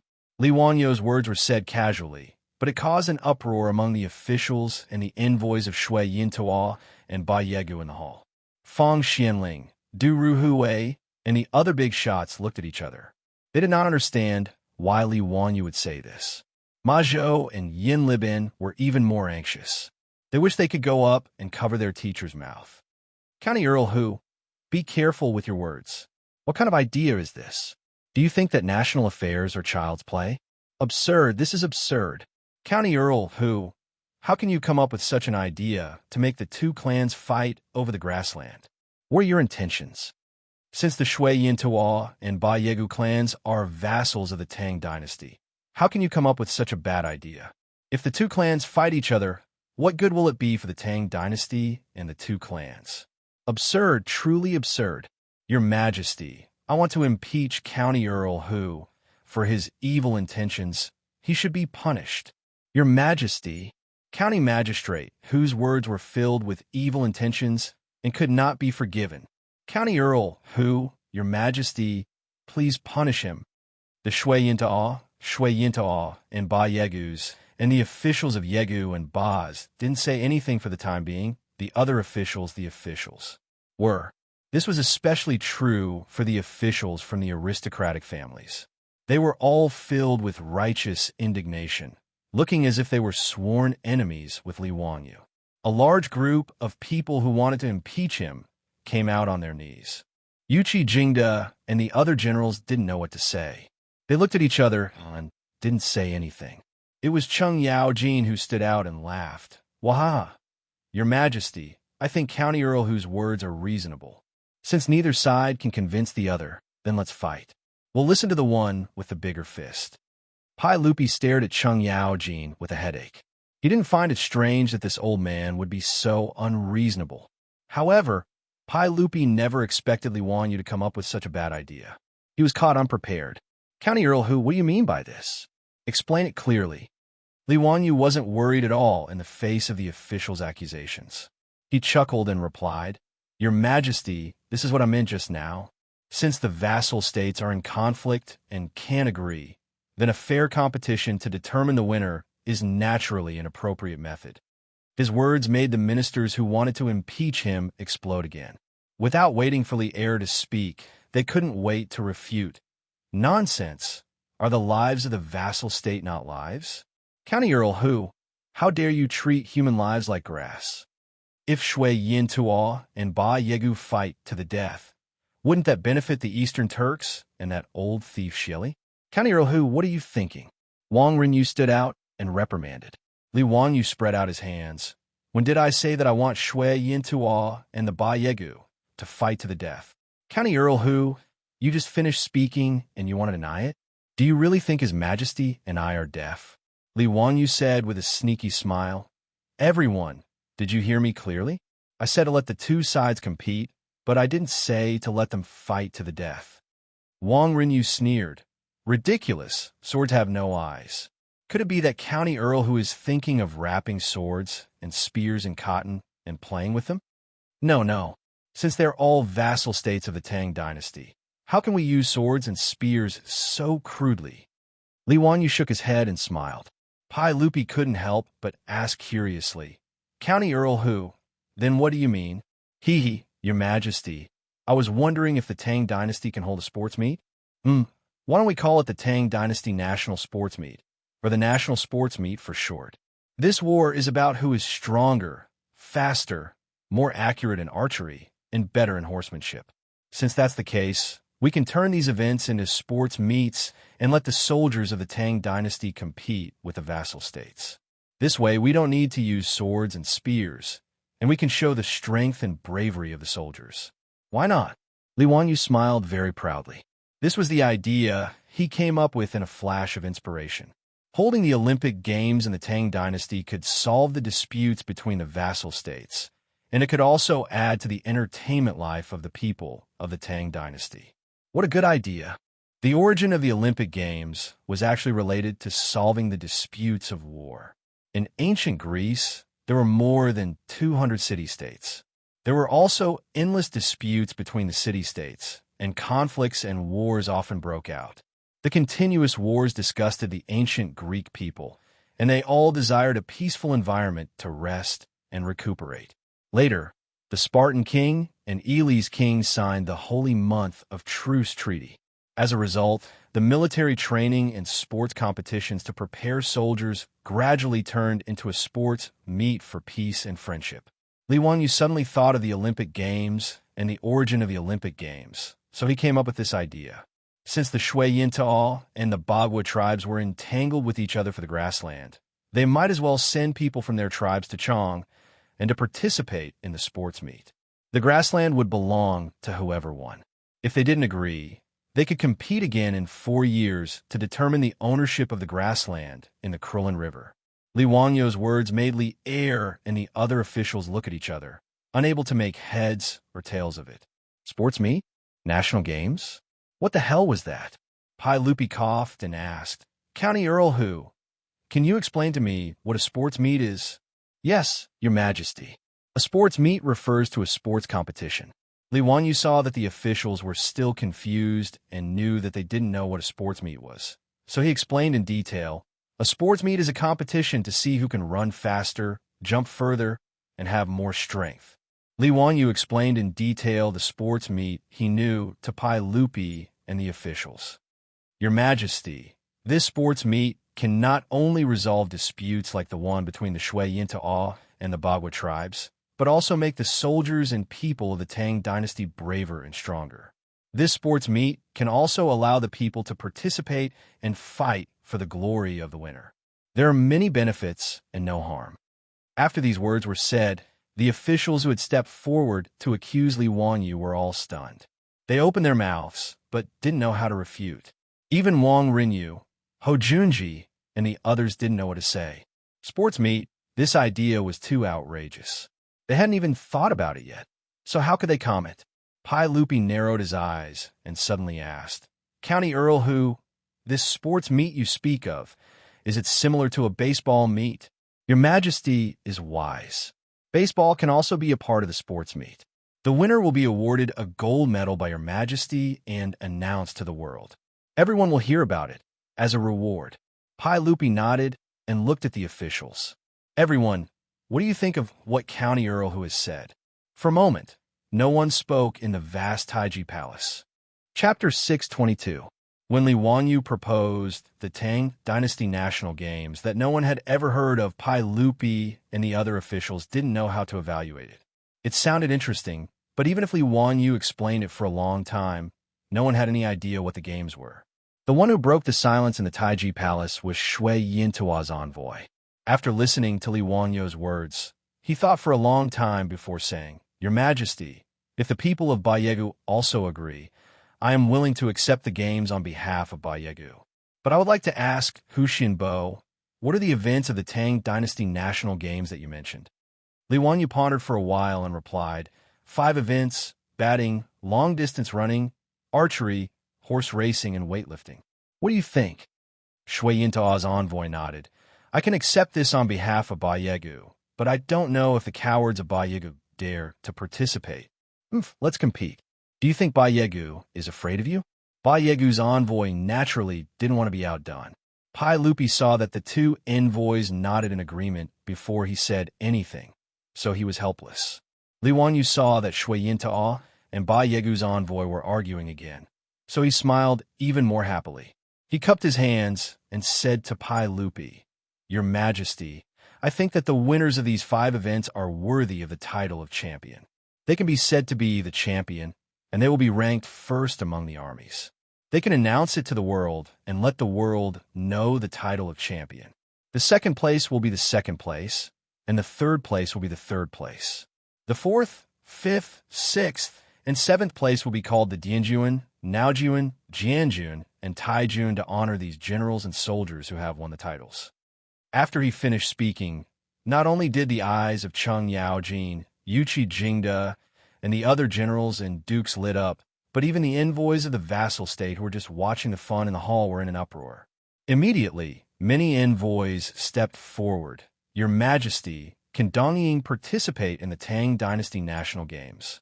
Yes, Your Majesty, Beach also wants to participate. Nanzhao is also willing to participate. Even Nipponese is willing. Of the 30 to 40 vassal states of the Tang Dynasty, more than half of them actually stood up and were willing to participate in the Tang Dynasty National Games that Li Wanyu just mentioned. This was beyond the expectations of Pai Lupi and the officials. Cheng Yaojin, the generals, and the vassal states were so excited mainly because of Li Wanyu's words. The term champion was first used in the records of the Grand Historian. Xiang Liang crossed the Huai River to the west and defeated Jingzhu, Qinjia, and others. He was the champion of Buchang. After them were the champion marquis and the champion general. Those who did not have outstanding military exploits would not be able to obtain this honor. To a Tang general, being crowned a champion was undoubtedly the highest praise. As for the runner-up, it meant that they were one level lower than the champion. Since ancient times, Huaxia had titles such as Quasi-Sage and Quasi-Father, which were also very impressive titles. The reason why the envoys of the vassal states were so excited was naturally because of the word champion. If they could win the championship in the Tang Dynasty National Games, the benefits were self-evident. They could be on good terms with the Tang Dynasty and show their country's ability. Why not? Even if a small country admitted that they could not win the championship, it would be good for them to win the second or third place. Even June's 7th place might not be too hard to accept. Li Wanyu suddenly threw out the idea of the national games, which made Pai Lupi difficult to decide for a while. He simply used the tactic of delaying, intending to delay first and then say, well, I already know about this. Today is the New Year's Day Imperial Court. Let's not talk about this for now. We'll talk about it after the Yuanzhong holiday. Since Pai Lupi had spoken, Li Wanyu and the officials naturally did not say anything more. The New Year's Day Imperial Court, which was interrupted because of the dispute between Shui Yintawa and Bagu tribes, could finally continue. After a series of cumbersome procedures of the Imperial Court, it was already noon. Pai Lupi was going to treat the officials in the palace today. To be honest, the imperial cuisine in the palace was actually not very delicious. Li Wanyu wasn't the only one who thought so. Even Fang Xianling and Cheng Yaojin thought the same. Even Pai Lupi, who had eaten the delicacies of Lai Hat several times, had to admit that the imperial kitchen of Taiji Palace was really not as good as the kitchen of Lai Hat. Because of this, the kitchen maids in Li Wanyu's residence had been replaced several times. After all, regardless of whether it was Li Er or Cheng Yaojin, these big shots, he couldn't refuse to give his kitchen maids to them. After the banquet in the palace, Li Wanyu was ready to go back to his mansion to sleep, but he was directly stopped by Mi Ta'a. Pai Lupi invited him. Li Wanyu shook his head speechlessly. He knew it must be about the sports meeting, so he could only obediently follow Mi Ta'a to the Yin and Yang Palace.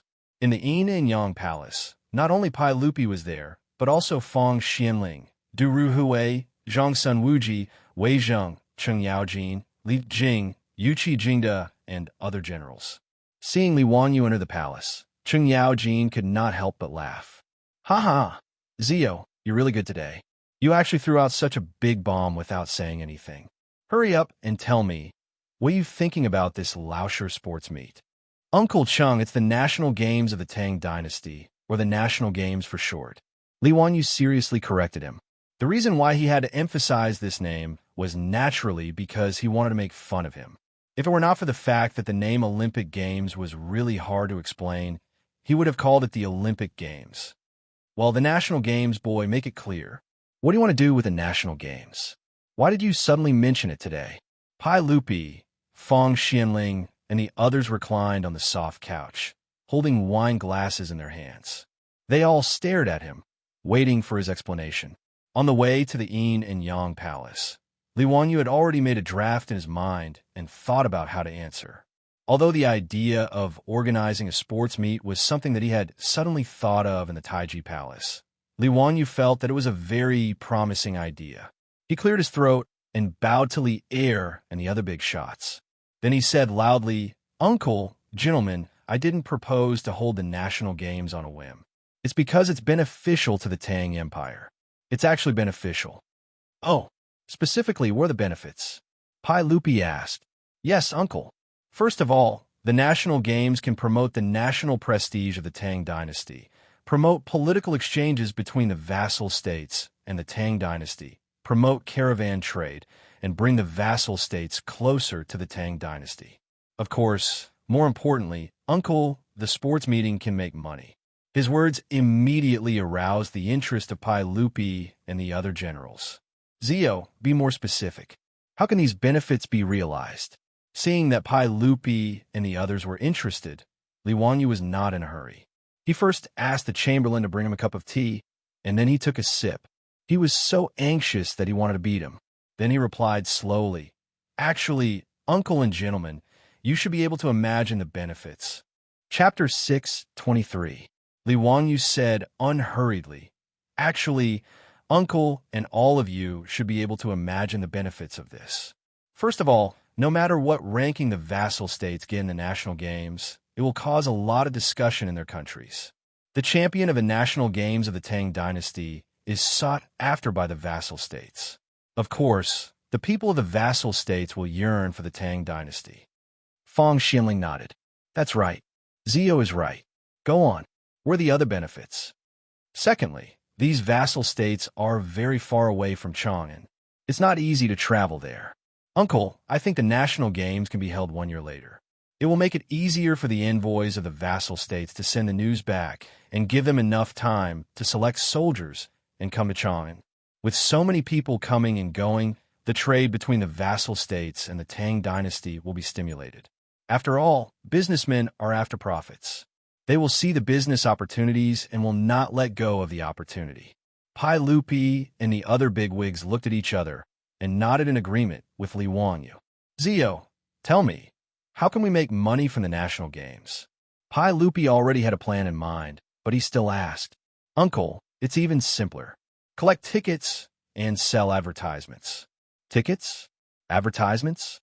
"Yes. The national games should be open to the public. Everyone can enter and watch the games after buying tickets." Li Wanyu answered matter-of-factly.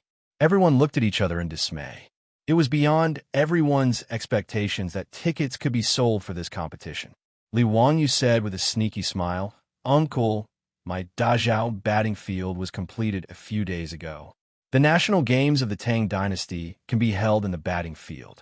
"Ha! The Dazhao batting field can accommodate 100,000 people. 10 coins per person is not a lot, right? That's 1,000 strings of coins per day. 100,000 people will watch the games in the field. They have to eat and drink, right? At that time, we can authorize some businessmen in Chang and to sell food in the field. We can charge them 100 strings of coins per day, right? They could also allow the merchants to bid. If the price was high enough, they would be allowed to hang the banner of their business in the stadium to advertise. We only need to hold the national games for a month. Do you think we won't make enough money?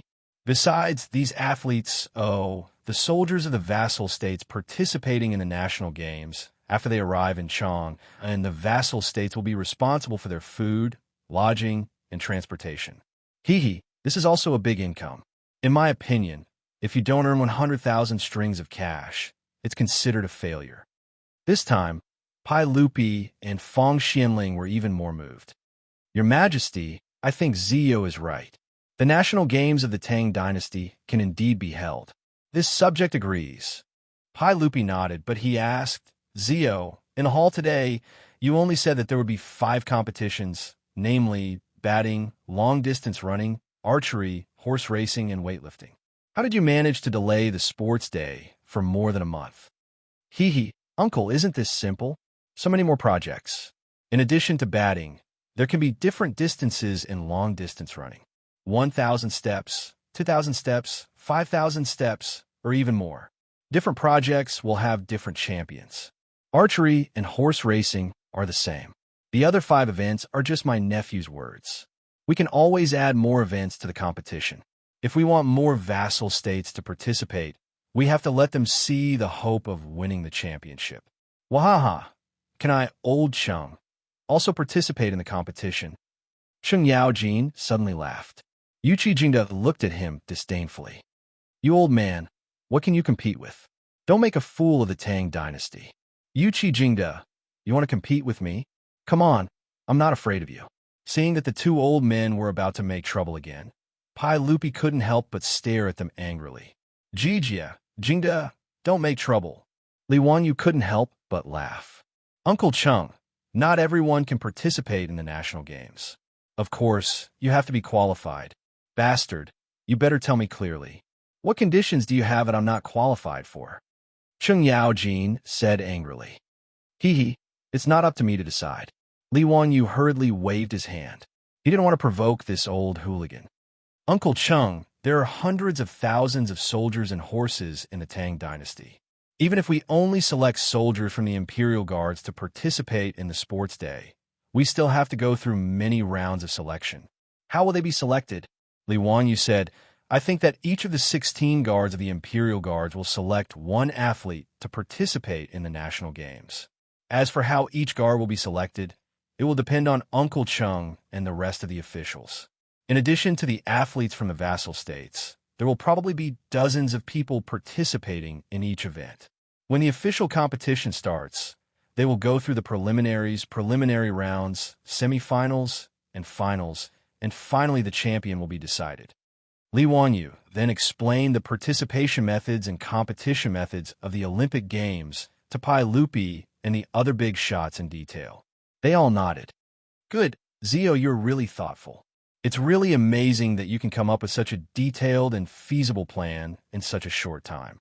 Pai Lupi thought that Li Wanyu had come up with the rules and organization of the competition himself, so he praised him generously. Li Wanyu couldn't help but blush. This was just his experience from watching the Olympic Games and the National Games on TV in his later life. Any sports fan in his later life could tell him 1, 2, 3, 4, and so there was nothing special about it. Pai Lupi, Fong Xianling, and the others discussed for a while and roughly decided to hold the national games of the Tang dynasty. The time of the games was set to be 1 year later, between March and April of the 4th year Jingguan. If the national games were held well, they could be held every 2 years. As for the specific events, content, and rules of the games, Pai Lupi waved his hand and let Li Wanyu take full charge. After writing a detailed memorial and submitting it to him, he discussed it with Fong Xianling, Du Ruhui, and the others. Finally, he issued an edict and spread it to the whole world. Li Wanyu had no choice but to nod and take the job. After all, except for him, no one in the world knew how to organize the games. Even his beautiful boss didn't know much about it. After all, she didn't have much love for sports. After discussing the matters of the national games, Pai Lupi and the other big shots chatted and drank in the Yin and Yang Palace. Li Wanyu was about to leave, but he remembered something and hurriedly stood up to report. Uncle, I spent a lot of gold on the construction of the Dazhao batting field. Do you still remember that I asked to hold the Tang Dynasty's Royal Batting League? Pai Lupi certainly remembered this. Li Wanyu had spent a lot of money to build the batting field in order to hold the Royal Batting League. Zio, you just said that the Dazhao batting field had been built. Yes, uncle. It was completed before the end of the year. Pai Lupi was interested. Since Li Wanyu had spent 20,000 taels of gold to build a batting field, he had never seen it with his own eyes. Now that he heard that the batting field had been built, he was interested to see what the 20,000 taels of gold had built. Gentlemen, why don't you come with me to the batting field today? Let's see what this guy has built after spending 20,000 taels of gold. Since Pai Lupi had spoken, the big shots naturally had no objection. However, Cheng Yaojin laughed and said, Your Majesty, why don't I order someone to call a batting team from the left Jinwu Guards? Let's have a batting match today to liven things up for Your Majesty. Yuchi Jingda's eyes also lit up. That's right. I'll also order someone to call a batting team from the army. How about we have a match in the Dazhao batting field today? Pai Lupi nodded with a smile. Today was the first day of the new year. He had nothing to do during the holidays. It would be good to watch a batting match. Chapter 624. The Dazhao Baseball Stadium wasn't a very tall building in Chang'an City. The surrounding stands were 10 meters tall, which was a little more than 3 zhang tall. It wasn't as tall as the 4 zhang tall platform under the Taiji Palace. Although the stands were no more than 10 meters tall, it was the height of a 3-story building in the future. But when one really stood in front of the baseball stadium, it was very spectacular. The reason was very simple. The stands were too long. Even in the future, there hadn't been such a large stadium with a 4-kilometer perimeter. After all, the rules of polo had been changed a lot in the future. Not only did it reduce the number of people on the field, but the field was also much smaller. A stadium that could hold 100,000 people at the same time was also a very large stadium in the future. And when Pai Lupi, Cheng Yaojin, and the other big shots walked into this true polo stadium for the first time, everyone couldn't help but gasp. Ziyu, what kind of monster did you build? This is a baseball stadium? How can it be so big? Pai Lupi stood in the middle of the empty stadium and looked around. The shock in his heart was beyond words. Cheng Yaojin also clicked his tongue. Damn, this is the first time I've seen such a huge building in my life. Kid, are all the stands around the stadium used for people to sit? TSK. Wouldn't it be able to seat tens of thousands of people? Yuchi Jingda was even more shocked, his face full of disbelief. Ziyu, your 20,000 taels of gold really weren't spent in vain. This is the first time I've heard of a baseball stadium of this scale. Li Wanyu said with a smile. Uncle Cheng, did you forget that this little nephew said before that this Dazhao baseball stadium can hold 100,000 people? Oh my God, 100,000 people cheering together. It's enough to scare people to death, right? Li Wanyu pointed to the center of the northern stands. There was a row of private stands at the top. Uncle, that's the private stands that little nephew prepared for you and the other officials. When the time comes for the competition, Uncle will be able to watch it with the other officials. There's no need to worry about safety. Pai Lupi nodded. Let's go and take a look. A group of big shots surrounded Pai Lupi. Under the guidance of Li Wanyu, they passed through a special passage and entered the stands of the box. Looking down from here, the entire baseball field could be seen at a glance. There was nothing blocking the view. There were also all kinds of exquisite seats in the box for people to rest while watching the competition. Pai Lupi didn't need Li Wanyu's introduction. He walked straight to the spacious chair in the middle. After sitting down, he looked around. It was obvious that he was quite satisfied. He then pointed to the other boxes on the uppermost level of the spectator stands and asked, Zio, what are those boxes for? Uncle, I'm going to sell tickets for this stadium. Seats of different grades naturally had different prices. The cheapest seat cost 10 copper coins, while the best seats cost 50 to 500 copper coins. As for those private rooms, it won't do if it's less than 10 copper coins. Li Wanyu's answer stunned Pai Lupi, Feng Xianling, and the others. After pondering for a long time, they shook their heads and smiled bitterly. Zio, what's in your head? Pai Lupi was too lazy to care about his greedy nephew anymore. He called out to the group of big shots. Everyone sit. Today, we'll be here to watch the game. Jingda, is the batting team ready? Yes, Your Majesty. It's ready. We're just waiting for Your Majesty's order to start the competition. Good, then get ready to start. Cheng Yaojin and Yuqi Jingda nodded. When they were about to go and inform the officials, Li Wangyu stretched out his hand to stop them. Wait, Uncle, this stadium is empty. Isn't it boring to watch the game like this? It's not lively at all. Pai Lupi was surprised. Zio, what do you mean? Hee, Uncle, you can see that the stadium is empty. Why don't you immediately let the Imperial Guards go to the surrounding houses to inform the officials? Tell them that the Dazhao batting field is open for free today. Let the people enter and watch the game as they wish. What do you think? Pai Lupi laughed. Sure. Today, I'll have fun with the people. Pass down the order. Let someone inform the officials. The game will start in 2 hours.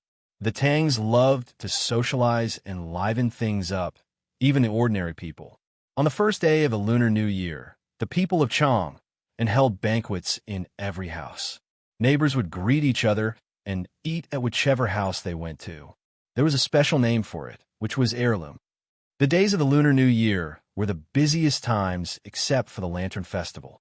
Although the houses in the south of the city belonged to the slums of Chang, and there were still people coming and going. It was very lively. Just as everyone was paying their New Year greetings to each other, they heard the sound of gongs and drums being struck in the square. Li Zheng's voice followed. Dear neighbors, the saint has decreed that the Dazhao baseball stadium will be free of charge today. Enjoy with the saint. The game will start in 2 hours. Everyone go quickly.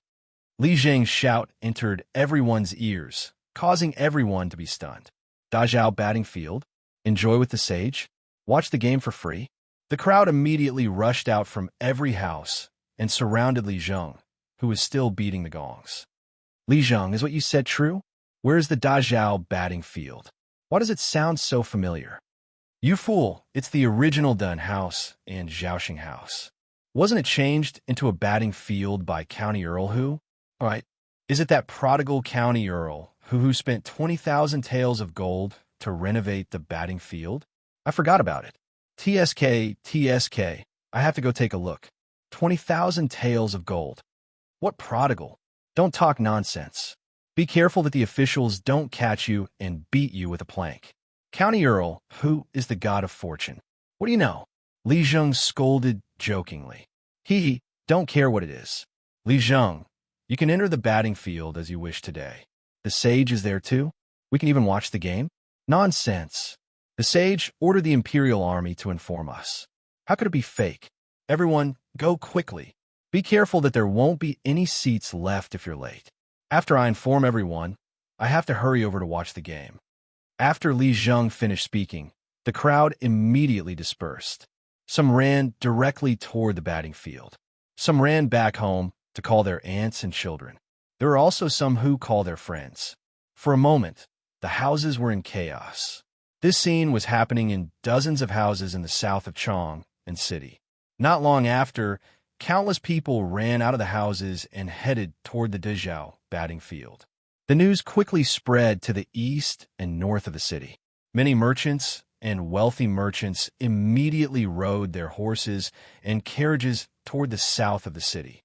Those without horses or carriages naturally chose to take public carriages. Even the officials and nobles immediately ordered their servants to prepare carriages and horses and hurried to the south of the city when they heard about this. After all, even Pai Lupi was there. The officials naturally couldn't pretend that they didn't know. Moreover, even the officials were extremely curious about the batting field that County Earl, Li Wangyu, had built. Everyone wanted to see with their own eyes what the County Earl who had built after spending 20,000 taels of gold. Because of Li Wangyu's suggestion, Chang and city was in an uproar. Chapter 6:25. When the crowd surged toward the Dazhao baseball stadium, Pai Lupi was still chatting with the dukes in the box above the stadium. The sudden influx of people into the stadium made Li Er and the others feel surprised. Originally, Li Er and the group of big shots had thought that it would already be amazing if they could fill half of the seats in this huge stadium by notifying the people at the last minute to watch the game. One must know that this was a baseball stadium that could hold 100,000 people. Half of it would be 40,000 to 50,000 people. As the saying goes, when there are 10,000 people, there is no end to it, let alone tens of thousands of people. However, when the crowd continued to surge into the baseball stadium and the endless crowd slowly filled up Nota Baseball Stadium, even Pai Lupi was moved. Cheng Yaojin and the other generals were even more nervous. Your Majesty, should I bring all the soldiers of the Jinwu Guards over? There are too many people. I'm worried that something might happen. After the initial shock, Pai Lupi slowly shook his head.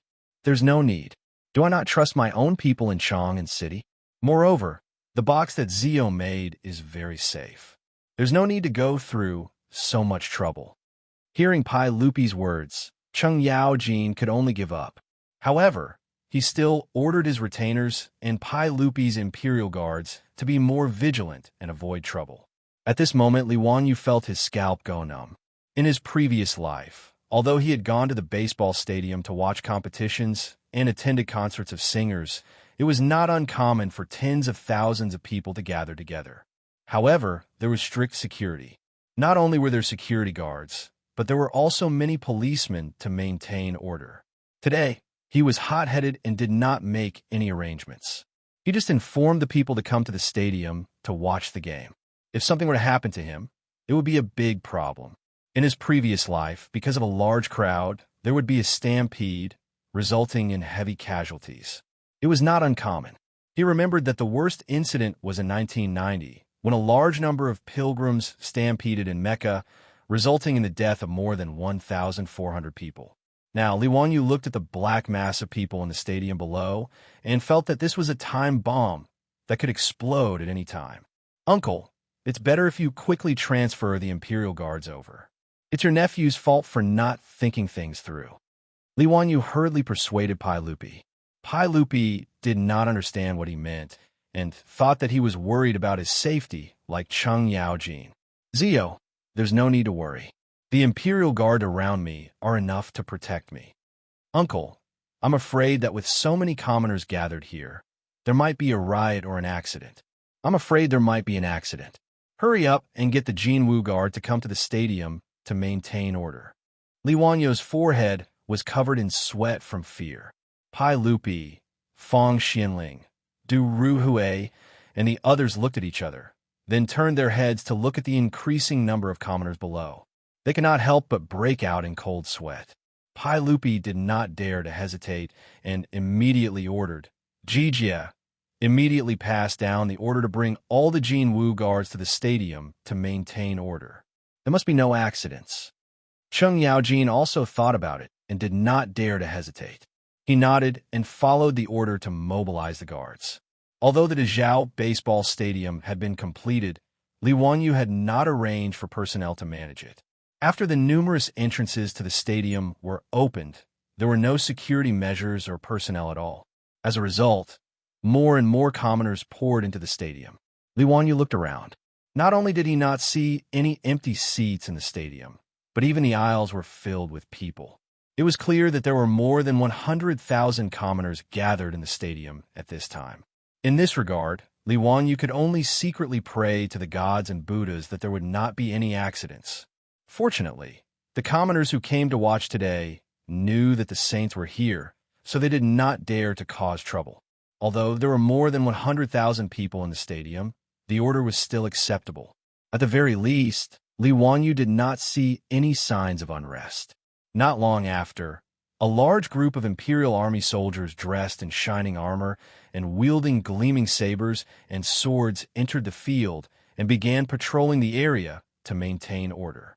Only then did Li Wanyu's tense heart finally relax. After a series of twists and turns, it was finally time for the baseball match to begin. When the batters of the two teams entered the field on horseback, the drums on the side of the field sounded. The originally noisy field suddenly exploded like a pot of boiling oil. Long live! Wah wah wah! Barely! Victory! Today, Pai Lupi had called for the two teams of the Jinwu Guards to compete on a whim. It was a civil war of the Jinwu Guards. But even so, neither side of the Jinwu Guards wanted to lose. Putting aside the fact that there were saints watching the battle, Just the fact that after the two batters rode into the field and heard the tsunami-like shouts and cheers, the group of batters felt their blood surging and their bodies brimming with energy. Pai Lupi, Chung Yaojin, and the other big shots in the box at the top of the grandstand were extremely satisfied with the explosive atmosphere. Chung Yaojin, that old man, even rushed to the railing and waved his fist as he shouted, "Bastards! Kill! Kill! Kill!" The Tang people, who had never experienced such an atmosphere, were instantly infected by the atmosphere of the stadium. One by one, they shouted as if they were intoxicated. Those who had never watched a match in the stadium would find it difficult to understand the shock and emotional resonance. That kind of excitement could be said to be very high. The crowd who sat in such a stadium for the first time to watch a match entered such a crazy state at this time. Although the match had not yet started, the crowd was already high. In this regard, Li Wanyu could only shake his head helplessly. He was really speechless about the shouting Pai Lupi and the others. If they were to see the atmosphere of the World Cup in the future, wouldn't they explode on the spot?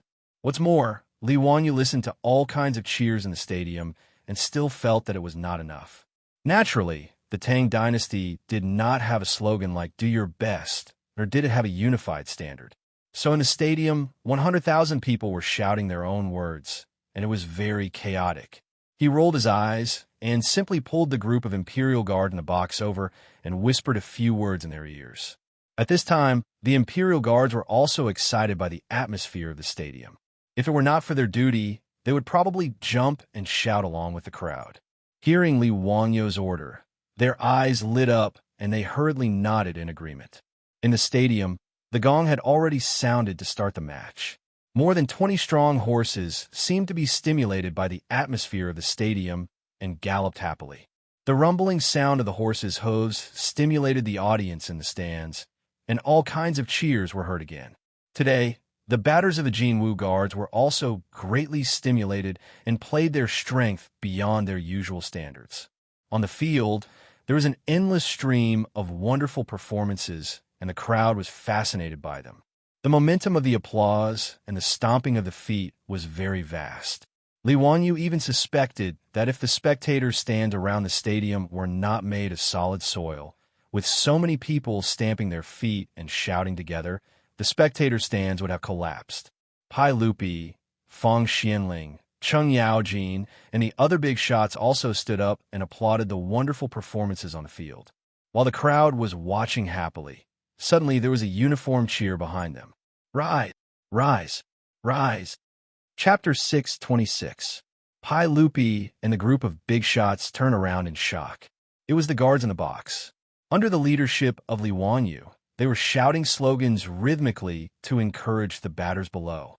As a person from Sichuan, Li Wanyu naturally felt that the slogans like "Come on" in the future were not as powerful as the Sichuan people's rise. So when he found that the 100,000 people in the field were shouting their own slogans, he thought of this matter. He called the guards over and let them shout "Rise" with him. Although the phrase "Rise" could be said to be the patent of the Sichuan fans in the future, it actually appeared as early as the Han Dynasty.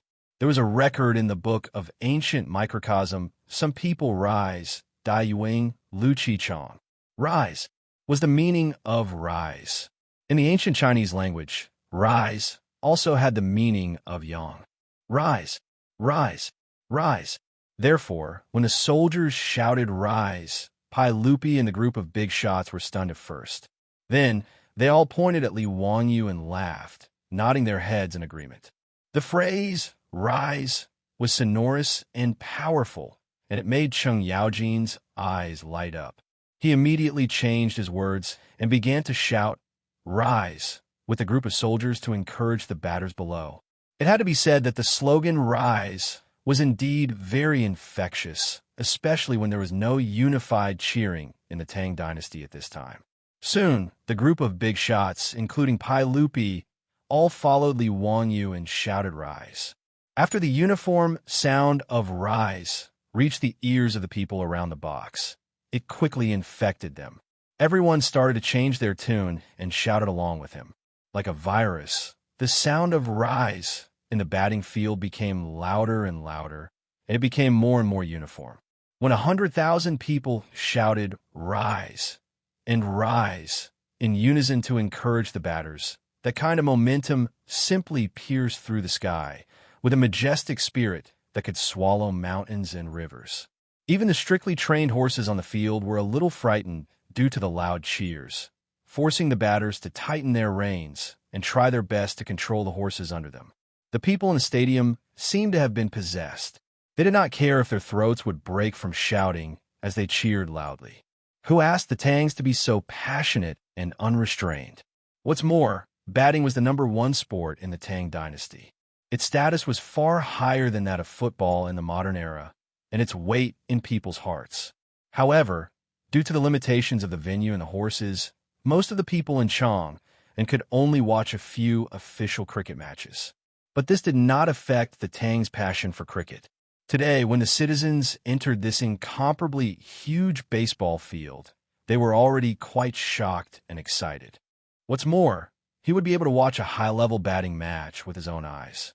The huge excitement was self-evident. When the left Golden Guard's batter finally broke through the opponent's goal and scored a goal, Chung Yaojin was so excited that he directly tore open his robe, revealing a large amount of black hair covering his heart. He waved his fists wildly downwards. It was not until his voice was a little hoarse that he turned around, grabbed a jar of wine, and gulped it down. Chung Yaojin threw down the wine jar, wiped the wine stains from the corner of his mouth, and shouted at Pai Lupi, "Your Majesty, I played cricket for so many years and watched it for so many years. Today, I finally know that batting is so exciting. Wahahaha! Thinking about it now, it was really boring in the past." It was not Chung Yaojin's fault for being rude and shouting loudly. It was really too noisy on the field. If he did not raise his voice, he would not be able to hear what the other party was saying. Pai Lupi was also very excited. It was just that he cared about his image as an emperor, so he was not as wild as Chung Yaojin and Yuchi Jingda. After he heard Chung Yaojin's words, he also nodded repeatedly. He pointed at Li Wanyu and said, "Haha, it's all thanks to Zio that we know that watching cricket can be so refreshing. Zio, your 20,000 taels of gold were really not spent in vain." "Hee hee, Uncle is too kind. As long as Uncle and the other officials like it, it's good." Li Wanyu struck while the iron was hot and asked, "Uncle, what do you think about the Tang Dynasty's Royal Cricket League that I mentioned before? Is it possible to hold it?" Pai Lupi did not hesitate at all this time and directly nodded. "It's possible. Write a memorial to us as soon as possible and clearly state your plans. We will definitely support this matter." With Pai Lupi's approval, Li Wanyu was naturally overjoyed and hurriedly bowed to Pai Lupi. He had invested 20,000 taels of gold in this cricket field. If the Polo League could not be held, then he would suffer a huge loss. Although he was not lacking in money now, the landlord did not have any extra food, right? If he could earn money, then he naturally had to earn it. As long as the Polo League was held, even if it was only held once every 10 days, he would be able to make a lot of money. Li Wanyu was very confident about this. On the first day of the third year of Jingguan, this cricket match that was enough to be recorded in the annals of history finally ended amidst the screams of 100,000 spectators. The final result of the match was not important. What was important was that this matter instantly caused an uproar in the entire Chang and city and the surrounding provinces. As for cricket, most of the people knew about it, but did not know why. Although they were fanatical fans, they had not seen many cricket matches at all. Today's sudden football match had opened the eyes of many people and made them addicted. And the Dazhao cricket field that Li Wanyu had spent 20,000 taels of gold to build became the center of the topic. All the people who entered the stadium to watch the game that day used their poor vocabulary to desperately praise the incredible stadium to the people around them, causing the people who missed the game to cry out in surprise. Those who missed the match beat their chests and stamped their feet in frustration. However, their frustration did not last long. On the fourth day of the new year, the people in Chang and city were surprised to find that someone had posted a notice on the gate of the inner square. "Lang Jun, may I ask what is written on the notice?" Most of the people were illiterate, so they could only ask the neighbor who dressed like a scholar. "Oh, The notice says that the sage allowed the founding of Hu County to hold the Royal Batting League of the Tang Dynasty. In the future, every 10 days off, the game will be held in the Dazhao cricket field. His words made the people even more confused. Of course, everyone knew about cricket. But what the hell was a league? Lang Jun, may I ask, what is the Royal Batting League of the Tang Dynasty? It says that there are 22 teams in the Royal Batting League, which are the 6 armies of the Northern Yamen and the 16 guards of the Southern Yamen. Every 10 days off is the day of the match, and 11 cricket matches will be held on that day. The 22 batting teams will fight against each other. The winner will get 3 points, the draw will get 1 point each, and the loser will get no points. Each batting team will play a total of 21 matches against the other 21 teams. The team with the highest score in the end will be the champion and will be rewarded by the sage. After he finished speaking, the people around him suddenly became lively. This is very interesting, but I don't know if we can go to watch the match. Yes, Lang Jun, look at the notice. Does it say what the league is? Can we go and watch it? The man nodded and said, yes, it says here that the Royal Batting League will sell tickets. The cheapest ticket is 10 copper coins.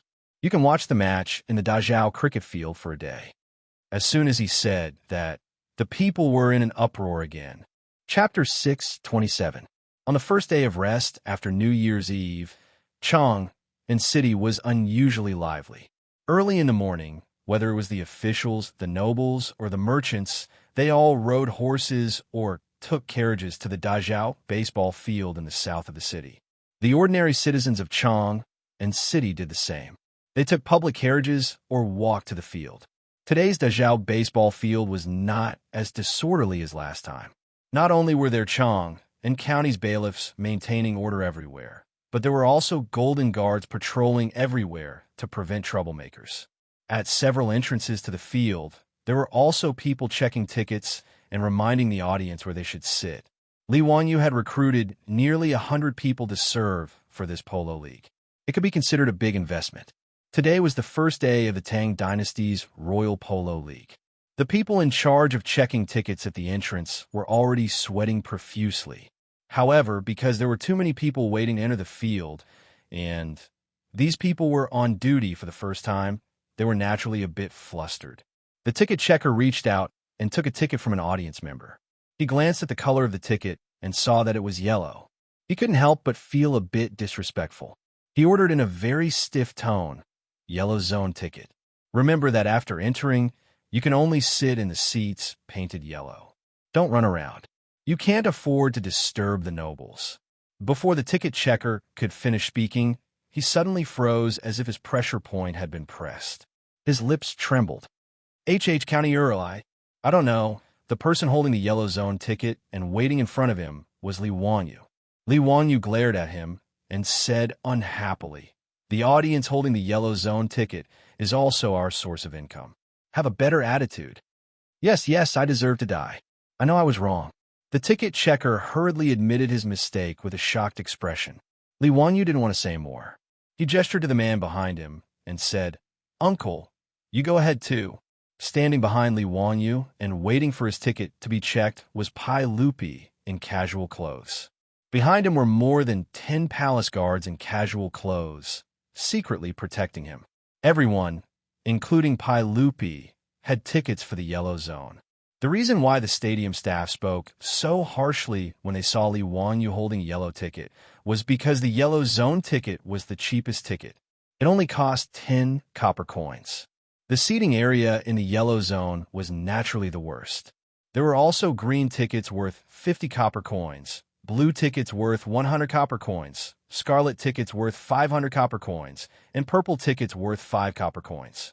Li Wanyu was also learning from the soccer stadiums of the future, where different areas had different ticket prices. Not only could it allow the common people to watch the baseball game, but it could also provide more choices for the officials, nobles, and merchants who were willing to pay a high price. The reason why the tickets and the seating area in the stadium were separated by color was naturally the same as the public carriage. It was to deal with the huge illiterate population of the Tang dynasty. The fact that the common people were illiterate was something that could not be helped. The reason why he came with Pai Lupi and held a green ticket to watch the game was naturally Pai Lupi's idea. He said that he wanted to enjoy the game with the common people. Li Wanyu naturally tried to dissuade him, but he could not dissuade Pai Lupi. He could only get a few of the cheapest yellow tickets. A group of palace guards in casual clothes surrounded Pai Lupi and Li Wanyu as they walked to the stands. When they saw the noisy crowd in front of them, they could not help but frown. Li Wanyu also had a headache about this. The tickets for the green zone were cheap, so the view was naturally the worst. Sitting there and watching the game was not fun at all. "Uncle, it's too noisy here, and the view is not good. Why don't we go back to the box?" Li Wanyu whispered. Pai Lupi did not pay attention to him at all. He found a seat and sat down. He even chatted with the common people who were watching the game. Li Wanyu rolled his eyes. "Your sister, do you have nothing better to do? Do you still want to go on an official visit?" He could only helplessly give the palace guards a look, indicating that they should find a place to sit. "Old man, why did you come to watch the game today?" "Haha, thanks to the blessing of the county count of who, Old me also came to watch the game on the first day of the new year. I really liked it. Today is the start of the Royal Batting League. Old me naturally has to come and watch." The old man next to Pai Lupi said with a smile while twisting his beard.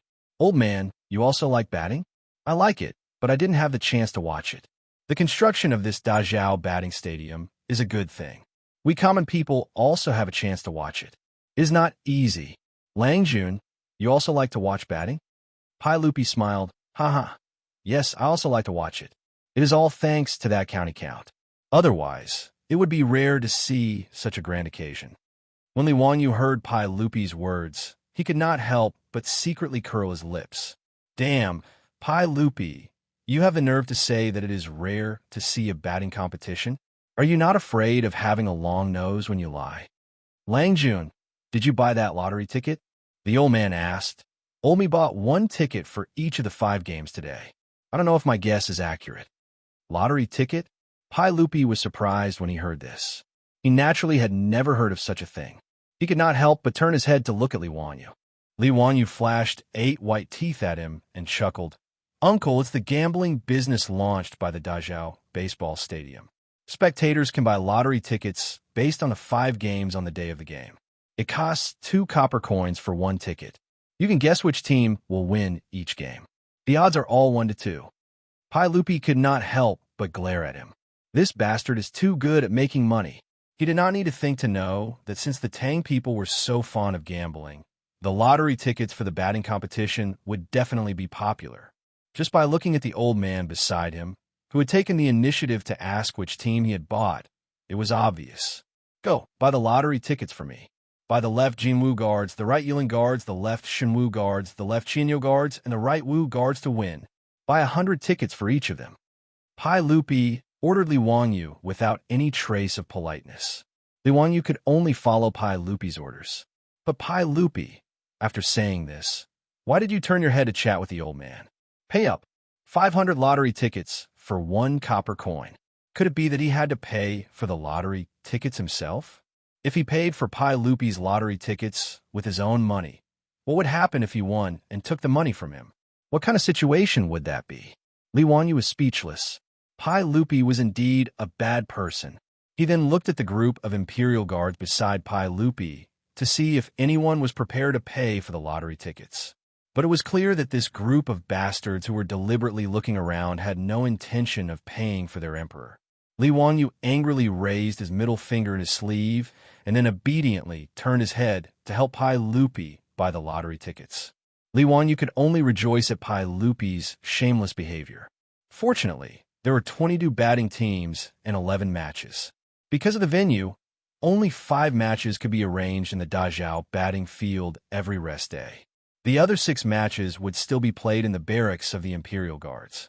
Otherwise, if there were 11 matches today, wouldn't he have to spend even more money? The 5 teams that Pai Lupi wanted to buy were the teams that would be playing in the Dazhao batting field today. Li Wanyu obediently paid for the tickets of the 5 teams from the field's lottery sales point and handed them to Pai Lupi. The eyes of the old man beside Pai Lupi lit up when he saw the thick stack of lottery tickets. "Lang Jun, you're so bold. To be able to buy so many lottery tickets in one go. It seems like you have high hopes for these teams. Haha, you're too kind. I only know a little and want to try my luck. Pai Lupi also laughed loudly. Li Wangyu was the only one who was gloomily drawing circles on the ground. Chapter 628. The opening match of the Tang Dynasty's Royal Batting League was between the guards of the left and the guards of the left. Amidst the sounds of gongs and drums, 20 batters rode their horses onto the field. Unlike the first day of the Lunar New Year, due to the lottery, the spectators who bet on different teams were naturally divided into two groups. They began to shout and cheer for the teams they supported.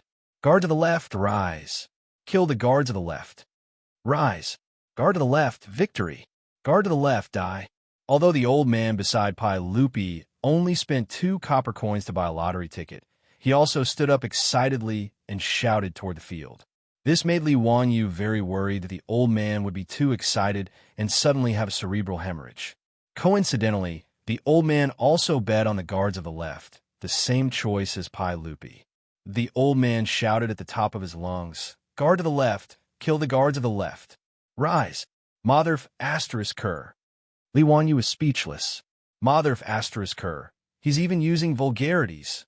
However, Pai Lupi also jumped up and shouted, "Kill the guards of the left." Li Wangyu couldn't help but feel that his worldview was collapsing. Is this still the emperor of the Tang dynasty? Is it really okay for you to shout like this? The guard to the left are also one of the 16 guards under your command. They're not raised by a stepmother. If Pai Lupi's words were to reach the ears of the imperial guards of the left, would it immediately cause a mutiny? While Li Wangyu's imagination was running wild, the referee on the field had already blown the copper whistle, and the game had officially begun. Because the seats in the yellow section were not very good, and the seats were too far away, Li Wangyu couldn't clearly see the situation on the field, even when he stretched his neck. He could only hear the crowd shouting "Rise." It had to be said that the words "Rise" spread very quickly. After the batting match on the first day of a new year, the audience that entered the stadium today quickly unified the cheering slogan. What was different was that because of the excitement of winning the lottery, there were also all kinds of curses mixed in with the cheers. This also made the Dezhou baseball stadium, which was filled with 100,000 spectators, seem very lively. It had the flavor of the 5 major leagues of the future, which made Li Wangyu very satisfied. Since they were watching a football match, they naturally had to have their own fans. Although the 16 guards of Nanya and the 6 armies of Bea didn't have any fans, betting on matches was the most direct way to attract spectators to support the various teams. Li Wangyu and the others were sitting at the 2 ends of the court. They were far away from each other, and it was difficult for them to watch. He simply took out a metal cylinder from his waist, pulled it open, and put it to his eyes. Needless to say, this was the monocular that he had asked the craftsman to make. Since the microscope that Sun Simiao needed could be made, this telescope was naturally not a difficult task. In fact, compared to the microscope, it was much simpler. Li Wangyu had previously forgotten about the telescope. It wasn't until he was watching the match on the first day of the new year in the private box of the stadium that he remembered this matter. Although the view from the stands was good, it was still very far away. He then asked the craftsman to make it. Uncle Chung actually went into the match personally. Through the lens of the telescope, Li Wangyu could clearly see the golden guards of the left's batting team. The one who was waving the club and shouting was that old hooligan, Chang Yaojin. Zio, how did you know? Pai Lupi had never seen a monocular before. He found it very strange that Li Wangyu put the metal cylinder in front of his eyes. Li Wangyu handed the telescope in his hand to Pai Lupi and showed it off. Uncle, this is a new gadget that I made. It's called a telescope. Through it, you can clearly see the scene in the distance. Pai Lupi took the telescope suspiciously. He copied Li Wangyu's previous actions and put it in front of his eyes. In the next second, Pai Lupi looked as if he had seen a ghost. His hands trembled, and he almost threw the monocular in his hand. What kind of magical item is this telescope? It can actually see the scene from so far away. Pai Lupi calmed his mind and put his eyes in front of the telescope again. It really is Chengji Jia. Li Wangyu smiled indifferently. He was about to put on an "I am an expert" expression when the back of his head was suddenly hit hard by Pai Lupi. Scoundrel! If you had such a good item, why didn't you take it out earlier? Do you know how important this item is? Pai Lupi not only did not praise him, he even scolded him. Li Wanyu was speechless. Li Wanyu helplessly touched the back of his head. Uncle, isn't it just a telescope? You don't need to make a fuss about it, right? Fool, do you know how useful this item is in the military? Pai Lupi stared at Li Wanyu with an expression that said he expected better from him. Li Wanyu suddenly understood. He really didn't think about the military use of the telescope. It wasn't that Li Wanyu didn't know the significance and use of telescopes in military operations. In any case, he was a fan of the military for a long time in the future, so he still had this common sense. But as an ordinary person who grew up in an era of peace, he really didn't think of using the telescope for war. How many of these telescopes did you make? Pai Lupi asked again. Li Wanyu raised 2 fingers. The craftsmen who are in charge of supervising the telescope have only polished the lenses of 2 telescopes. Did the craftsmen who are in charge of supervising the telescope help you make this item? Yes, this telescope is also made of crystal, Li Wanyu replied. Is it possible to make this item in large quantities? Of course, the telescope isn't complicated. The craftsmen who are in charge of supervising the telescope are already familiar with how to use crystal to make lenses. Pai Lupi nodded with satisfaction. Since it was made by supervising the telescope, then it's a public item for private use. This telescope naturally belongs to me. Consider it a fee for letting the supervisor make your personal item. Since the craftsmen who are in charge of supervising the telescope know how to make it, I will arrange for them to continue making it. Zio, you don't have to worry about it anymore. Li Wanyu was thunderstruck by Pai Lupi's shameless words. How can a person be this shameless? He asked the craftsmen who were in charge of supervising the telescope to help him grind the lenses and make these novel items. He paid them a salary. Why did Pai Lupi say that it was a public item for private use? Is there any law? Is there any reason? However, an arm can't twist a leg, not to mention Pai Lupi, the leader of the imperialists of the Tang dynasty. Li Wanyu could only lower his head and admit defeat in front of Pai Lupi's shameless words.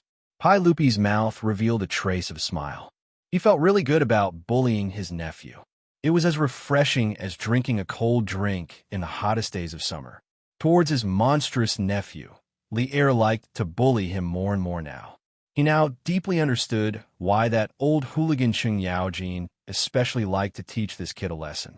The feeling of being able to suppress you with force, even though I'm not as smart as you, is really cool. Pai Lupi proudly raised the trophy in his hand and continued to look at the field. Good. Damn thief. Let's play like this. Kill the guards of the left bureau. Chung Jiji, you old bastard, shoot. Motherf asterisk cur. You can't even shoot like this. Bastard. After Chung Yaojin missed a shot, Li Er suddenly stood up agitatedly, waved his fist at the field and cursed. The old man next to him also jumped up and shouted, You bunch of slave soldiers, do you know how to play? Even the old man played better than you guys. Damn thief. Li Wanyu covered his face with both hands. This is too damn embarrassing. Chapter 629. The reason why Pai Lupi chose to bet on the Golden Guards of the left was because he had confidence in them. After all, he loved to hit the ball, and he often went up to hit the ball himself. The Northern 6 armies and the Southern 16 guards were 22 teams. Even if Pai Lupi couldn't say that he knew them like the back of his hand, he still had a rough idea. The Golden Guards of the left had the great General Cheng Yaojin, and they had inherited his fiery personality. When they attacked on the field, they were as fierce as when they were on the battlefield. Back then, in order to deal with the batting team of Zhang Liang's mansion, the debauches and Li Wanyu had secretly practiced the tactics that Li Wanyu had copied from soccer for a few days in the barracks of the Golden Guards of the left. Thus, the batters of the Golden Guards of the left were able to learn it. In addition, the batters of the Golden Guards of the left were already very skilled.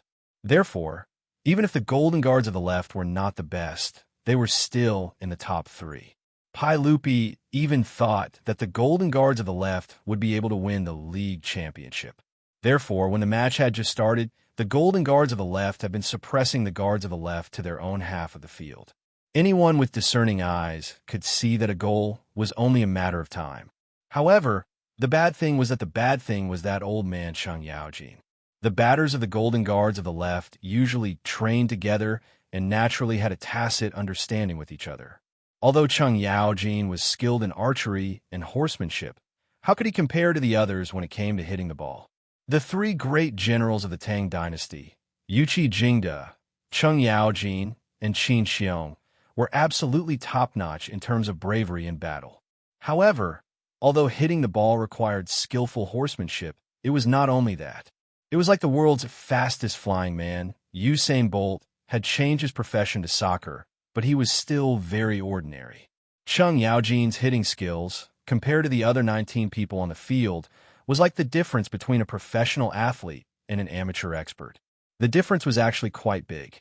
However, this old man did not realize it.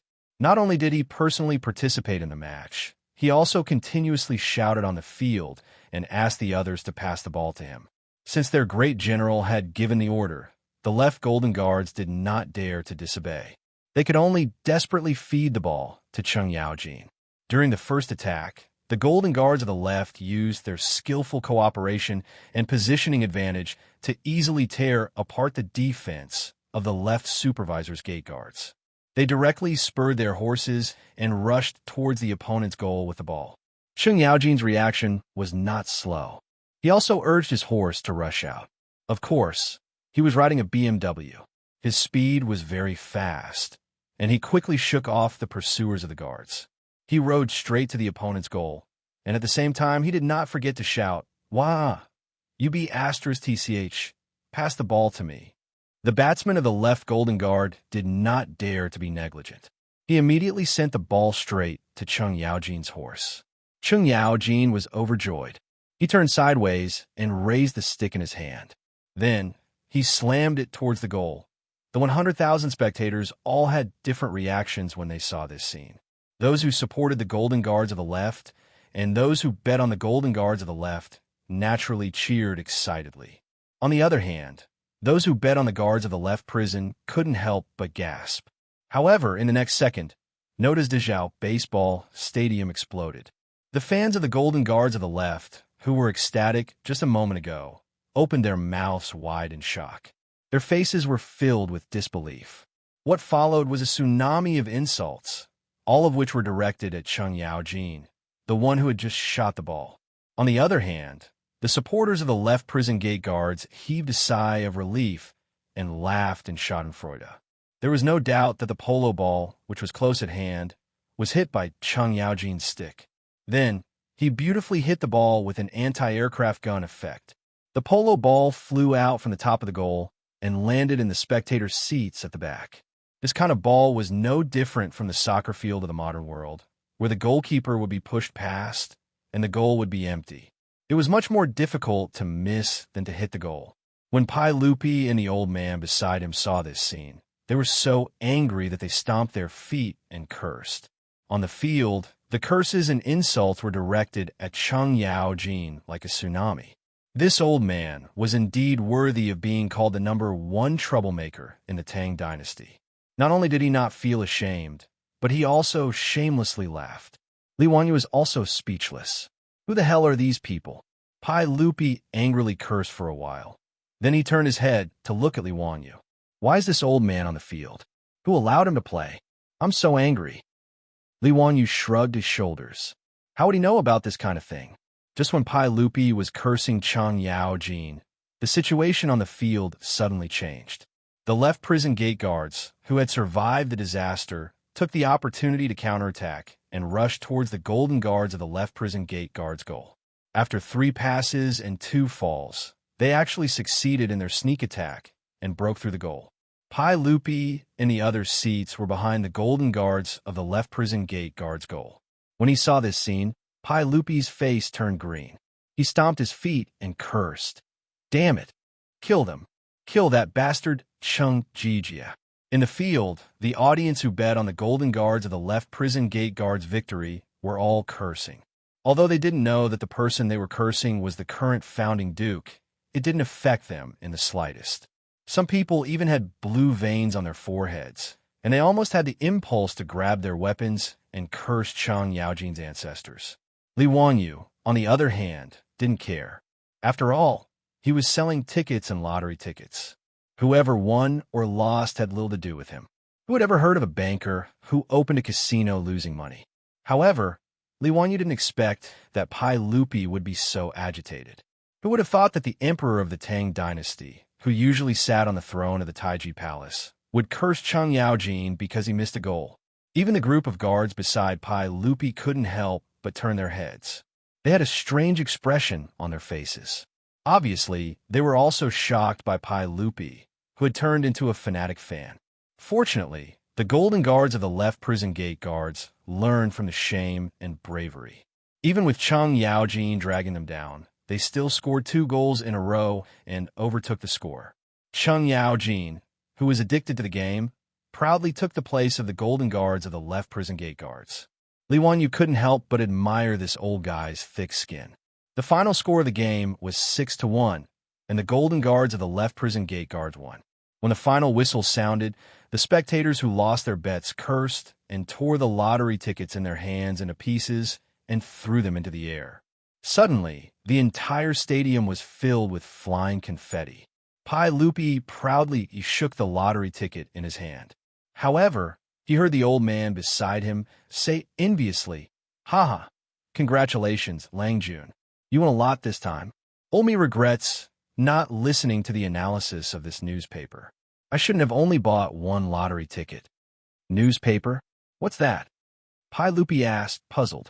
The old man immediately took out a folded piece of paper from his arms. This is the newspaper published by the Dazhao baseball stadium. It said that it's published every 10 days before a game. It has an introduction to the 10 teams in the game, an analysis of their strength, recommendations to buy lottery tickets, and so on. Lang Jun, didn't you buy it? This newspaper is 1 copper coin per copy. It's quite cheap. Pai Lupi reached out to take the newspaper and turned his head to look at Li Wanyu. Needless to say, this must be a novelty that his nephew came up with. Chapter 630. Rather than a newspaper, the newspaper was more like an advertisement leaflet for buying a baseball lottery ticket. Because there was no movable type printing, Li Wanyu could only continue to choose the method of engraving printing to print the newspaper. In fact, Li Wanyu had also pondered whether to get the movable type printing out and make a real newspaper. It was actually not difficult. He just needed to find a craftsman to carve the type. However, after careful consideration, Li Wanyu shook his head with a wry smile and dismissed the idea of making a newspaper. With the terrible literacy rate of the Tang dynasty, even if he made a newspaper, it might not be able to sell much. Moreover, he did not have much influence in the scholarly circles now. Although he had copied some poems and articles and had gained some fame among the scholars, compared with the reputation of the aristocratic families that had been passed down for thousands of years, it was still too far away. Now that he wanted to make a real newspaper, he did not know who this weapon would be for. Perhaps the aristocratic families would be the ones who would be really ecstatic. After thinking for a long time, Li Wanyu temporarily dismissed the tempting idea of making a newspaper. The newspaper, in the hands of the old man beside Pai Lupi, contained the introduction of the 10 teams that played in the Dazhao baseball stadium every 10 days, as well as the analysis of the strength of the teams, the odds of the lottery, and so on. This was because the people of Chang and city were unfamiliar with these 22 baseball teams. This was the only way to attract them to bet on the lottery ticket. After the launch of the newspaper, it naturally attracted many people to buy it. Due to the limited literacy rate, there were many people who spent a copper coin to buy the newspaper and then went around looking for people to help them read out the contents. There were also clever storytellers and brothels who bought the newspaper and relayed the contents of the newspaper to the people. The Tangs loved gambling, and gambling on baseball was a novelty, so it naturally attracted people. Almost 80% of the people who came to the Dazhao baseball stadium to watch the game today spent money to buy the lottery ticket. The analysis of the strength of each team in the newspaper was actually written by Li Wanyu. It might not be accurate and was just for the people's reference. The report had divided the 22 teams into 3 tiers. Of the 2 teams that had competed just now, the left Golden Guards were the first tier, while the left Prison Guards were the third tier. The old man was literate. After reading the newspaper, he was skeptical. Following the analysis of the newspaper, he bought a lottery ticket for the Golden Guard of the left. Now that the Golden Guards of the left had one, he could use this lottery ticket to exchange for 4 copper coins. The lottery had just started, so the odds were 1 to 2 to attract people to place their bets. After everyone was familiar with it, Li Wanyu would then analyze the strength of each team and give different odds for each team. Pai Lupi took the report from the old man and read it carefully. He couldn't help but snort coldly. Ziyu, who wrote this analysis of your team? Why would the right feathered forest army be classified as the 2nd grade? The next match would be the right Imperial Guard versus the left Imperial Guard, right? Wasn't this nonsense? How could the left Imperial Guard have a chance of winning? Li Wanyu rubbed his nose and laughed. Uncle, this is what I asked Ching Chumo to write. Is it inappropriate? I'll scold them later. Pai Lupi shook his head. Nonsense. These guys are obviously biased towards the 16 guards of the Southern Yamen. Li Wanyu thought to himself, wasn't this nonsense? Cheng Chumo, Yuchi Baolin, Niu Zhongping were all great generals of the 16 guards of the Southern Yamen. How could they not be biased toward their own people? The 6 guards of the Northern Yamen were, after all, the Emperor's personal army. The old man beside Pai Lupi heard this and couldn't help but ask curiously, Lang Jun, is this report wrong? Olmi even bet on the left Imperial Guard to win the next match. Pai Lupi smiled. Old man, if you trust me, why don't you go and buy 2 more lottery tickets for the right feathered forest army? I feel that the right feathered forest army will definitely win this match. Lang Jun, how do you know? Haha. I've seen the right feathered forest army play before. Their level is not inferior to the left Imperial Guard. That's why I dare to bet. Pai Lupi naturally couldn't tell the truth and could only find an excuse. The old man looked at the thick stack of lottery tickets in Pai Lupi's hands and immediately stood up without any hesitation. He cupped his hands in thanks to Pai Lupi and turned to walk towards the lottery booth. After every match, there would be a quarter of an hour of rest. Before the match started, people could buy lottery tickets for the match on the spot. Not long after, the old man returned with a lot of lottery tickets in his hands. It was obvious that he had bought more than one. When the old man saw Pai Lupi looking at the lottery tickets in his hands, he couldn't help but stroke his beard and laugh. Haha, greedy. I've made a fool of myself. Since Lang Jun dares to buy 100 lottery tickets to bet that the right feathered forest army will win, Olmi will also buy 10 tickets to borrow Lang Jun's good fortune. Pai Lupi also laughed. Old man, don't worry. I guarantee that you won't lose. Li Wanyu secretly curled his lips. Since Pai Lupi said that the right feathered forest army would win, he naturally believed it. But when he thought that the money that Pai Lupi won was actually taken from him without risking anything, Li Wanyu was very unhappy. Of course, this wasn't a matter of money. If Pai Lupi needed it, he could hand over all his earnings from the tournament to the imperial court at any time.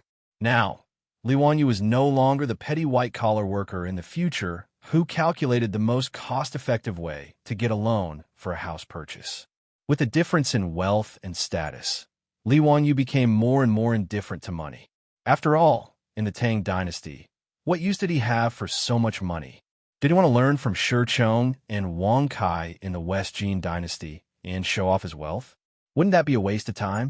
But even if Li Wanyu didn't care about copper coins, he was still unhappy that Pai Lupi had extorted a small sum of money for no reason. It was the same for Li Er. To be able to extort a small sum of money from Li Wanyu, he would never tire of this kind of game. Unlike the football games in the future, in today's Chong and city, only the Dazhao baseball stadium was open to the public. Naturally, he had to make good use of it. After a quarter of an hour, the drums in the stadium sounded again. The game between the right feathered forest army and the left guard army began. The result of the game was not different from Pai Lupi's prediction. In the end, the right feathered forest army won 5-2. This time, the old man next to Pai Lupi smiled even more brightly. He repeatedly cupped his hands and thanked Pai Lupi. As for the spectators who had lost their bets, there was naturally another round of white snow in the stadium. The torn lottery tickets danced in the air. At the same time, many people cursed loudly, thinking that the analysis of the newspaper was nonsense and misleading everyone. In this regard, Li Wanyu could only helplessly shrug his shoulders. Anyway, the newspaper had already stated that it was for reference only. Who could guarantee that what he said was all right?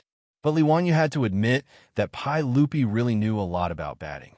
At the end of the first day of the game, Pai Lupi actually guessed the results of 4 out of the 5 games. Only one game was unexpectedly a draw, which made Pai Lupi's judgment wrong. This also made the old man next to Pai Lupi a small fortune today. Looking at Pai Lupi proudly taking the 400 lottery tickets to redeem the prize, Li Wanyu was so angry that the roots of his teeth were itching. 1,600 copper coins. How could Pai Lupi not feel embarrassed? Not to mention how Li Wanyu was cursing Pai Lupi in his heart. The next day, Pai Lupi gave him another surprise. Chapter 631. Li Wanyu looked at the manuscripts in front of him. He didn't know whether he should be happy or shocked. These were the manuscripts sent by Pai Lupi early this morning, asking him to publish them in the next issue of the newspaper. Pai Lupi even painfully gave himself a pen name, Li Tianshou. Li Wanyu really didn't have the strength to complain about this name. What the hell was this? Did he want to live as long as the heavens? He rubbed his temples with a headache and handed the manuscripts written by Pai Lupi to Cho Kuan in front of him. Cho Kuan, how do you want to arrange this? As a lazy person, Li Wanyu naturally wouldn't take care of those trivial matters himself. Whether it was running the Dezhou batting field or the Royal Batting League, it was very cumbersome. So he simply pulled in Cho Kuan, the fatty, and handed over all the affairs to Cho Kuan. After all, Cho Kuan's ability was recognized by Li Wanyu, including the beautiful boss, who praised this seemingly stupid fatty. Previously, Li Wanyu gave the fatty the management of the automatic beverage vending machine industry that he started on a whim. As a result, the fatty actually made it very popular. Now, the beverage vending machines could be seen everywhere in Chang and City. Even the surrounding counties had been opened to the fatty's market. Now, no less than 200 beverage vending machines have been invested in Chang and City and the surrounding counties. Although it was winter now and business was not as good as in summer, it still brought in no less than 100 strings of cash every day. In fact, the beautiful boss was also interested in taking over the batting league. But now how could Li Wanyu be willing to let his woman work so hard? So in the end, this pile of things was thrown to the fatty, Cho Kuan, to take care of. In this regard, both Cho Yuanliang and Cho Kuan were grateful for Li Wanyu's support. For a merchant family like them to manage the Tang Dynasty Royal Batting League, the benefits were self-evident. Just the fact that Cho Kuan could have a good relationship with the 22 Imperial Guards was a great gain. Needless to say, running a baseball field meant having to deal with the powerful officials in Chang'an. Although it was only the first day of the batting league, it had already caused a stir in Chang'an. Now in Chang, and the first thing people would say to each other upon meeting was, "Have you seen it?" It was similar to the greeting of "Have you eaten?" in the capital of the modern world. As for the tickets for the next match, there were already people lining up to buy them. The private rooms that cost 5 strings of copper coins and a purple ticket also began to show signs of not being able to meet the demand. Regardless of whether they were officials, nobles, aristocratic families, or merchants, they were all scrambling for this opportunity. Originally, Fatty Cho Kuan had thought that Li Wanyu's pricing was crazy. Spending 5 strings of copper coins to watch a baseball match for a whole day was too crazy. This was the monthly salary of a third-rank official in the imperial court. However, Cho Kuan had underestimated the spending power of the officials and aristocratic families. He had also underestimated the value of the purple ticket box. Not everyone was like Pai Lupi, who was willing to sit in the stands and watch the game with the people. Being able to watch a match in a private room was a representation of one's status. The tickets for 5 strings of copper coins were not in the eyes of the people. Cho Kuan had now invested 120% of his interest and energy into the Dezhou baseball stadium and the management of the baseball league. Hearing Li Wanyu's inquiry, Cho Kuan blinked the small eyes on his chubby face and smiled. "What's the problem? If a saint wants to publish an article, how can it not be published?" Li Wanyu asked, but the analysis of the strength of the team written by Uncle is completely different from what he and the others wrote. Don't tell me that the newspaper will publish two different analyses with different views? Why not? Let the people choose for themselves who to believe. Fatty Cho spread his hands and smiled. It's just for reference anyway. Li Wanyu was speechless. He nodded silently. This was the only way. He really did not expect that Pai Lupi would be so interested that he would personally write an article to analyze the strength of the next match and even predict the outcome. Before the arrival of the second match, this issue of the newspaper had already been released a few days in advance. Everyone was quite fond of buying lottery tickets for the baseball match. Whether it was the ordinary people or the officials and nobles, they all opened their wallets and bought lottery tickets. The originally unfamiliar 22 Imperial Army batting teams had now become the most talked about topic among the people of Chang. The newspaper issued by the Dezhou baseball stadium became an important basis for the people to study the next match and how to buy lottery tickets. Driver, give me a copy of the latest issue of the newspaper. I want one too. Early in the morning, the public carriage in Chang and was surrounded by the people who wanted to buy the newspaper. This was also because Li Wanyu wanted to save trouble and let the public carriage of Dingzhou village sell the newspaper. Anyway, these public carriages shuttled back and forth in Chang, and every day, they were the best mobile sales platform. 1 copper coin for 1 copy of the newspaper was cheap, and the people could afford to buy it. But these people who had snatched the newspaper were not literate. They could only take the newspaper and look around for people to read it for them. For a time, anyone in Chang and who could read was in high demand. Even the children who were reading elementary school were asked to help them read the newspaper. However, the content of the second issue of the newspaper stunned everyone. In the newspaper, there were 2 articles that analyzed the strength of the team and predicted the outcome of the match. They actually had different opinions. This caused everyone to discuss this matter animatedly. Hey, today's newspaper is interesting. There are actually 2 articles with different opinions. Who is this Li Tianxiao? I've never heard of him. Let's look at Mr. Du's article. Mr. Du is the son of Minister Du, the Duke of Kai. He naturally wouldn't talk nonsense. Yes, that's right. This Li Tianxiao is so bold. He actually wrote an article that analyzed the outcome of the team. Almost all of it was different from Mr. Du's. I don't believe that he knows the Imperial Army batting team better than Mr. Du. That's right. I've decided to listen to Mr. Du and buy lottery tickets according to his analysis. Haha, that's right. I think so too. Everyone, although I don't know who this Li Tianxiao is, he is well written. However, this article was written with reason and did not seem to be nonsense. Otherwise, why would the global newspaper print this article? I think Li Tianxiao's analysis should be taken as a reference. Bah, don't talk nonsense. If you don't believe Mr. Du, are you going to believe this nameless person? From the last match, it seems that Mr. Du's prediction was not accurate. Nonsense. 5 matches. Mr. Du predicted at least 3 matches correctly. What else do you want? If he predicted all of them correctly, then Mr. Du would be an immortal in heaven. Haha, brother, you are right. Then I'll buy lottery tickets according to Mr. Du's analysis. After the newspaper was printed, it was naturally sent to Pai Lupi's desk. Pai Lupi picked up the newspaper and looked at it carefully. He was very proud. He stretched out his hand to summon Mi Tuo and asked, Mi Tuo, what's the response to my article? Is it because you admire me? Ha! Mi Tuo's face was a little ugly. He stammered for a long time before he nodded and said, Of course. Everyone wrote the article. How can it be wrong? People are saying that they're going to buy lottery tickets according to everyone's prediction. Mi Tuo could not be blamed for lying. He really did not dare to tell the truth to Pai Lupi. He could only lie against his conscience. Pai Lupi did not notice the change in Mi Tuo's face. He was looking at the newspaper and was very proud. Chapter 632. Li Wanyu couldn't care less about the response to the article written by Pai Lupi under the alias of Li Tianxiao. At the moment, he was busy making lanterns in the house of Kaihua Square with a group of craftsmen invited from the general work supervisor.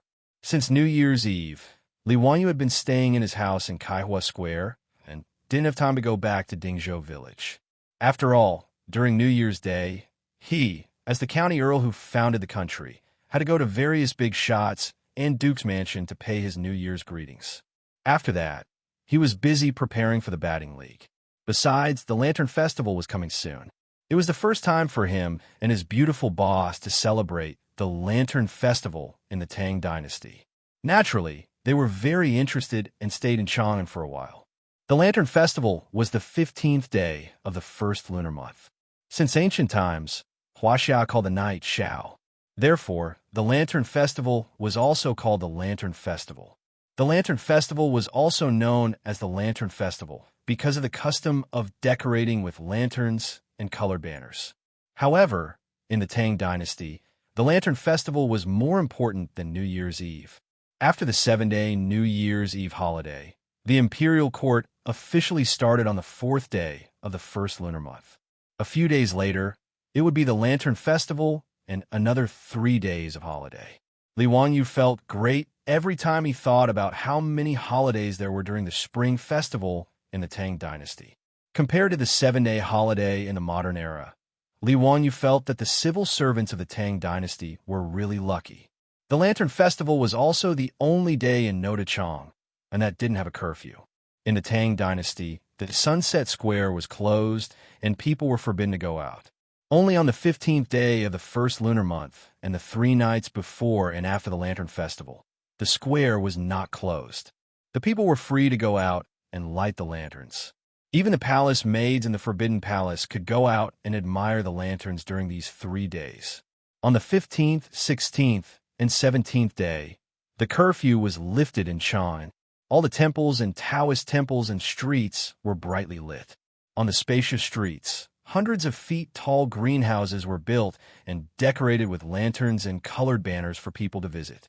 The children of all the soldiers in the city came out of the empty alleys. Carriages and horses blocked the road, and it was extremely crowded. Sometimes pedestrians could even be wrapped in the flow of people and walk dozens of steps without their feet touching the ground. It could be said that it was extraordinarily lively. Palace maids, singers, and young ladies from Chang and in Wanyan counties were dancing and singing under the colorful lanterns. For 3 days in a row, they were extremely happy. The Lantern Festival was not just for the common people to enjoy the lanterns. On this day, the officials and nobles had to send their meticulously crafted lanterns into the palace for Pai Lupi and the imperial family to enjoy. It would be fine if it was just for the royal family to see, but the key was that the lanterns placed on the Vermilion Bird Avenue were to be displayed for the appreciation of the entire city's citizens. Moreover, the most novel and beautiful lanterns would naturally be rewarded by the palace. The officials and nobles did not care about the gold and silver that Pai Lupi had bestowed upon them, but they still cared about their reputation. If the lanterns made by their own residents were uglier than those made by others, then it would be too shameful. Therefore, in order to be able to show their faces in the Lantern Festival, many officials and nobles began to recruit skilled craftsmen half a year ago to make those extremely complicated and exquisite lanterns in order to win the first prize of the Lantern Festival, or to win the praise of the common people who enjoyed the lanterns. Li Wanyu, this fellow, did not know that there was such a thing as the Lantern Festival, so naturally, he did not prepare any lanterns. It was not until a group of playboys came to visit that he was dumbfounded. "Zio, why haven't I seen the lanterns made by your residents?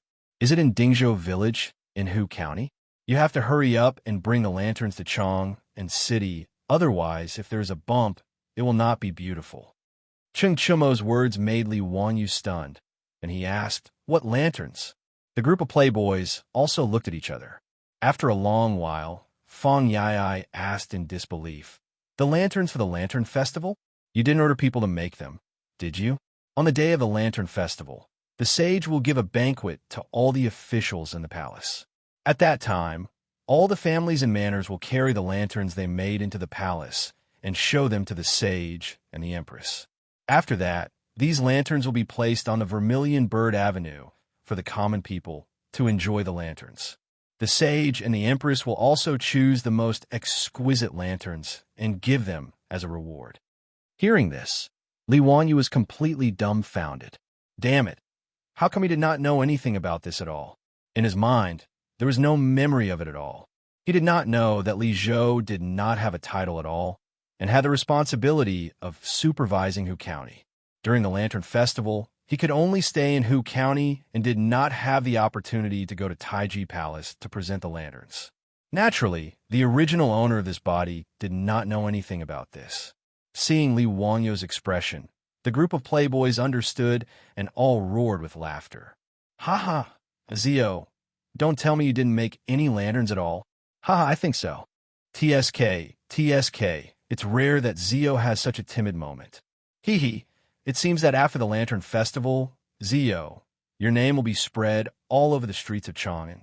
Since the establishment of the Tang dynasty, you're the first noble who did not present a lantern to His Majesty during the Lantern Festival. Zio, it's okay. I'll go to Shi City later and buy you a lantern. You can take it and present it to the sage. Haha. The playboys laughed heartily, and Li Wanyu was so angry that he could only raise 2 middle fingers at them. However, he soon realized that he had miscalculated and immediately returned the gesture with 20 middle fingers. Li Wanyu very childishly crossed his arms in front of his chest and said, "Rebound." His beautiful superior sat in the corridor and did not know whether to laugh or cry as she watched her childish little man fooling around with the playboys. However, fooling around was just fooling around. After that, the silk pants began to come up with ideas for Li Wanyu. Zio, I'm afraid that now we can only go to Shi City and see if we can buy a delicate lantern from the merchants. How could the goods sold by those merchants be any good? Zio, don't listen to that idiot Cheng Chumo. If you ask me, you should go and ask your enemy. Their residents must also know how to make lanterns. Just ask them to give you the finished lanterns. Fang Yai suggested. As soon as he finished speaking, Chai Lingwu slapped him hard on the back of his head and said, Yai, you have the nerve to call Cheng Chumo an idiot? How good are you? The enemy is a merchant. Even if they make lanterns, do you think they can use the regulations? If Zio really uses that lantern, you'll be laughed at by the officials. Damn, then what good ideas do you have? Fang Yai said angrily. Needless to say, the word damn was a catchphrase that he learned from Li Wanyu. In this regard, the playboys really did not have any good ideas. After all, the lanterns offered by the officials and nobles were very complicated and could not be made in a short time. It would not be sold in the market either. In this regard, Li Wanyu also did not know what to do. He sat by the table and thought hard. However, his beautiful superior's eyes suddenly lit up, and she waved at him. Li Wanyu quickly went over to see if his beautiful superior had any ideas. However, he saw Su Changqing whisper a few words in Li Wanyu's ear. Hearing this, Li Wanyu's originally knitted brows could not help but relax. Brilliant, really brilliant. Wahaha! Why didn't I think of this before? Li Wanyu was overjoyed. He couldn't care less about the crowd of good-for-nothings watching from the side. He fiercely kissed his beautiful superior's cheek. However, the crowd of good-for-nothings was extremely shocked. This fellow was probably crazy. Chapter 633. The beautiful superior rolled her eyes at Li Wanyu's frivolous behavior in front of everyone. She then turned around and pulled Afro and Perrin, who were covering their mouths and giggling, back to the rear courtyard. Li Wanyu, on the other hand, laughed heartily. All right, brothers, please go back. I have to start making the lanterns and don't have time to drink and be merry with you today. His words naturally made the group of wastrels look at each other, not knowing what to say. After a long while, Fang Yai stammered, Zio, are you muddle-headed? Do you know how much effort is needed to make a lantern? It's only 3 days until the Lantern Festival. What kind of lantern can you make? Won't you be laughed to death if you just make a lantern? Li Wanyu snapped his fingers, looking as if he had the pearl of wisdom in his hands. I have my own brilliant plan. Brothers, don't worry. I guarantee that I won't lose face.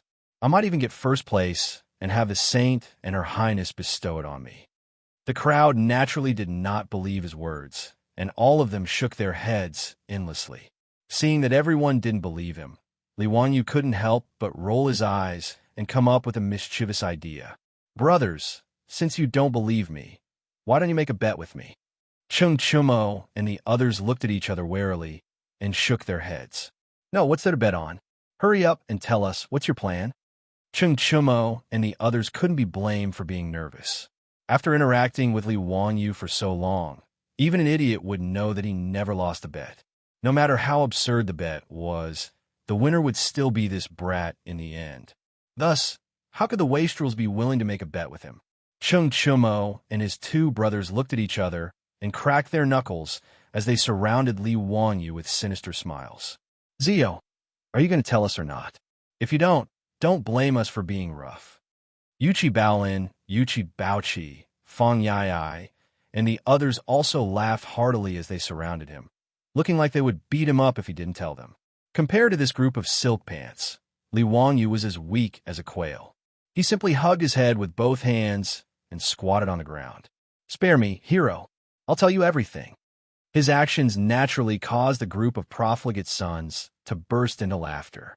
In fact, the idea that the beautiful boss gave Li Wanyu was very simple. It was the merry-go-round.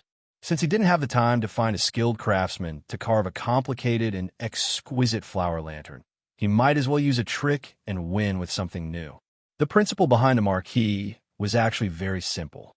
It was the heat generated by the burning of a lamp that caused the airflow to push the wheel axle to rotate, thus causing the paper cut on the wheel axle to rotate. The light projected the paper cuts onto the lampshade, and the images automatically circulated and moved around. As for the merry-go-round, although there were later historians who said that it had been recorded in the Han Dynasty, in fact, the merry-go-round only appeared in the Song Dynasty. In the Southern Song Dynasty, Wu Zimu's Dream Beam records, there were records of the merry-go-round being sold in the Lin and night market in the capital. Zhoumi's Old Wuling stories also had a description of a lantern, which was like sand playing with shadows. Li Wanyu and his beautiful boss had transmigrated to the Tang Dynasty for nearly a year, but they had never seen anything like the merry-go-round. Therefore, Su Chongqing had a flash of inspiration and came up with this idea for Li Wanyu. After listening to Li Wanyu's explanation that he wanted to make a flower lantern that didn't require manpower and could make the images in the lantern rotate on their own, the profligate sons couldn't help but be dumbfounded. Zio, don't lie to us. How can this flower lantern rotate on its own if no one drives it? That's right, I've never heard of such a thing. This flower lantern isn't your water wheel. Without the power of water, how can it rotate on its own? Li Wanyu rolled his eyes. This group of scientific idiots was really difficult to communicate with and explain. He was too lazy to talk nonsense with the profligate sons. He just ordered Niu Wu to invite Yin Libin to his residence to help him make the flower lantern. Yin Libin was good at setting up mechanisms. If he wanted to make the merry-go-round, how could he do it without the help of this disciple? Moreover, he had to borrow the craftsman of the general supervisor, and he also needed Yin Libin, the general supervisor and junior supervisor, to coordinate. When the profligate sons saw that Li Wanyu didn't seem to be joking, they became even more interested. They all stayed in the Lai hot, waiting to see how the flower lantern that could rotate on its own was made. Since his master had summoned him, Yin Libin naturally didn't dare to neglect and hurried to Kaihua Square. When he heard that Li Wanyu hadn't made the flower lantern yet, he was also very anxious. Master, this is all my fault. How could I forget to remind you? Please forgive me, Master. I have already made the flower lantern in my residence. I'll ask someone to send it over later. Li Wanyu naturally smiled and waved his hand to reject Yin Libin's words. Even if he didn't, he couldn't be so thick-skinned and shameless as to steal his own disciple's flower lantern. That would be too shameless. Libin, there's no need to be anxious. There are still 3 days until the Lantern Festival. It's enough time for me to make an unprecedented flower lantern. Haha. After Li Wanyu finished speaking, he brought him to the study and began to draw the diagram of the merry-go-round on a piece of paper. The profligate sons also hurriedly rushed over and looked at the diagram that Li Wanyu drew. Wonderful. Master, it's really wonderful. I understand now. As expected, when the oil lamp in the flower lantern burns, the heat it emits can move the axle. It's really simple. Why didn't I think of it before? Master is very talented. I understand now. Yin Libin was indeed good at mechanism construction. After Li Wanyu's explanation, he immediately understood the principle behind it. Yin Libin bowed deeply to his little master, indicating that he had learned a lot.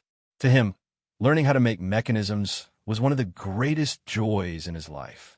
and his master was always able to create something unexpected, which made him very happy.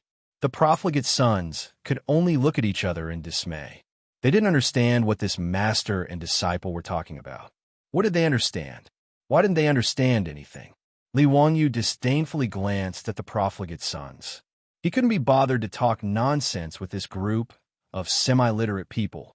Master, I'll go to the construction supervisor and find a few skilled craftsmen. We definitely can't delay the Lantern Festival's flower lantern. Yin Libin quickly went to the construction supervisor and helped Li Wanyu find a few skilled craftsmen. They then started to make the flower lantern in the Lai Hot residence. 3 days passed quickly. With the help of Yin Libin and the craftsmen, the flower lantern was finally made. The profligate sons surrounded the completed flower lantern. They were like a group of grannies who had just entered the Grandview Garden. They were very curious. TSK Tisk, it's actually like this. Ziyu, how did your 7 orifices exquisite heart grow? Fang Yaya exclaimed. If the officials of the imperial court saw this, wouldn't they be so shocked that their teeth would fall out? It's no wonder that my master always says that Ziyu is an unworldly talent and wants me to learn from you. Yai, don't mention it again. Just talking about it makes me angry. After the saint's birthday, my master came back and gave me, Erlang, and Sanlang a good beating. In the end, he even said that we should learn from Ziyu. Speaking of this matter, I have a belly full of anger. Ziyu, tell me, how will you compensate us brothers for our loss? When Xing Chumo heard Fang Yai say this, he suddenly remembered that he had been beaten up by Cheng Yaojin for no reason. He was so angry that he stomped his feet. That's right, we brothers are the same. When the Yuchi twins brought up this matter, they were also angry. Li Wanyu was baffled by the words of these brothers. Cheng Yaojin and Yuchi Jingda, these 2 old hoodlums, what did it have to do with him? Were they still reasonable? However, a wise man knows better than to fight when the odds are against him. When Li Wanyu saw that Cheng Chumo and the others were angry, he turned and ran. Naturally, the profligate sons weren't willing to let him go. After a strange cry, they chased after him. The Lai Hot was once again in chaos. Chapter 634. Li Wanyu actually didn't want to go to the palace to join in the fun during the Spring Lantern Festival. Shouldn't he be holding his beautiful superior's soft hand and leading Avro and Perrin around Chong and City on such a joyous and lively festival? In comparison, going to the Taiji Palace to drink and have fun with Pai Lupi was simply too boring. However, he was in the pugilistic world and had no choice. The banquet in the Taiji Palace was for hundreds of officials and nobles. As the county earl who founded the country, it was impossible for him not to go. Fortunately, there was no curfew today, and the festivities during the 3 days of the Spring Lantern Festival went on almost overnight. He could only make an appointment with his beautiful superior and return to the mansion to take the 3 girls out for a lantern tour after he finished dealing with those matters in the Taiji Palace. On the day of the Spring Lantern Festival, the evening drum was sounded as usual. However, unlike in the past, there were no people hurrying back home in the streets and alleys. The sound of the evening drum was like a signal that made hundreds of officials, nobles, and aristocratic families in Chong and City open their doors one after another. Large groups of servants carried the meticulously crafted lanterns in their mansions and headed toward the Taiji Palace. Li Wanyu naturally led Niu Yong, Niu Wu, and a group of troops to carry the hurriedly crafted lanterns out of his mansion. These lanterns had to be sent to the imperial city and lit when night fell. Pai Lupi and Emperor Zhongsun would then lead the people in the palace to admire and comment on them one by one. Finally, they would choose the most exquisite lantern of the day and bestow it as a reward. Hundreds of exquisitely crafted lanterns were lined up in order in the imperial city of Noda. It was a spectacular sight. However, compared to those lanterns in other mansions, which had dragons and phoenixes carved on them, the lantern in Li Wanyu's mansion looked rather shabby. This was naturally normal. After all, even with the help of skilled craftsmen, how could it compare to the meticulously crafted lanterns that took half a year to craft in 3 days? The lantern that was taller than a person looked very simple and crude. Compared to the exquisite lanterns around it, It was like an ugly duckling in a flock of swans. Not only was there no craftsmanship to speak of, but it was also extremely simple and elegant. The polyhedral prism flower lantern, in addition to the bright red lampshade holder painted with red paint, was separated by 7 or 8 plain white lampshades in the middle. It was extremely simple. It wasn't an exaggeration to say that even in the Eastern and Western markets, the folk lanterns sold by the merchants were much more exquisite than the lanterns brought from Li Wangyo's residence. The appearance of this lantern naturally attracted the attention of all the officials. "Why, kid, what kind of toy did you bring? How could this be called a lantern? Who are you trying to fool?" Cheng Yaojin did not avoid the topic and laughed mockingly. Cheng Yaojin didn't know about the merry-go-round because Li Wangyu had asked them to keep a secret. Today, he was prepared to let the country bumpkins, including Pai Lupi, experience the magic of science. Therefore, the simple and elegant appearance of the lantern was not because the artisans did not have the time to decorate it, but because Li Wangyu did not allow them to. He purposely did not allow the artisans to decorate the lantern because of the strong shock brought by the contrast between the front and back. The effect of the merry-go-round lantern naturally had to be lit before it could be seen. The more people despised the simple lantern, the more they would be shocked by the merry-go-round lantern. As a result, his lantern had a higher chance of winning. It had to be said that Li Wangyu was very two-faced. In order to win the lantern, he even used psychological warfare. Hearing Cheng Yaojin's ridicule, Li Wangyu laughed even more happily. "Ah, what is Uncle Cheng saying? This little nephew's lantern was made with great care and is the only one in the world. Today, this little nephew is here for the sage's reward."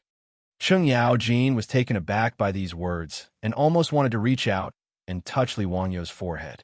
Was this fellow crazy?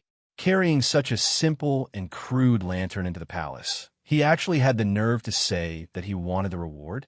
Cheng Yaojin wasn't the only one thinking this. When they heard Li Wangyu's words and saw the lantern he had ordered his troops to carry to the imperial city, there wasn't a single person who didn't laugh. Those close to Li Wangyu, such as Yuqi Jingde, Fang Xianling, Du Ruhui, and Yu Shurinan, naturally couldn't help but shake their heads, unable to understand what this brat was up to. And people like Hou Junji, Wang Rinyu, and Zheng Yuanshou naturally scoffed at his words. If not for the fact that today was the Spring Lantern Festival and they didn't want to spoil the mood, they would have mocked and ridiculed him. If the bigwigs of the imperial court didn't say anything, the officials below rank 4 or 5 naturally couldn't say anything. After all, with Li Wangyu's status, they couldn't casually mock him. Even so, the officials couldn't help but point at the lanterns Li Wangyu brought over. From time to time, there would be a burst of light laughter from the crowd. Clearly, they were all laughing at the lanterns offered by the county count's manor. Fortunately, the time had come, and the officials were invited into Taiji Palace. Pai Lupi continued to hold a banquet in Taiji Palace for the officials. Today was the Spring Lantern Festival, so there was no need for so many formalities. It wasn't just Pai Lupi who was attending the banquet. Empress Zhang's son, Consort Yang, and the other concubines of the imperial harem were also present. Even Li Wangyu's 3 disciples, Pai Lupi's sons Li Chengxian and Li Tai, as well as First Princess Li Lizzie, had appeared in the hall. Seeing Li Wangyu appear, the 3 little ones immediately ran over obediently and bowed respectfully to Li Wangyu. First Princess Li Lizzie was cute as she pulled on Li Wangyu's sleeve and complained angrily, "Teacher, I made a bet with my brothers today that the lantern you made would definitely be the most beautiful lantern in the world." The 2 of them didn't believe it. After Li Lizzie finished speaking, she didn't forget to stick out her tongue and make funny faces at Li Chengxian and Li Tai. This extremely cute appearance made Li Wangyu laugh uncontrollably. "Haha, Chengel is right. Since Chengxian and Qin Kate don't believe it, we won't show them our lantern, okay?" Li Lizzie nodded seriously. "Yes, we won't show it to my brothers." Li Chengxian immediately explained to Li Wangyu, "Teacher, don't listen to Chengel's nonsense. Chengxian didn't doubt that the lantern you made wasn't beautiful. Yes, it was Qin Kei who said it." Li Tai was also anxious. The little fatty said angrily, "Nonsense, it was clearly the crown prince who said it. Teacher, of course Qingke believes you. Li Wanyu smiled and patted the heads of the two little ones lightly. All right, don't talk nonsense. You two sly little fellows, don't think that I don't know who said it. The commotion caused by the four of them laughing attracted the attention of many in the Great Hall. Everyone was very surprised and envious that Li Wanyu could be so close to Li Changxian and the others, but they had nothing to say. After all, Li Wanyu was the teacher of the Crown Prince, and Princess. This matter was irrefutable. Li Wanyu was also a member of the imperial family and had a close relationship with the imperial family. No one could say anything against this. Even so, there were still people who were dissatisfied and snorted coldly. Count who? The Crown Prince is the heir to the throne. He is the ruler. How can you be so presumptuous and disrespect the law? Li Wanyu was stunned when he heard this. Where did this trash come from? It was like a toad yawning. What big words. Chapter 635. The speaker was a middle-aged man that Li Wanyu didn't recognize. Today was a festive day, and the officials didn't need to wear court robes when entering the palace. Li Wanyu couldn't tell the rank of this middle-aged man. Who are you? Li Wanyu narrowed his eyes and asked in dissatisfaction. What did it have to do with him talking to the three little ones? The middle-aged man arrogantly replied, Yu Jining, the son of the Crown Prince's concubine. The reason he had stepped out to provoke Li Wanyu was naturally because of jealousy. He was jealous that Li Wanyu was able to become a county official at such a young age. He was jealous of Li Wanyu's close relationship with the Crown Prince. As the son of the Crown Prince's concubine, he felt that he should be the one close to the Crown Prince.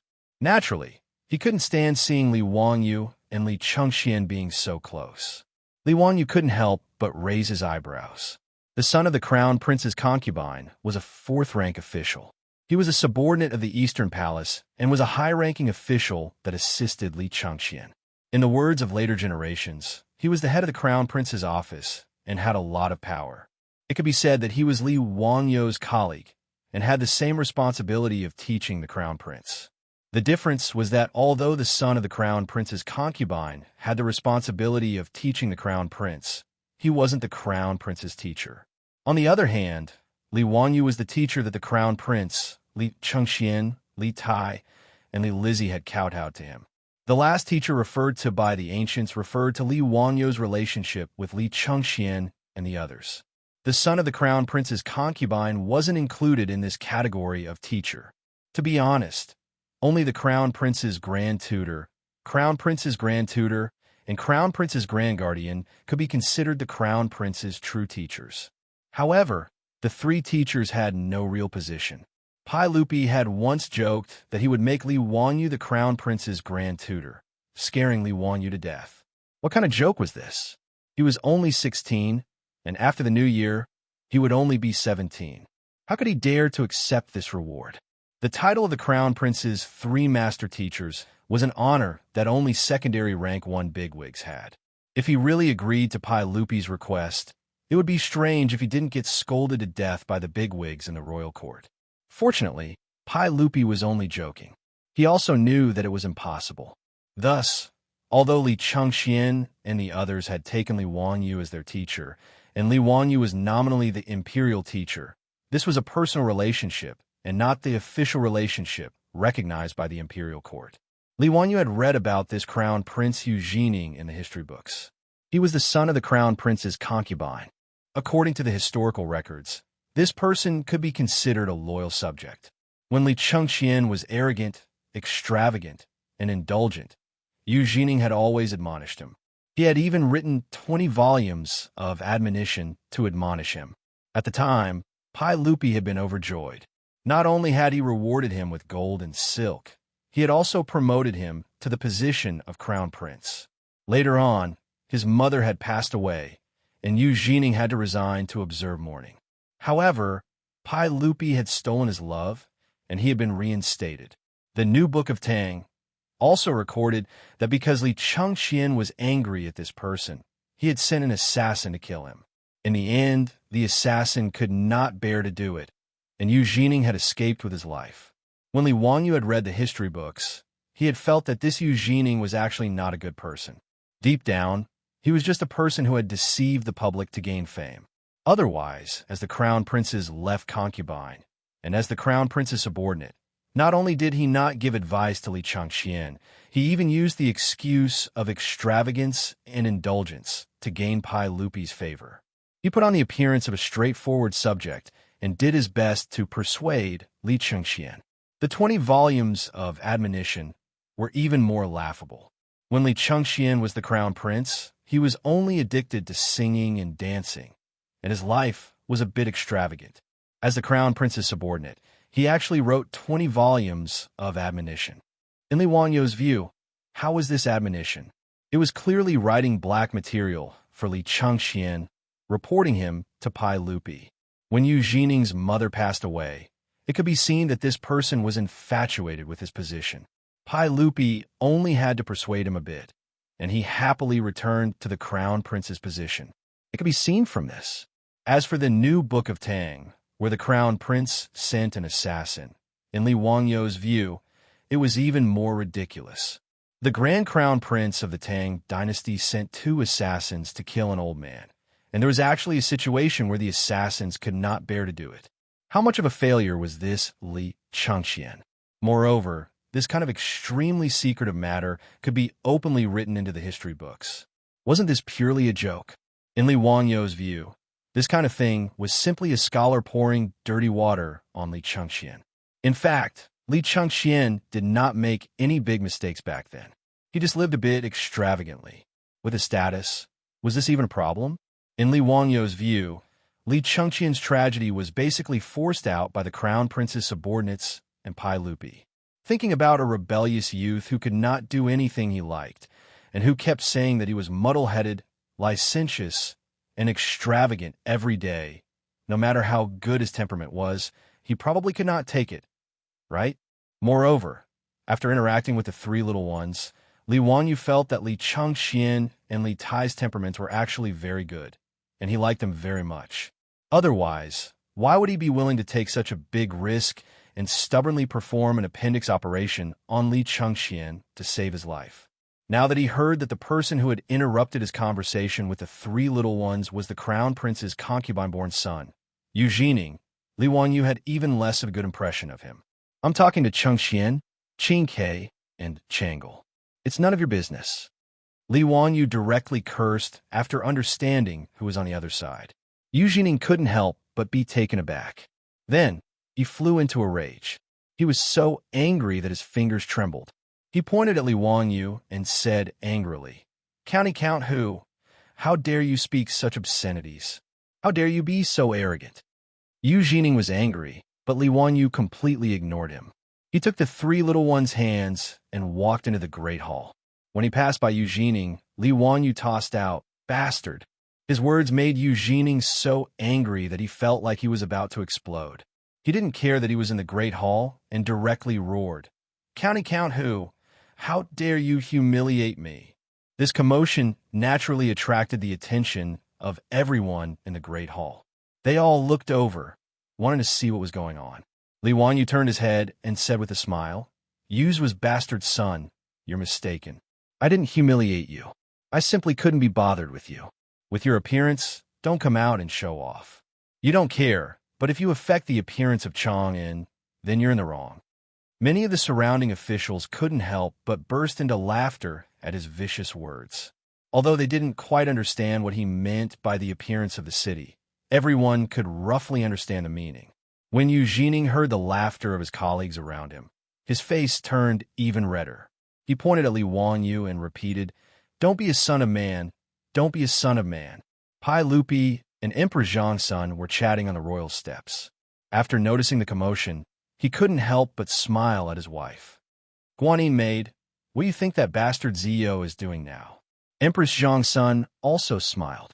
"Zio doesn't have a bad temper. Perhaps someone provoked him again. Erlang, don't let him suffer." Pai Lupi couldn't help but roll his eyes. "He suffers? Guanyin maid, you underestimate him too much. Since I've known him, I've never seen him suffer." Erlang, you're right. I don't know how Zio was born with such an exquisite mind. I feel that there's nothing in the world that he doesn't know. By the way, Erlang, Is there any progress on the mirror workshop that Zio mentioned to you last time? I'm still waiting for the silver mirror. Empress Zhang's son covered her mouth and chuckled. She thought of the mirror again. Since Li Wanyu presented the mirror on Pai Lupi's birthday, it caused a stir in the harem. Whether it was Empress Zhang's son or concubine Yang, after seeing the silver mirror in the main hall, they couldn't move. Now, the concubines in the harem wanted to go to Pai Lupi's bedroom to pay their respects when they had nothing to do. On the surface, they wanted to pay their respects, but in fact, they wanted to look at the mirror. Hearing his wife's words, Pai Lupi could only give me Tua a look, indicating that he should summon Li Wanyu. Chapter 636. Seeing Mi Tua come over to greet him, Li Wanyu was too lazy to continue paying attention to Yu Jining. He led the three little ones to the front of the steps. Pai Lupi was just about to walk down the steps with Emperor Zhangsan when Yu Jining squeezed through the officials and fell to his knees with a plop. Your Majesty, I want to accuse County Count who of disrespecting the law, disrespecting the ways of ruler and official, and disrespecting the Crown Prince. This is truly treason. Yu Jining had been scolded by Li Wanyu until he lost his head. He ran directly to Pai Lupi to complain. However, he didn't think about it. Crown Prince Li Chengxian, Li Tai, and Li Lizzie had kowtowed and offered tea in front of Pai Lupi and Princess Zhangsan. How could the relationship between the two sides be stirred up by his words? Pai Lupi didn't even raise his eyelids. His tone carried some impatience as he asked, Yu Jining, what do you mean? Your Majesty, County Count who came to the Great Hall and saw His Highness the Crown Prince. He didn't salute and greet him. He even disgracefully slapped the Crown Prince's head. This is disrespect. At this moment, Pai Lupi was thinking the same thing as Li Wanyu. He didn't say anything. What does it have to do with you? However, as the ruler, he naturally couldn't be like Li Wanyu. He could only nod and say, I understand. Yu Jining didn't realize Pai Lupi's impatience and continued to chatter. Your Majesty, His Highness the Crown Prince is the heir apparent and the ruler of the officials. County Count who is like, before he finished speaking, Pai Lupi slapped the armrest of the throne heavily. I said, I understand. You may leave. Yu Jining was stunned and stopped talking. His old face was red, but he could only bow to Li Heir in an extremely aggrieved manner and leave silently. However, the gaze he used to look at Li Wanyu was still filled with resentment. Li Wanyu had been laughing and watching Yu Jining make a fool of himself. He couldn't be bothered to waste words with this person. In his view, this Crown Prince's concubine-born was pedantic to the extreme. He didn't know what Pai Lupi was thinking to choose such a subordinate of the Eastern Palace for his son. Recently, Pai Lupi had been dissatisfied with Yu Jining, Crown Prince's concubine-born. The reason was that comparing goods would result in throwing them away, and comparing people would only infuriate them. They were both in charge of the Crown Prince's education, but the difference between the Crown Prince's concubine-born son and Li Wanyu was too great. Originally, Pai Lupi had great expectations for the Crown Prince's concubine-born son, Yu Jining, Du Jingluan, and the others. He had even specifically instructed them, when you teach the Crown Prince, you must often talk about the problems of the common people. The Crown Prince lives deep in the palace, and the common people live a difficult life. You must often share your thoughts with him. Every time you see something wrong, you must advise him to the extreme so that it will be beneficial. However, Yu Jining and the others only knew how to talk big. After teaching Li Chengxian for 2 years, other than constantly complaining to Pai Lupi about Li Chengxian's small mistakes, they only nagged like Tang sang. However, Li Wanyu was different. Not only did he send Li Chengxian, Li Tai, and the others to Dingzhou village to have them interact with people of the same age, he was also good at guiding the 3 children to think about problems. Now, Pai Lupi felt that his 3 children had not only become polite, but also virtuous. Every time he thought about how he had forced Li Wanyu to accept the 3 children as his disciples, Pai Lupi felt very proud. Comparing the two, he naturally became less and less satisfied with the subordinates of the Eastern Palace. Pai Lupi did not feel that Li Wanyu had done anything wrong by treating Li Chengxian and the others this way. After all, he himself was not born in the orthodox royal family and did not care much about etiquette. That was why the Confucians of later generations said that the Tang dynasty was dirty. It meant that the Tang dynasty was too liberal in matters of etiquette and ethics. After sending Yu Jining away, Pai Lupi called Li Wanyu to his side. Zio, your aunt wants to ask you about the mirror workshop. She is still waiting for the mirror to be used. Empress Zhongsun unhappily rolled her eyes at her husband, who had betrayed her. She smiled at Li Wanyu and said, Zio, that silver mirror is indeed rare. Not only do I like it, but all the concubines in the palace are also looking forward to it. Erlang is also stingy and is unwilling to give it to me, so I can only count on you. Concubine Yang also smiled and came over. Zio, don't forget to give me one of your mirrors. Li Wanyu smiled and said, Aunts, don't be anxious. Recently, because of the new year, the progress has been a bit slow. However, there is a ready-made place for the mirror workshop. It is in the valley of the Jade Star Palace. After the Lantern Festival, in less than 10 days, this nephew will definitely send the mirror to the palace. He was not speaking nonsense. Nowadays, the valley where the Jade Star Palace was located had almost become the industrial base of the Tang dynasty. The coining workshop and the military equipment workshop were both there. Every day, there was constant noise and black smoke. After Pai Lupi went to inspect it once, he was so angry that he stomped his feet and shouted that he had been fooled. A good imperial palace could be considered to be abandoned. With such an environment, he would not live here even if he was beaten to death. As for the mirror workshop, Li Wanyu naturally arranged for it to be located here. There was a blast furnace to smelt copper, and it was convenient to use hydraulic forging hammers to forge the mirror surface. Most importantly, using silver amalgam to cast the mirror would produce mercury poison during the production process. It was naturally suitable to throw it in this valley far away from the residential area. This mirror workshop was the same as before. The imperial family owned 60% of the shares, Li Wanyu owned 40%, and the sales were naturally handled by his beautiful superior. Now, the production process and methods were handed over to the supervising craftsman sent by Pai Lupi. After the Lantern Festival, they would officially begin the production. Empress Zhongsun and Consort Yang were very satisfied with Li Wanyu's reply. The Lantern Festival's imperial banquet was naturally very relaxed. There was endless wine, musicians played music, and palace maids danced. It was lively and cheerful. When it was time to light the lanterns, Pai Lupi helped his wife stand up. Everyone, it's time to admire the lanterns again. I wonder which one of my beloved officials thinks that their lanterns will win first place? Pai Lupi asked the officials with a smile. Before the others could speak, they heard Cheng Yaojin's hoarse voice shout, It's hard to say for others, but the lanterns in Li Zio's residence will definitely win first place. This old fellow even purposely emphasized the two words first name.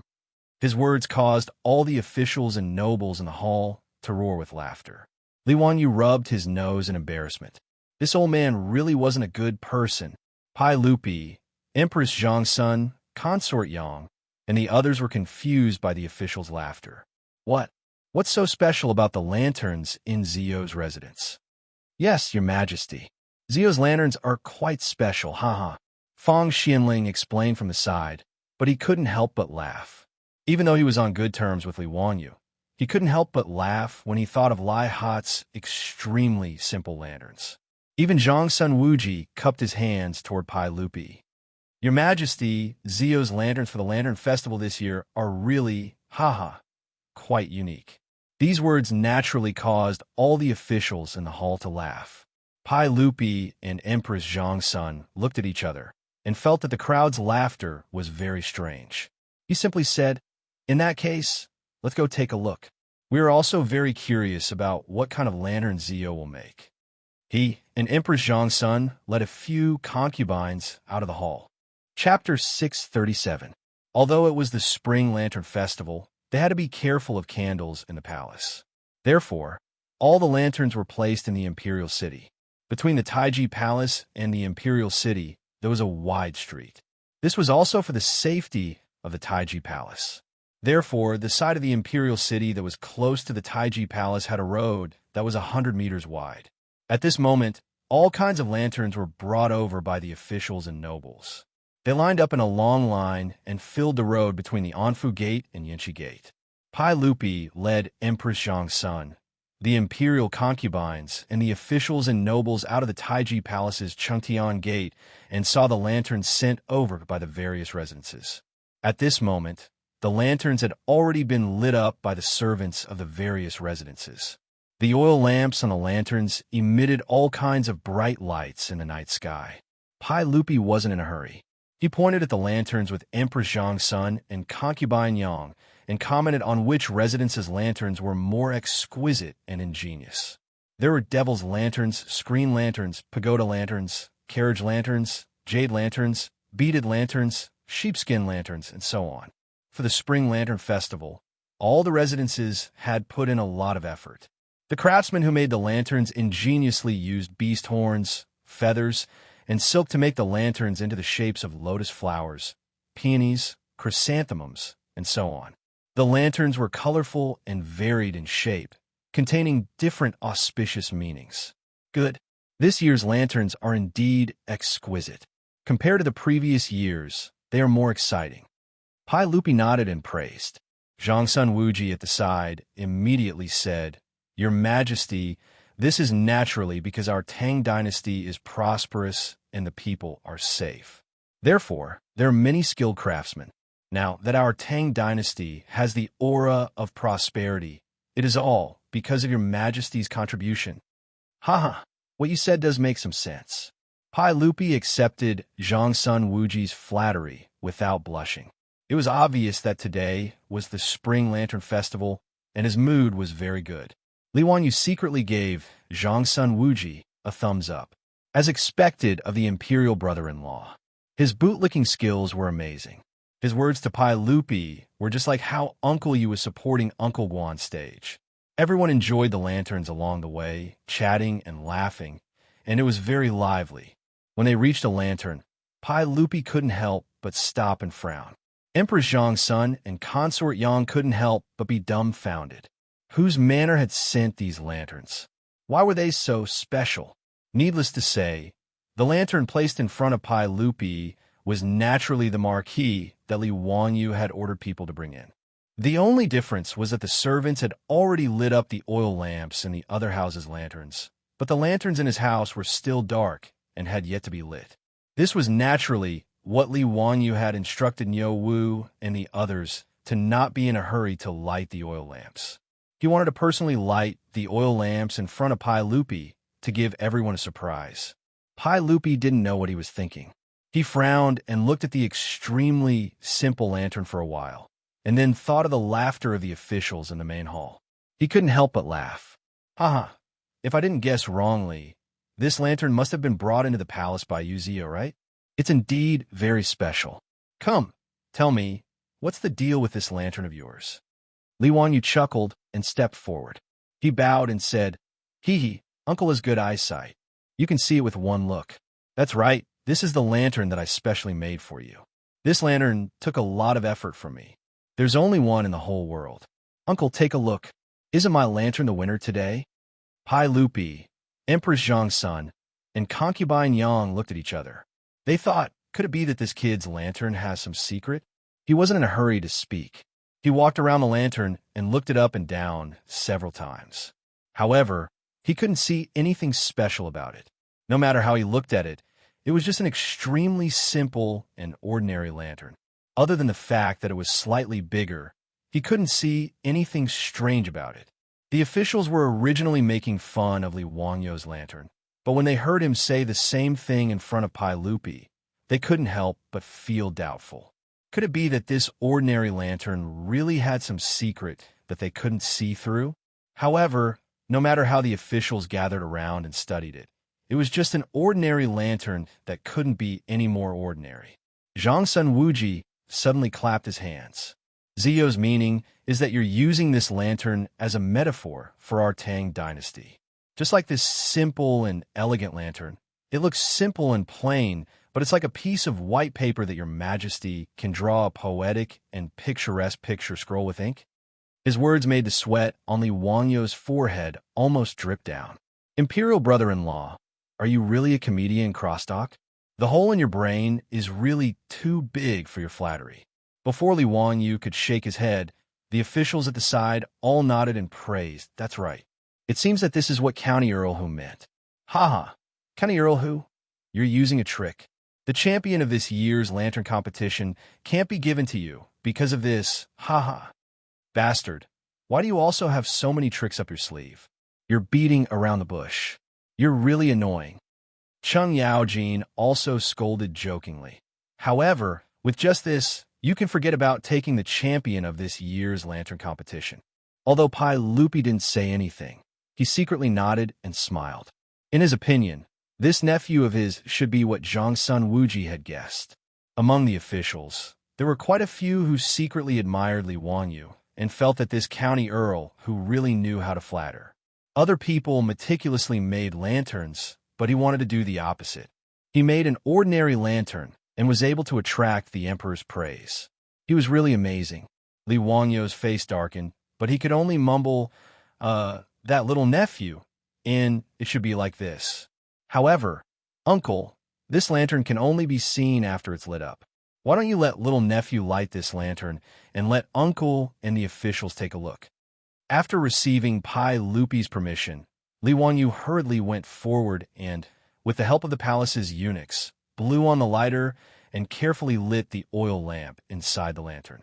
When the lantern was lit up, Pai Lupi and the officials once again carefully examined it, but it was still very ordinary. However, through the white gauze lampshade, they seemed to be able to faintly see something inside the lantern.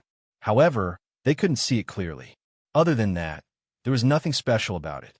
Pai Lupi didn't understand and asked, Ziyu, what are you trying to do? Hee. Uncle, you will know when you see it. I dare say that this lantern is the only one in the world. Li Wanyu was not in a hurry. The oil lamp and the flower lantern had just been lit. Due to the size of the flower lantern, it would take some time for the hot air to rotate. The flame of the oil lamp would heat up the air. Everyone looked at it for a while, but there was no reaction. They couldn't help but frown, thinking, what is Li Wanyu trying to do? Before the others could say anything, the crown prince's concubine's son, Yu Jining, stood out again.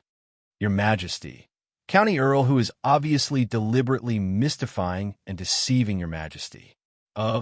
He stopped halfway and stared at the lantern with his eyes wide open. Chapter 638. Under everyone's astonished gazes, they saw that within the lantern, there was an object that slowly started to spin. Within the lantern, the light from the oil lamp projected the object's shadow onto the plain white gauze lampshade, reflecting an image. When the crosstalk comedian Zhang Sun Wuji saw the image clearly, he gasped, "SS, this is His Majesty." Wahaha! Not only is there His Majesty, there's also Laozi's image. Old Yuchi is also in there. Second brother, there's also you. Chung Yaojin shouted towards Qin Xiao. Through the white gauze, the continuously spinning image was reflected. It was the emperor of the Tang dynasty, Pai Lupi, as well as a group of generals and dukes. They were all riding on horses, waving the weapons in their hands, looking like they were charging on the battlefield. The image of the marquee lantern was similar to the shadow play in the future. It shone through the lampshade, projecting the image onto the screen. Li Wanyu asked the craftsman to make the marquee lantern. Inside the marquee lantern, there were 12 images carved on cowhide that were constantly spinning. With the push of the hot air, it achieved the effect of shadow riding unhindered. It looked like Pai Lupi and a group of dukes and dukes were galloping on their horses, repeatedly appearing and disappearing, urging their horses to chase after each other, changing the scene. When this scene fell into the eyes of Pai Lupi and the other officials, it immediately shocked everyone present. For a moment, no one said anything. They all stared stupidly at the endlessly spinning image of the lantern. After a long while, Pai Lupi let out a long breath and sighed. This lantern is really a work of art. Ziyu, I don't know how you created such a heavenly item.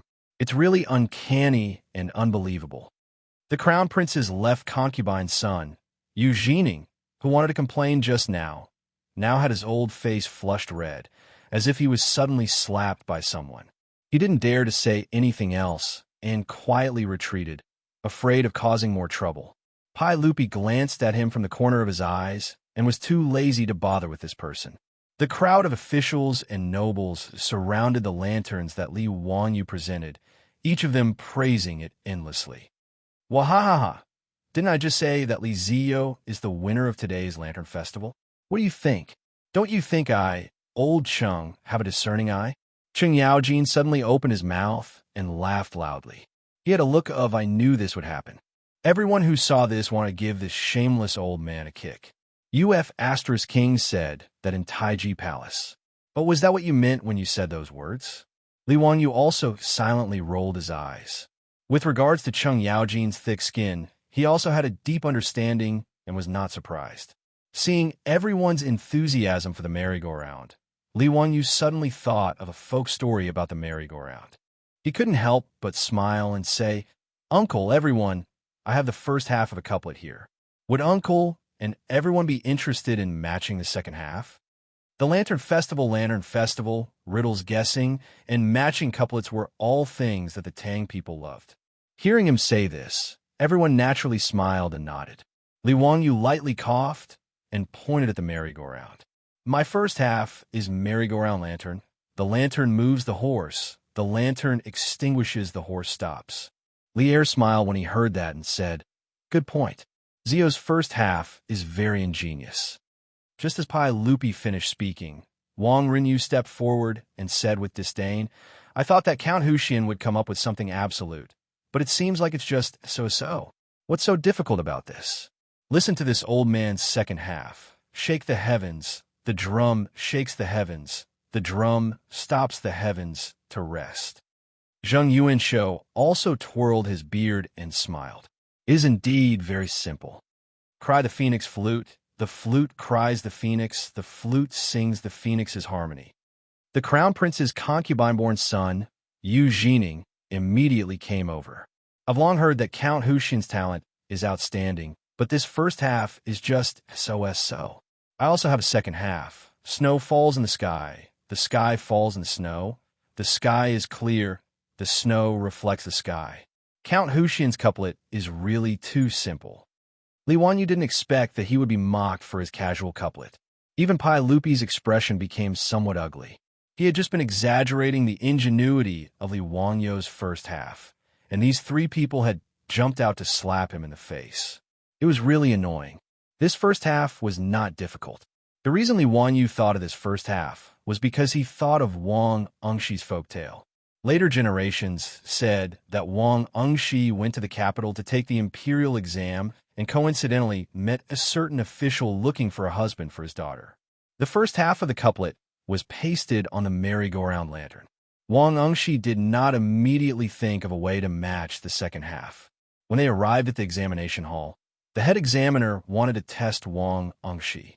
He pointed at the flying tiger banner in front of the hall and said, "Flying tiger banner, banner flying tiger, banner rolling tiger, hiding body." Wang Engxi's mind was very lucky. He immediately thought of the first half of the couplet from the official's family. Without thinking, he matched it with merry-go-round lantern, lantern galloping horse, lantern extinguishing horse, lantern stopping horse. His fluency shocked the head examiner. Afterwards, Wang Engxi used the head examiner's couplet to match the official's family's couplet and married the official's family's young miss. Of course, this was only a folk tale and could not be taken seriously. Of course, Wang Engxi would not be unable to match such a simple couplet. Li Wanyu had said the first half of the couplet to match the situation and to amuse Pai Lupi and the officials. He did not think that he would be mocked by Wang Rinyu and the others. How could he endure this? His eyes turned, and he said with a smile, "Haha, it seems that Duke Wang, Duke Zheng are also knowledgeable people. That is very good. I do have a few couplets here, but I have never thought of second half.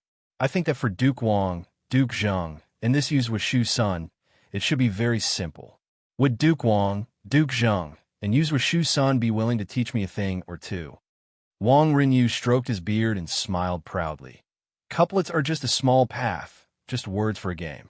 However, since today is the Shangyuan festival, I will not be stingy with teaching County Count Hu. Yes, couplets are just words for a game. What is so difficult about it? County Count Hu, Just say it. I can teach you. Zheng Yuanshou was not polite.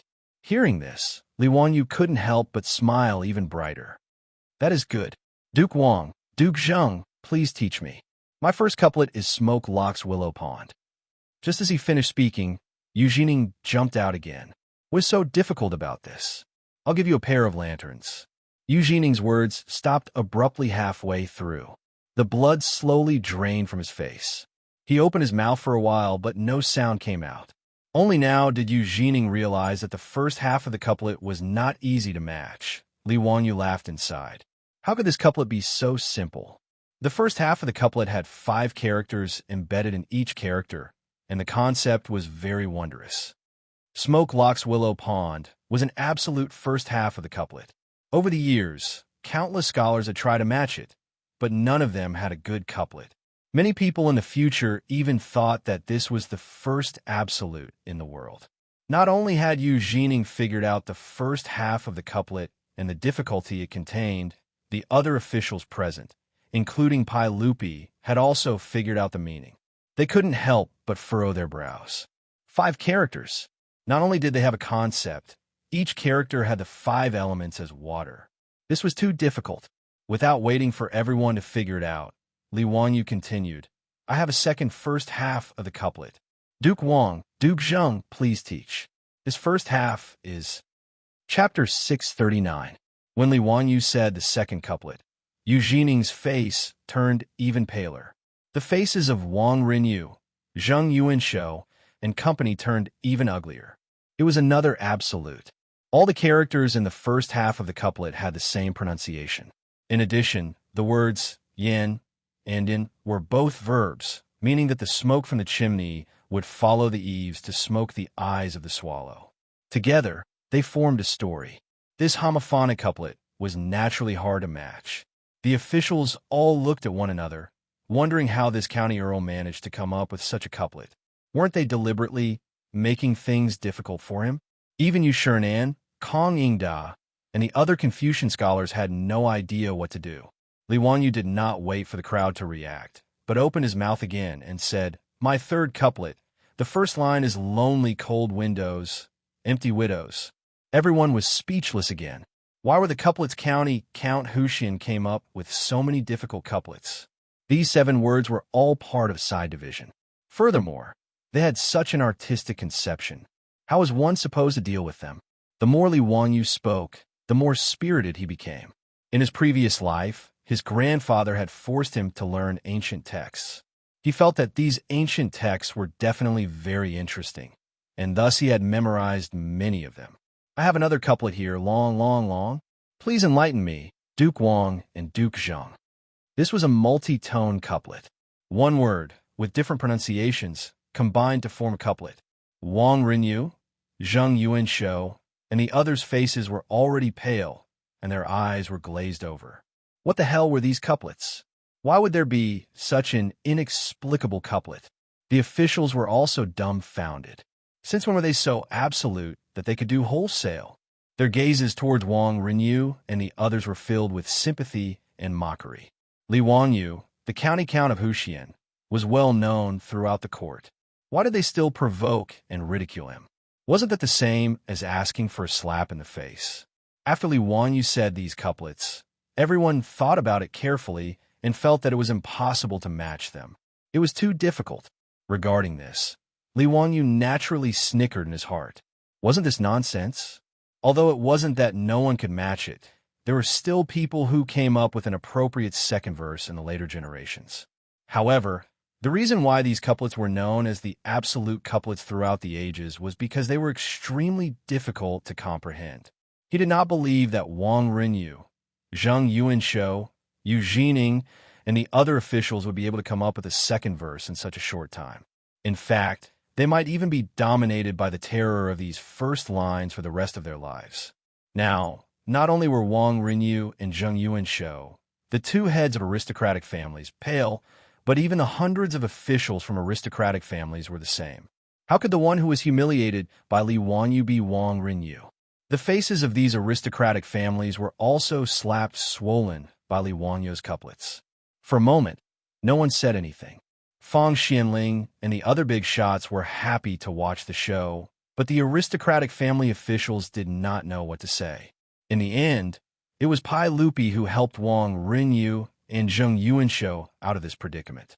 He laughed and said, "Ziyu is truly worthy of being called a genius. We cannot match a single one of these couplets. You have made us very embarrassed. Ha ha." Pai Lupi's self-mocking words immediately relaxed the atmosphere.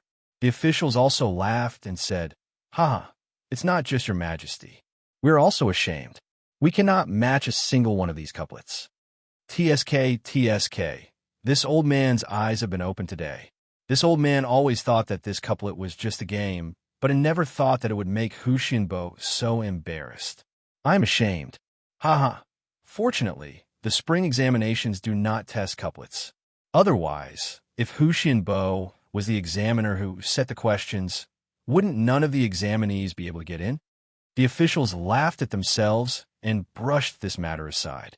No one mentioned the couplets again, giving Wang Rinyu and Zheng Yuanshou a way out. Lier looked at the merry-go-round lantern that was still spinning and asked, "Zio, does your lantern have a name?" Li Wanyu shrugged and said, "Uncle, did you forget? Didn't I say in the couplet just now? Lantern, lantern, lantern, lantern, horse, lantern, lantern, horse, stop." This lantern is called a lantern, also called a lantern. As long as the candle in the lantern is not extinguished, the pattern will continue to spin. Lantern? N. It is very appropriate. Pai Lupi looked at Empress Zhang's son and consort Yang. "We think that today's lantern should be Zio's lantern. What do you think?" "Yes, Erling is right. Zio's lantern is even more exquisite. What's even more peculiar is that it can make the pattern in the lantern spin without any human effort. I have never seen such a lantern. The lantern is the best of the lanterns today. It is well deserved." Empress Zhang's son nodded. The officials did not have any objections. Such a unique lantern naturally left everyone speechless.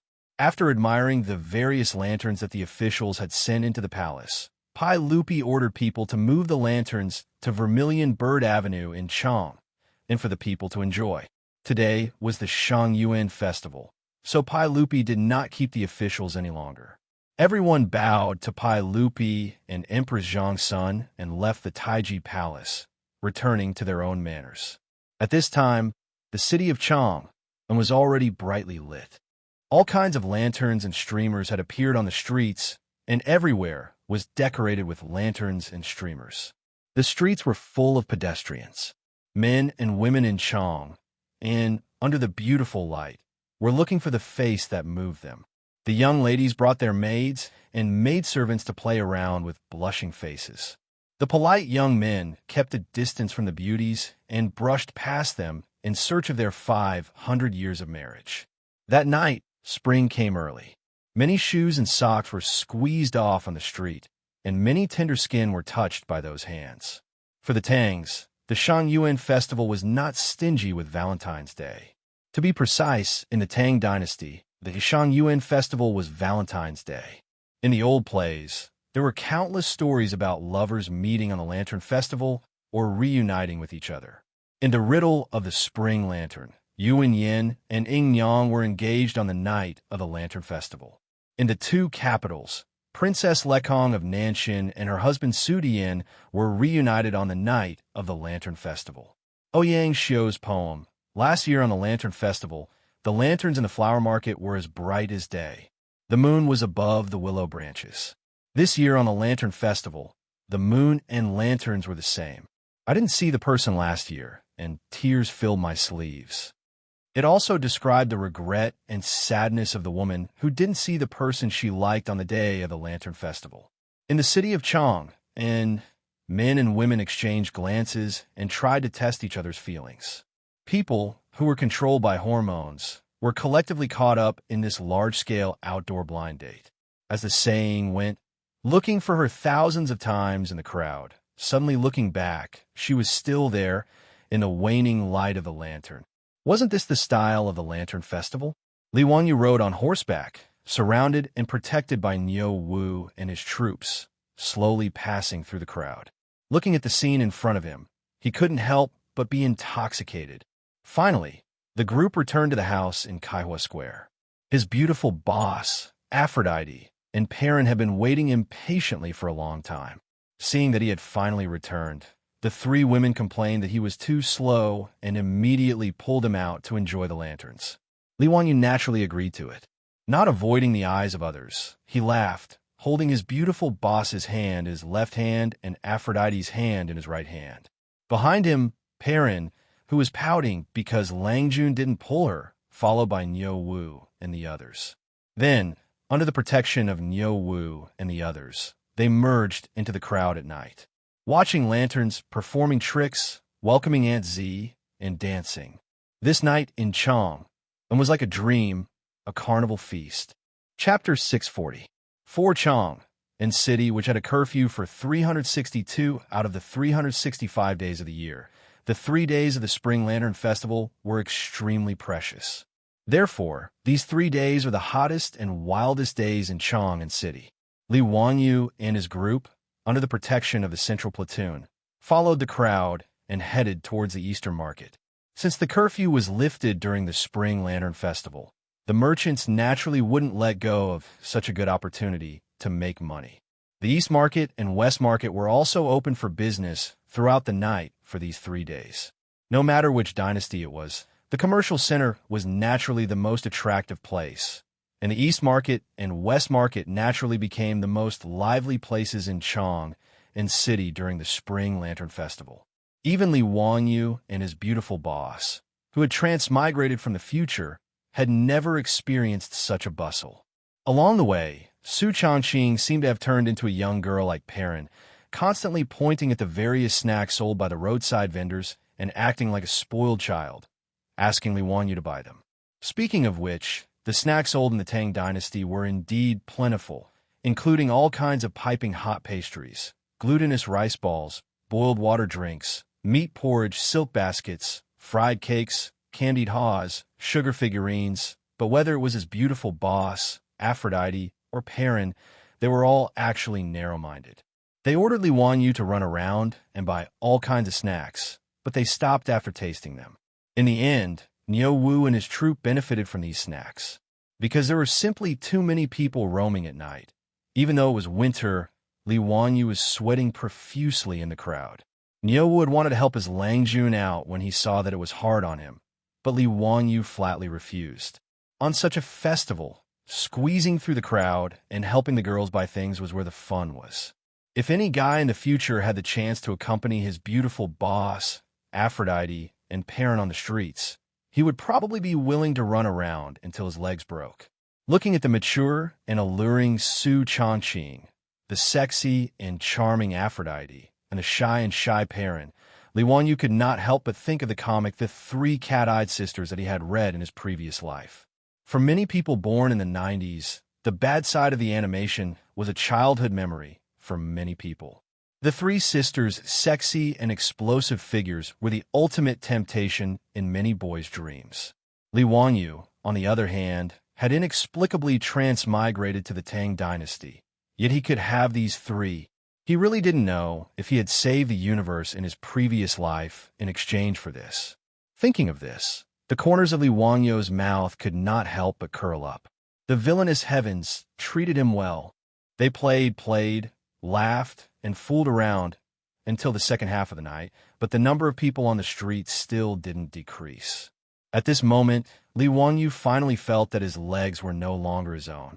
Looking at the three girls who were still in high spirits, Li Wanyu could not help but sigh in admiration. Sure enough, when it came to shopping, men would never be able to beat women.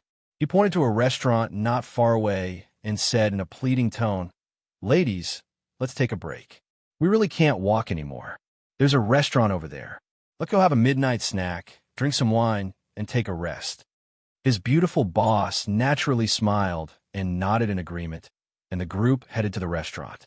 Since it was the Lantern Festival, these restaurants in the city were naturally open all night. However, when Li Wanyu and the others arrived at the entrance of this restaurant, they found that there were many people dressed like scholars gathered in front of the restaurant. There were also many young ladies with their maids, but they did not go in. They just wandered around the entrance of the restaurant, as if looking at the lanterns hanging in front of the door. Li Wanyu found it very strange. What were these people doing? What were they doing loitering around the entrance of the restaurant instead of going in to eat and drink? There were a lot of lanterns in front of the restaurant, hundreds of them, but they were all very ordinary. What was there to look at? He was too lazy to think about it. He led the group of people to the entrance of the restaurant. Just as he was about to enter, he was stopped by the waiter, the doctor. "Sir, I'm really sorry. Today, you can't enter the restaurant at will. You have to meet the conditions." Li Wanyu was stunned when he heard this. There were conditions for eating and drinking. The doctor pointed to the hundreds of lanterns hanging in front of the restaurant. "Sir, today is the Lantern Festival. My boss said that only those who can guess the riddles of the lanterns can enter. All the expenses will be treated by the restaurant's boss. There are many people in your residence. If you want to enter the restaurant, everyone has to guess the riddles." After being reminded by him, Li Wanyu and the others noticed that each lantern hanging outside the restaurant had a red piece of paper tied to it. It seemed that the riddles of the lanterns were written on it. No wonder there were so many people gathered in front of the restaurant, but they did not go in. The owner of this restaurant was quite interesting. Today, he was treating the guests for free, and the only requirement was to guess the riddles. This was interesting. Li Wanyu laughed. "Haha, since that's the case, let's just guess the riddles. What's so difficult about that?" His voice was a little loud, but it caused the few scholars beside him to be dissatisfied. Xiaolang and don't talk big. These riddles today are very difficult. Can't you see that we're all racking our brains here? There's so many people in your residence. It's better to change to another restaurant. Today, apart from Li Wanyu, his beautiful boss, Aphrodite, Perrin, the two brothers Niu Yong and Niu Wu, as well as 4 other bodyguards in the residence, there were a total of 10 people. According to the requirements of the restaurant, they had to guess 10 riddles before they could enter. Clearly, these riddles were not simple. Otherwise, there wouldn't be so many people gathered in front of the restaurant. Li Wanyu didn't get angry at the Confucian scholars' questions and only chuckled. Was guessing the riddles very difficult? Perhaps it was not easy for the Tangs. After all, there were no books like the complete collection of lantern riddles for sale in the Tang dynasty, and no one had specifically summarized how to guess the riddles. But for Li Wanyu, who had been reading a thick book of complete collection of lantern riddles since childhood, it was not that difficult. Li Wanyu held his beautiful boss's hand and strolled under the lantern, looking around. Pillow chat after 5 o'clock a.m., type one word. Li Wanyu thought for a moment, then pointed at the lantern and smiled at Su Chongqing. "Quickly take it down. I've guessed it." His beautiful boss naturally smiled and nodded. She reached out to take the paper hanging under the lantern, but suddenly an arm stretched out from the side and snatched the lantern riddles away before she could. Li Wanyu could not help but fly into a rage. He turned his head and glared, wanting to see who was so arrogant, but he could not help but be stunned.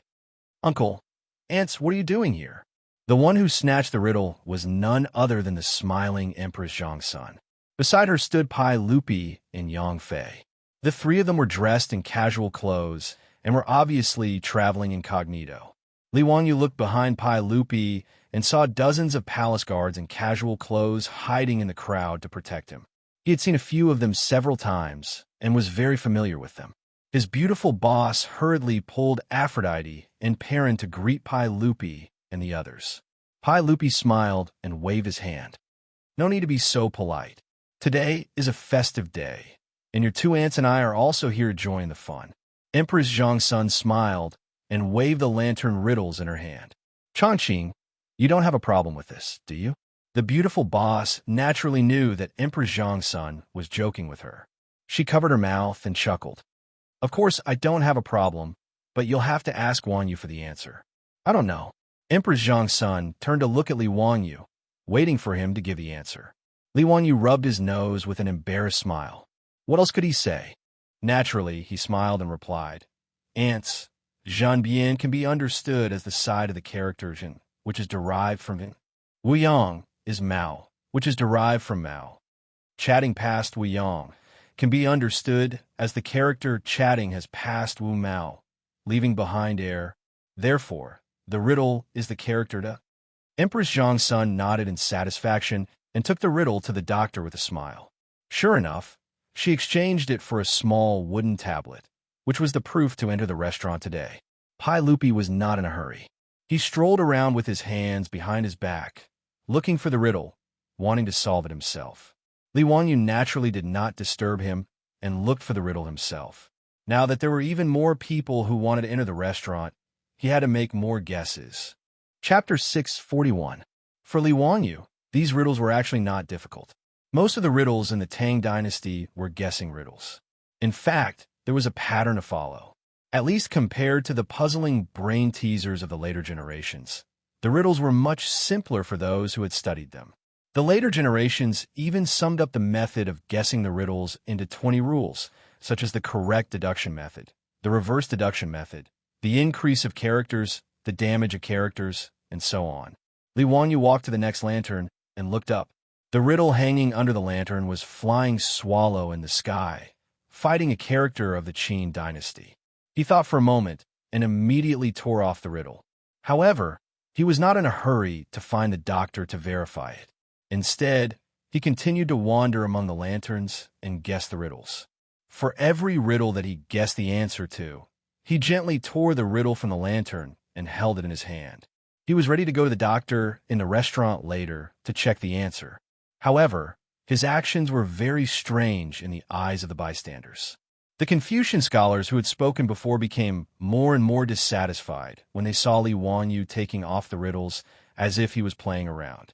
Someone could not help but say, "Mr. Xiaolang, if you don't guess the riddle, don't take off the riddles like this. How can we guess the riddles when you are so mischievous?" That's right. If everyone was like you, tearing off the riddles regardless of whether they guessed it correctly or not, how can others guess it? Mr. Xiaolang is so mischievous. Aren't you letting down the kindness of the owner of this restaurant? Faced with the accusations of several Confucian scholars, Li Wanyu could not help but be stunned. He guessed his own riddles. What did it have to do with these people? Was their sense of justice so overflowing to this extent? Why don't you go and save the earth? When he looked around and saw many beautiful young women around him who were covering their mouths and chuckling, pointing at them, he immediately understood. It seemed that these guys were obsessed. It was like a male peacock in heat spreading his tail in front of female peacock. He needed to show his feathers to seek pleasure. Unfortunately, he had become a prop for these male peacocks to show off their feathers. Li Wanyu couldn't help but laugh, and he laughed very happily. "Everyone, how do you know that I am fooling around? Why can't I already guess the answer to these riddles?" His words caused a few Confucian scholars to laugh coldly. "What kind of joke is this?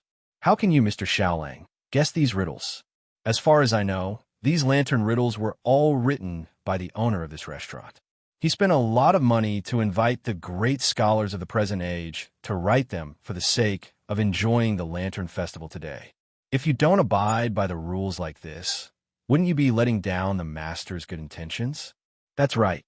Looking at your appearance, Xiaolang, Kuan, you're also a scholar. How can you be so disgraceful? You're also traveling with your womenfolk.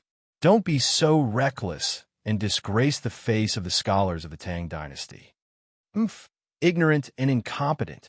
Do you think these lantern riddles are a game used in elementary school? Seeing that many people around them were looking at them, these people raised their voices more and more, and even seemed to be defending the integrity of the scholars of the Tang dynasty. Lier, Empress Zhang's son, concubine Yang, and their beautiful boss naturally noticed the commotion on Li Wangyu's side.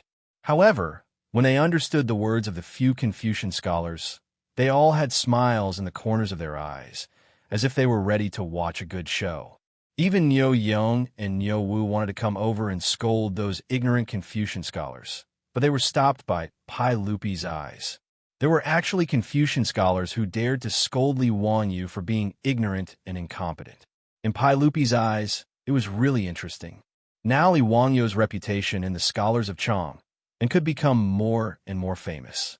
Not to mention the poems sung by the prostitutes in Pingkong Square. The several essays of epigraph of my shack were enough to make his name immortalized. If it were not for the fact that Li Wanyu was too young and had not yet reached the age of 20, he might really be respected as a great scholar in the literary world.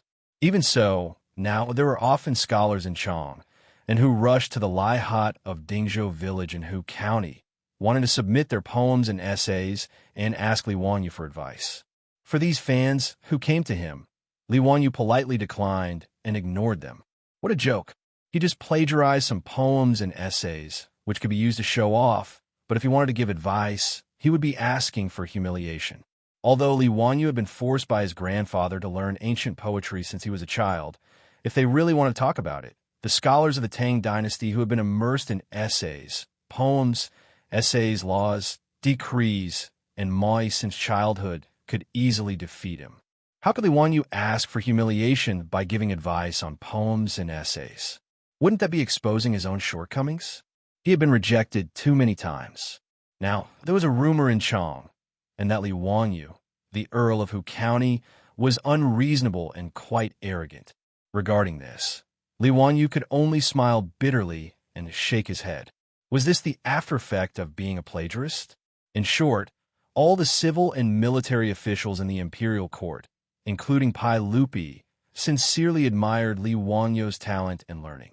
Even the aristocratic families like the 5 surnames and 7 looks had to pinch their noses and admit this. Therefore, today in the Taiji Palace, when Wang Rinyu and Zheng Yuanshou heard Li Wanyu say the couplet, they couldn't wait to show off and give him a blow. However, they didn't expect that even a small trick like couplet would be defeated by Li Wanyu. It was very embarrassing. Li Wanyu naturally didn't disappoint Pai Lupi. After hearing the words of the scholars, he directly waved the thick stack of riddles in his hand and said, "Haha, since you all think I'm fooling around, then let's see if I'm right." After he finished speaking, he walked to the doctor at the entrance of the restaurant, picked up the riddles in his hand, and handed them over. "Excuse me, I want to guess the riddles. This riddle is to wake up naturally at 5 o'clock and type one word. It's very simple. The combination of Xing and use the word wake, so the answer is naturally Xing. Is it correct?" The doctor took the riddles and checked them in the book in his hand before nodding with a smile. "That's right. Congratulations, Lang Jun, you've guessed correctly." Seeing that Li Wanyu had guessed correctly, the faces of the scholars couldn't help but turn ugly. One of them coldly snorted. Maybe he just happened to guess correctly. I don't believe that he has guessed the answers to so many riddles." "That's right. It's just a blind cat running into a dead mouse. It's just one riddle. It's not like we didn't guess it. Just now we also guessed 2 riddles. It's not that rare. There were 4 or 5 scholars in this group, and they only guessed 2 riddles. Naturally, it wasn't enough, so they kept guessing outside the restaurant." The doctor handed Li Wanyu a small wooden tablet as proof that he had answered the riddles correctly. Li Wanyu waved his hand. "There's no rush. We'll calculate it together later.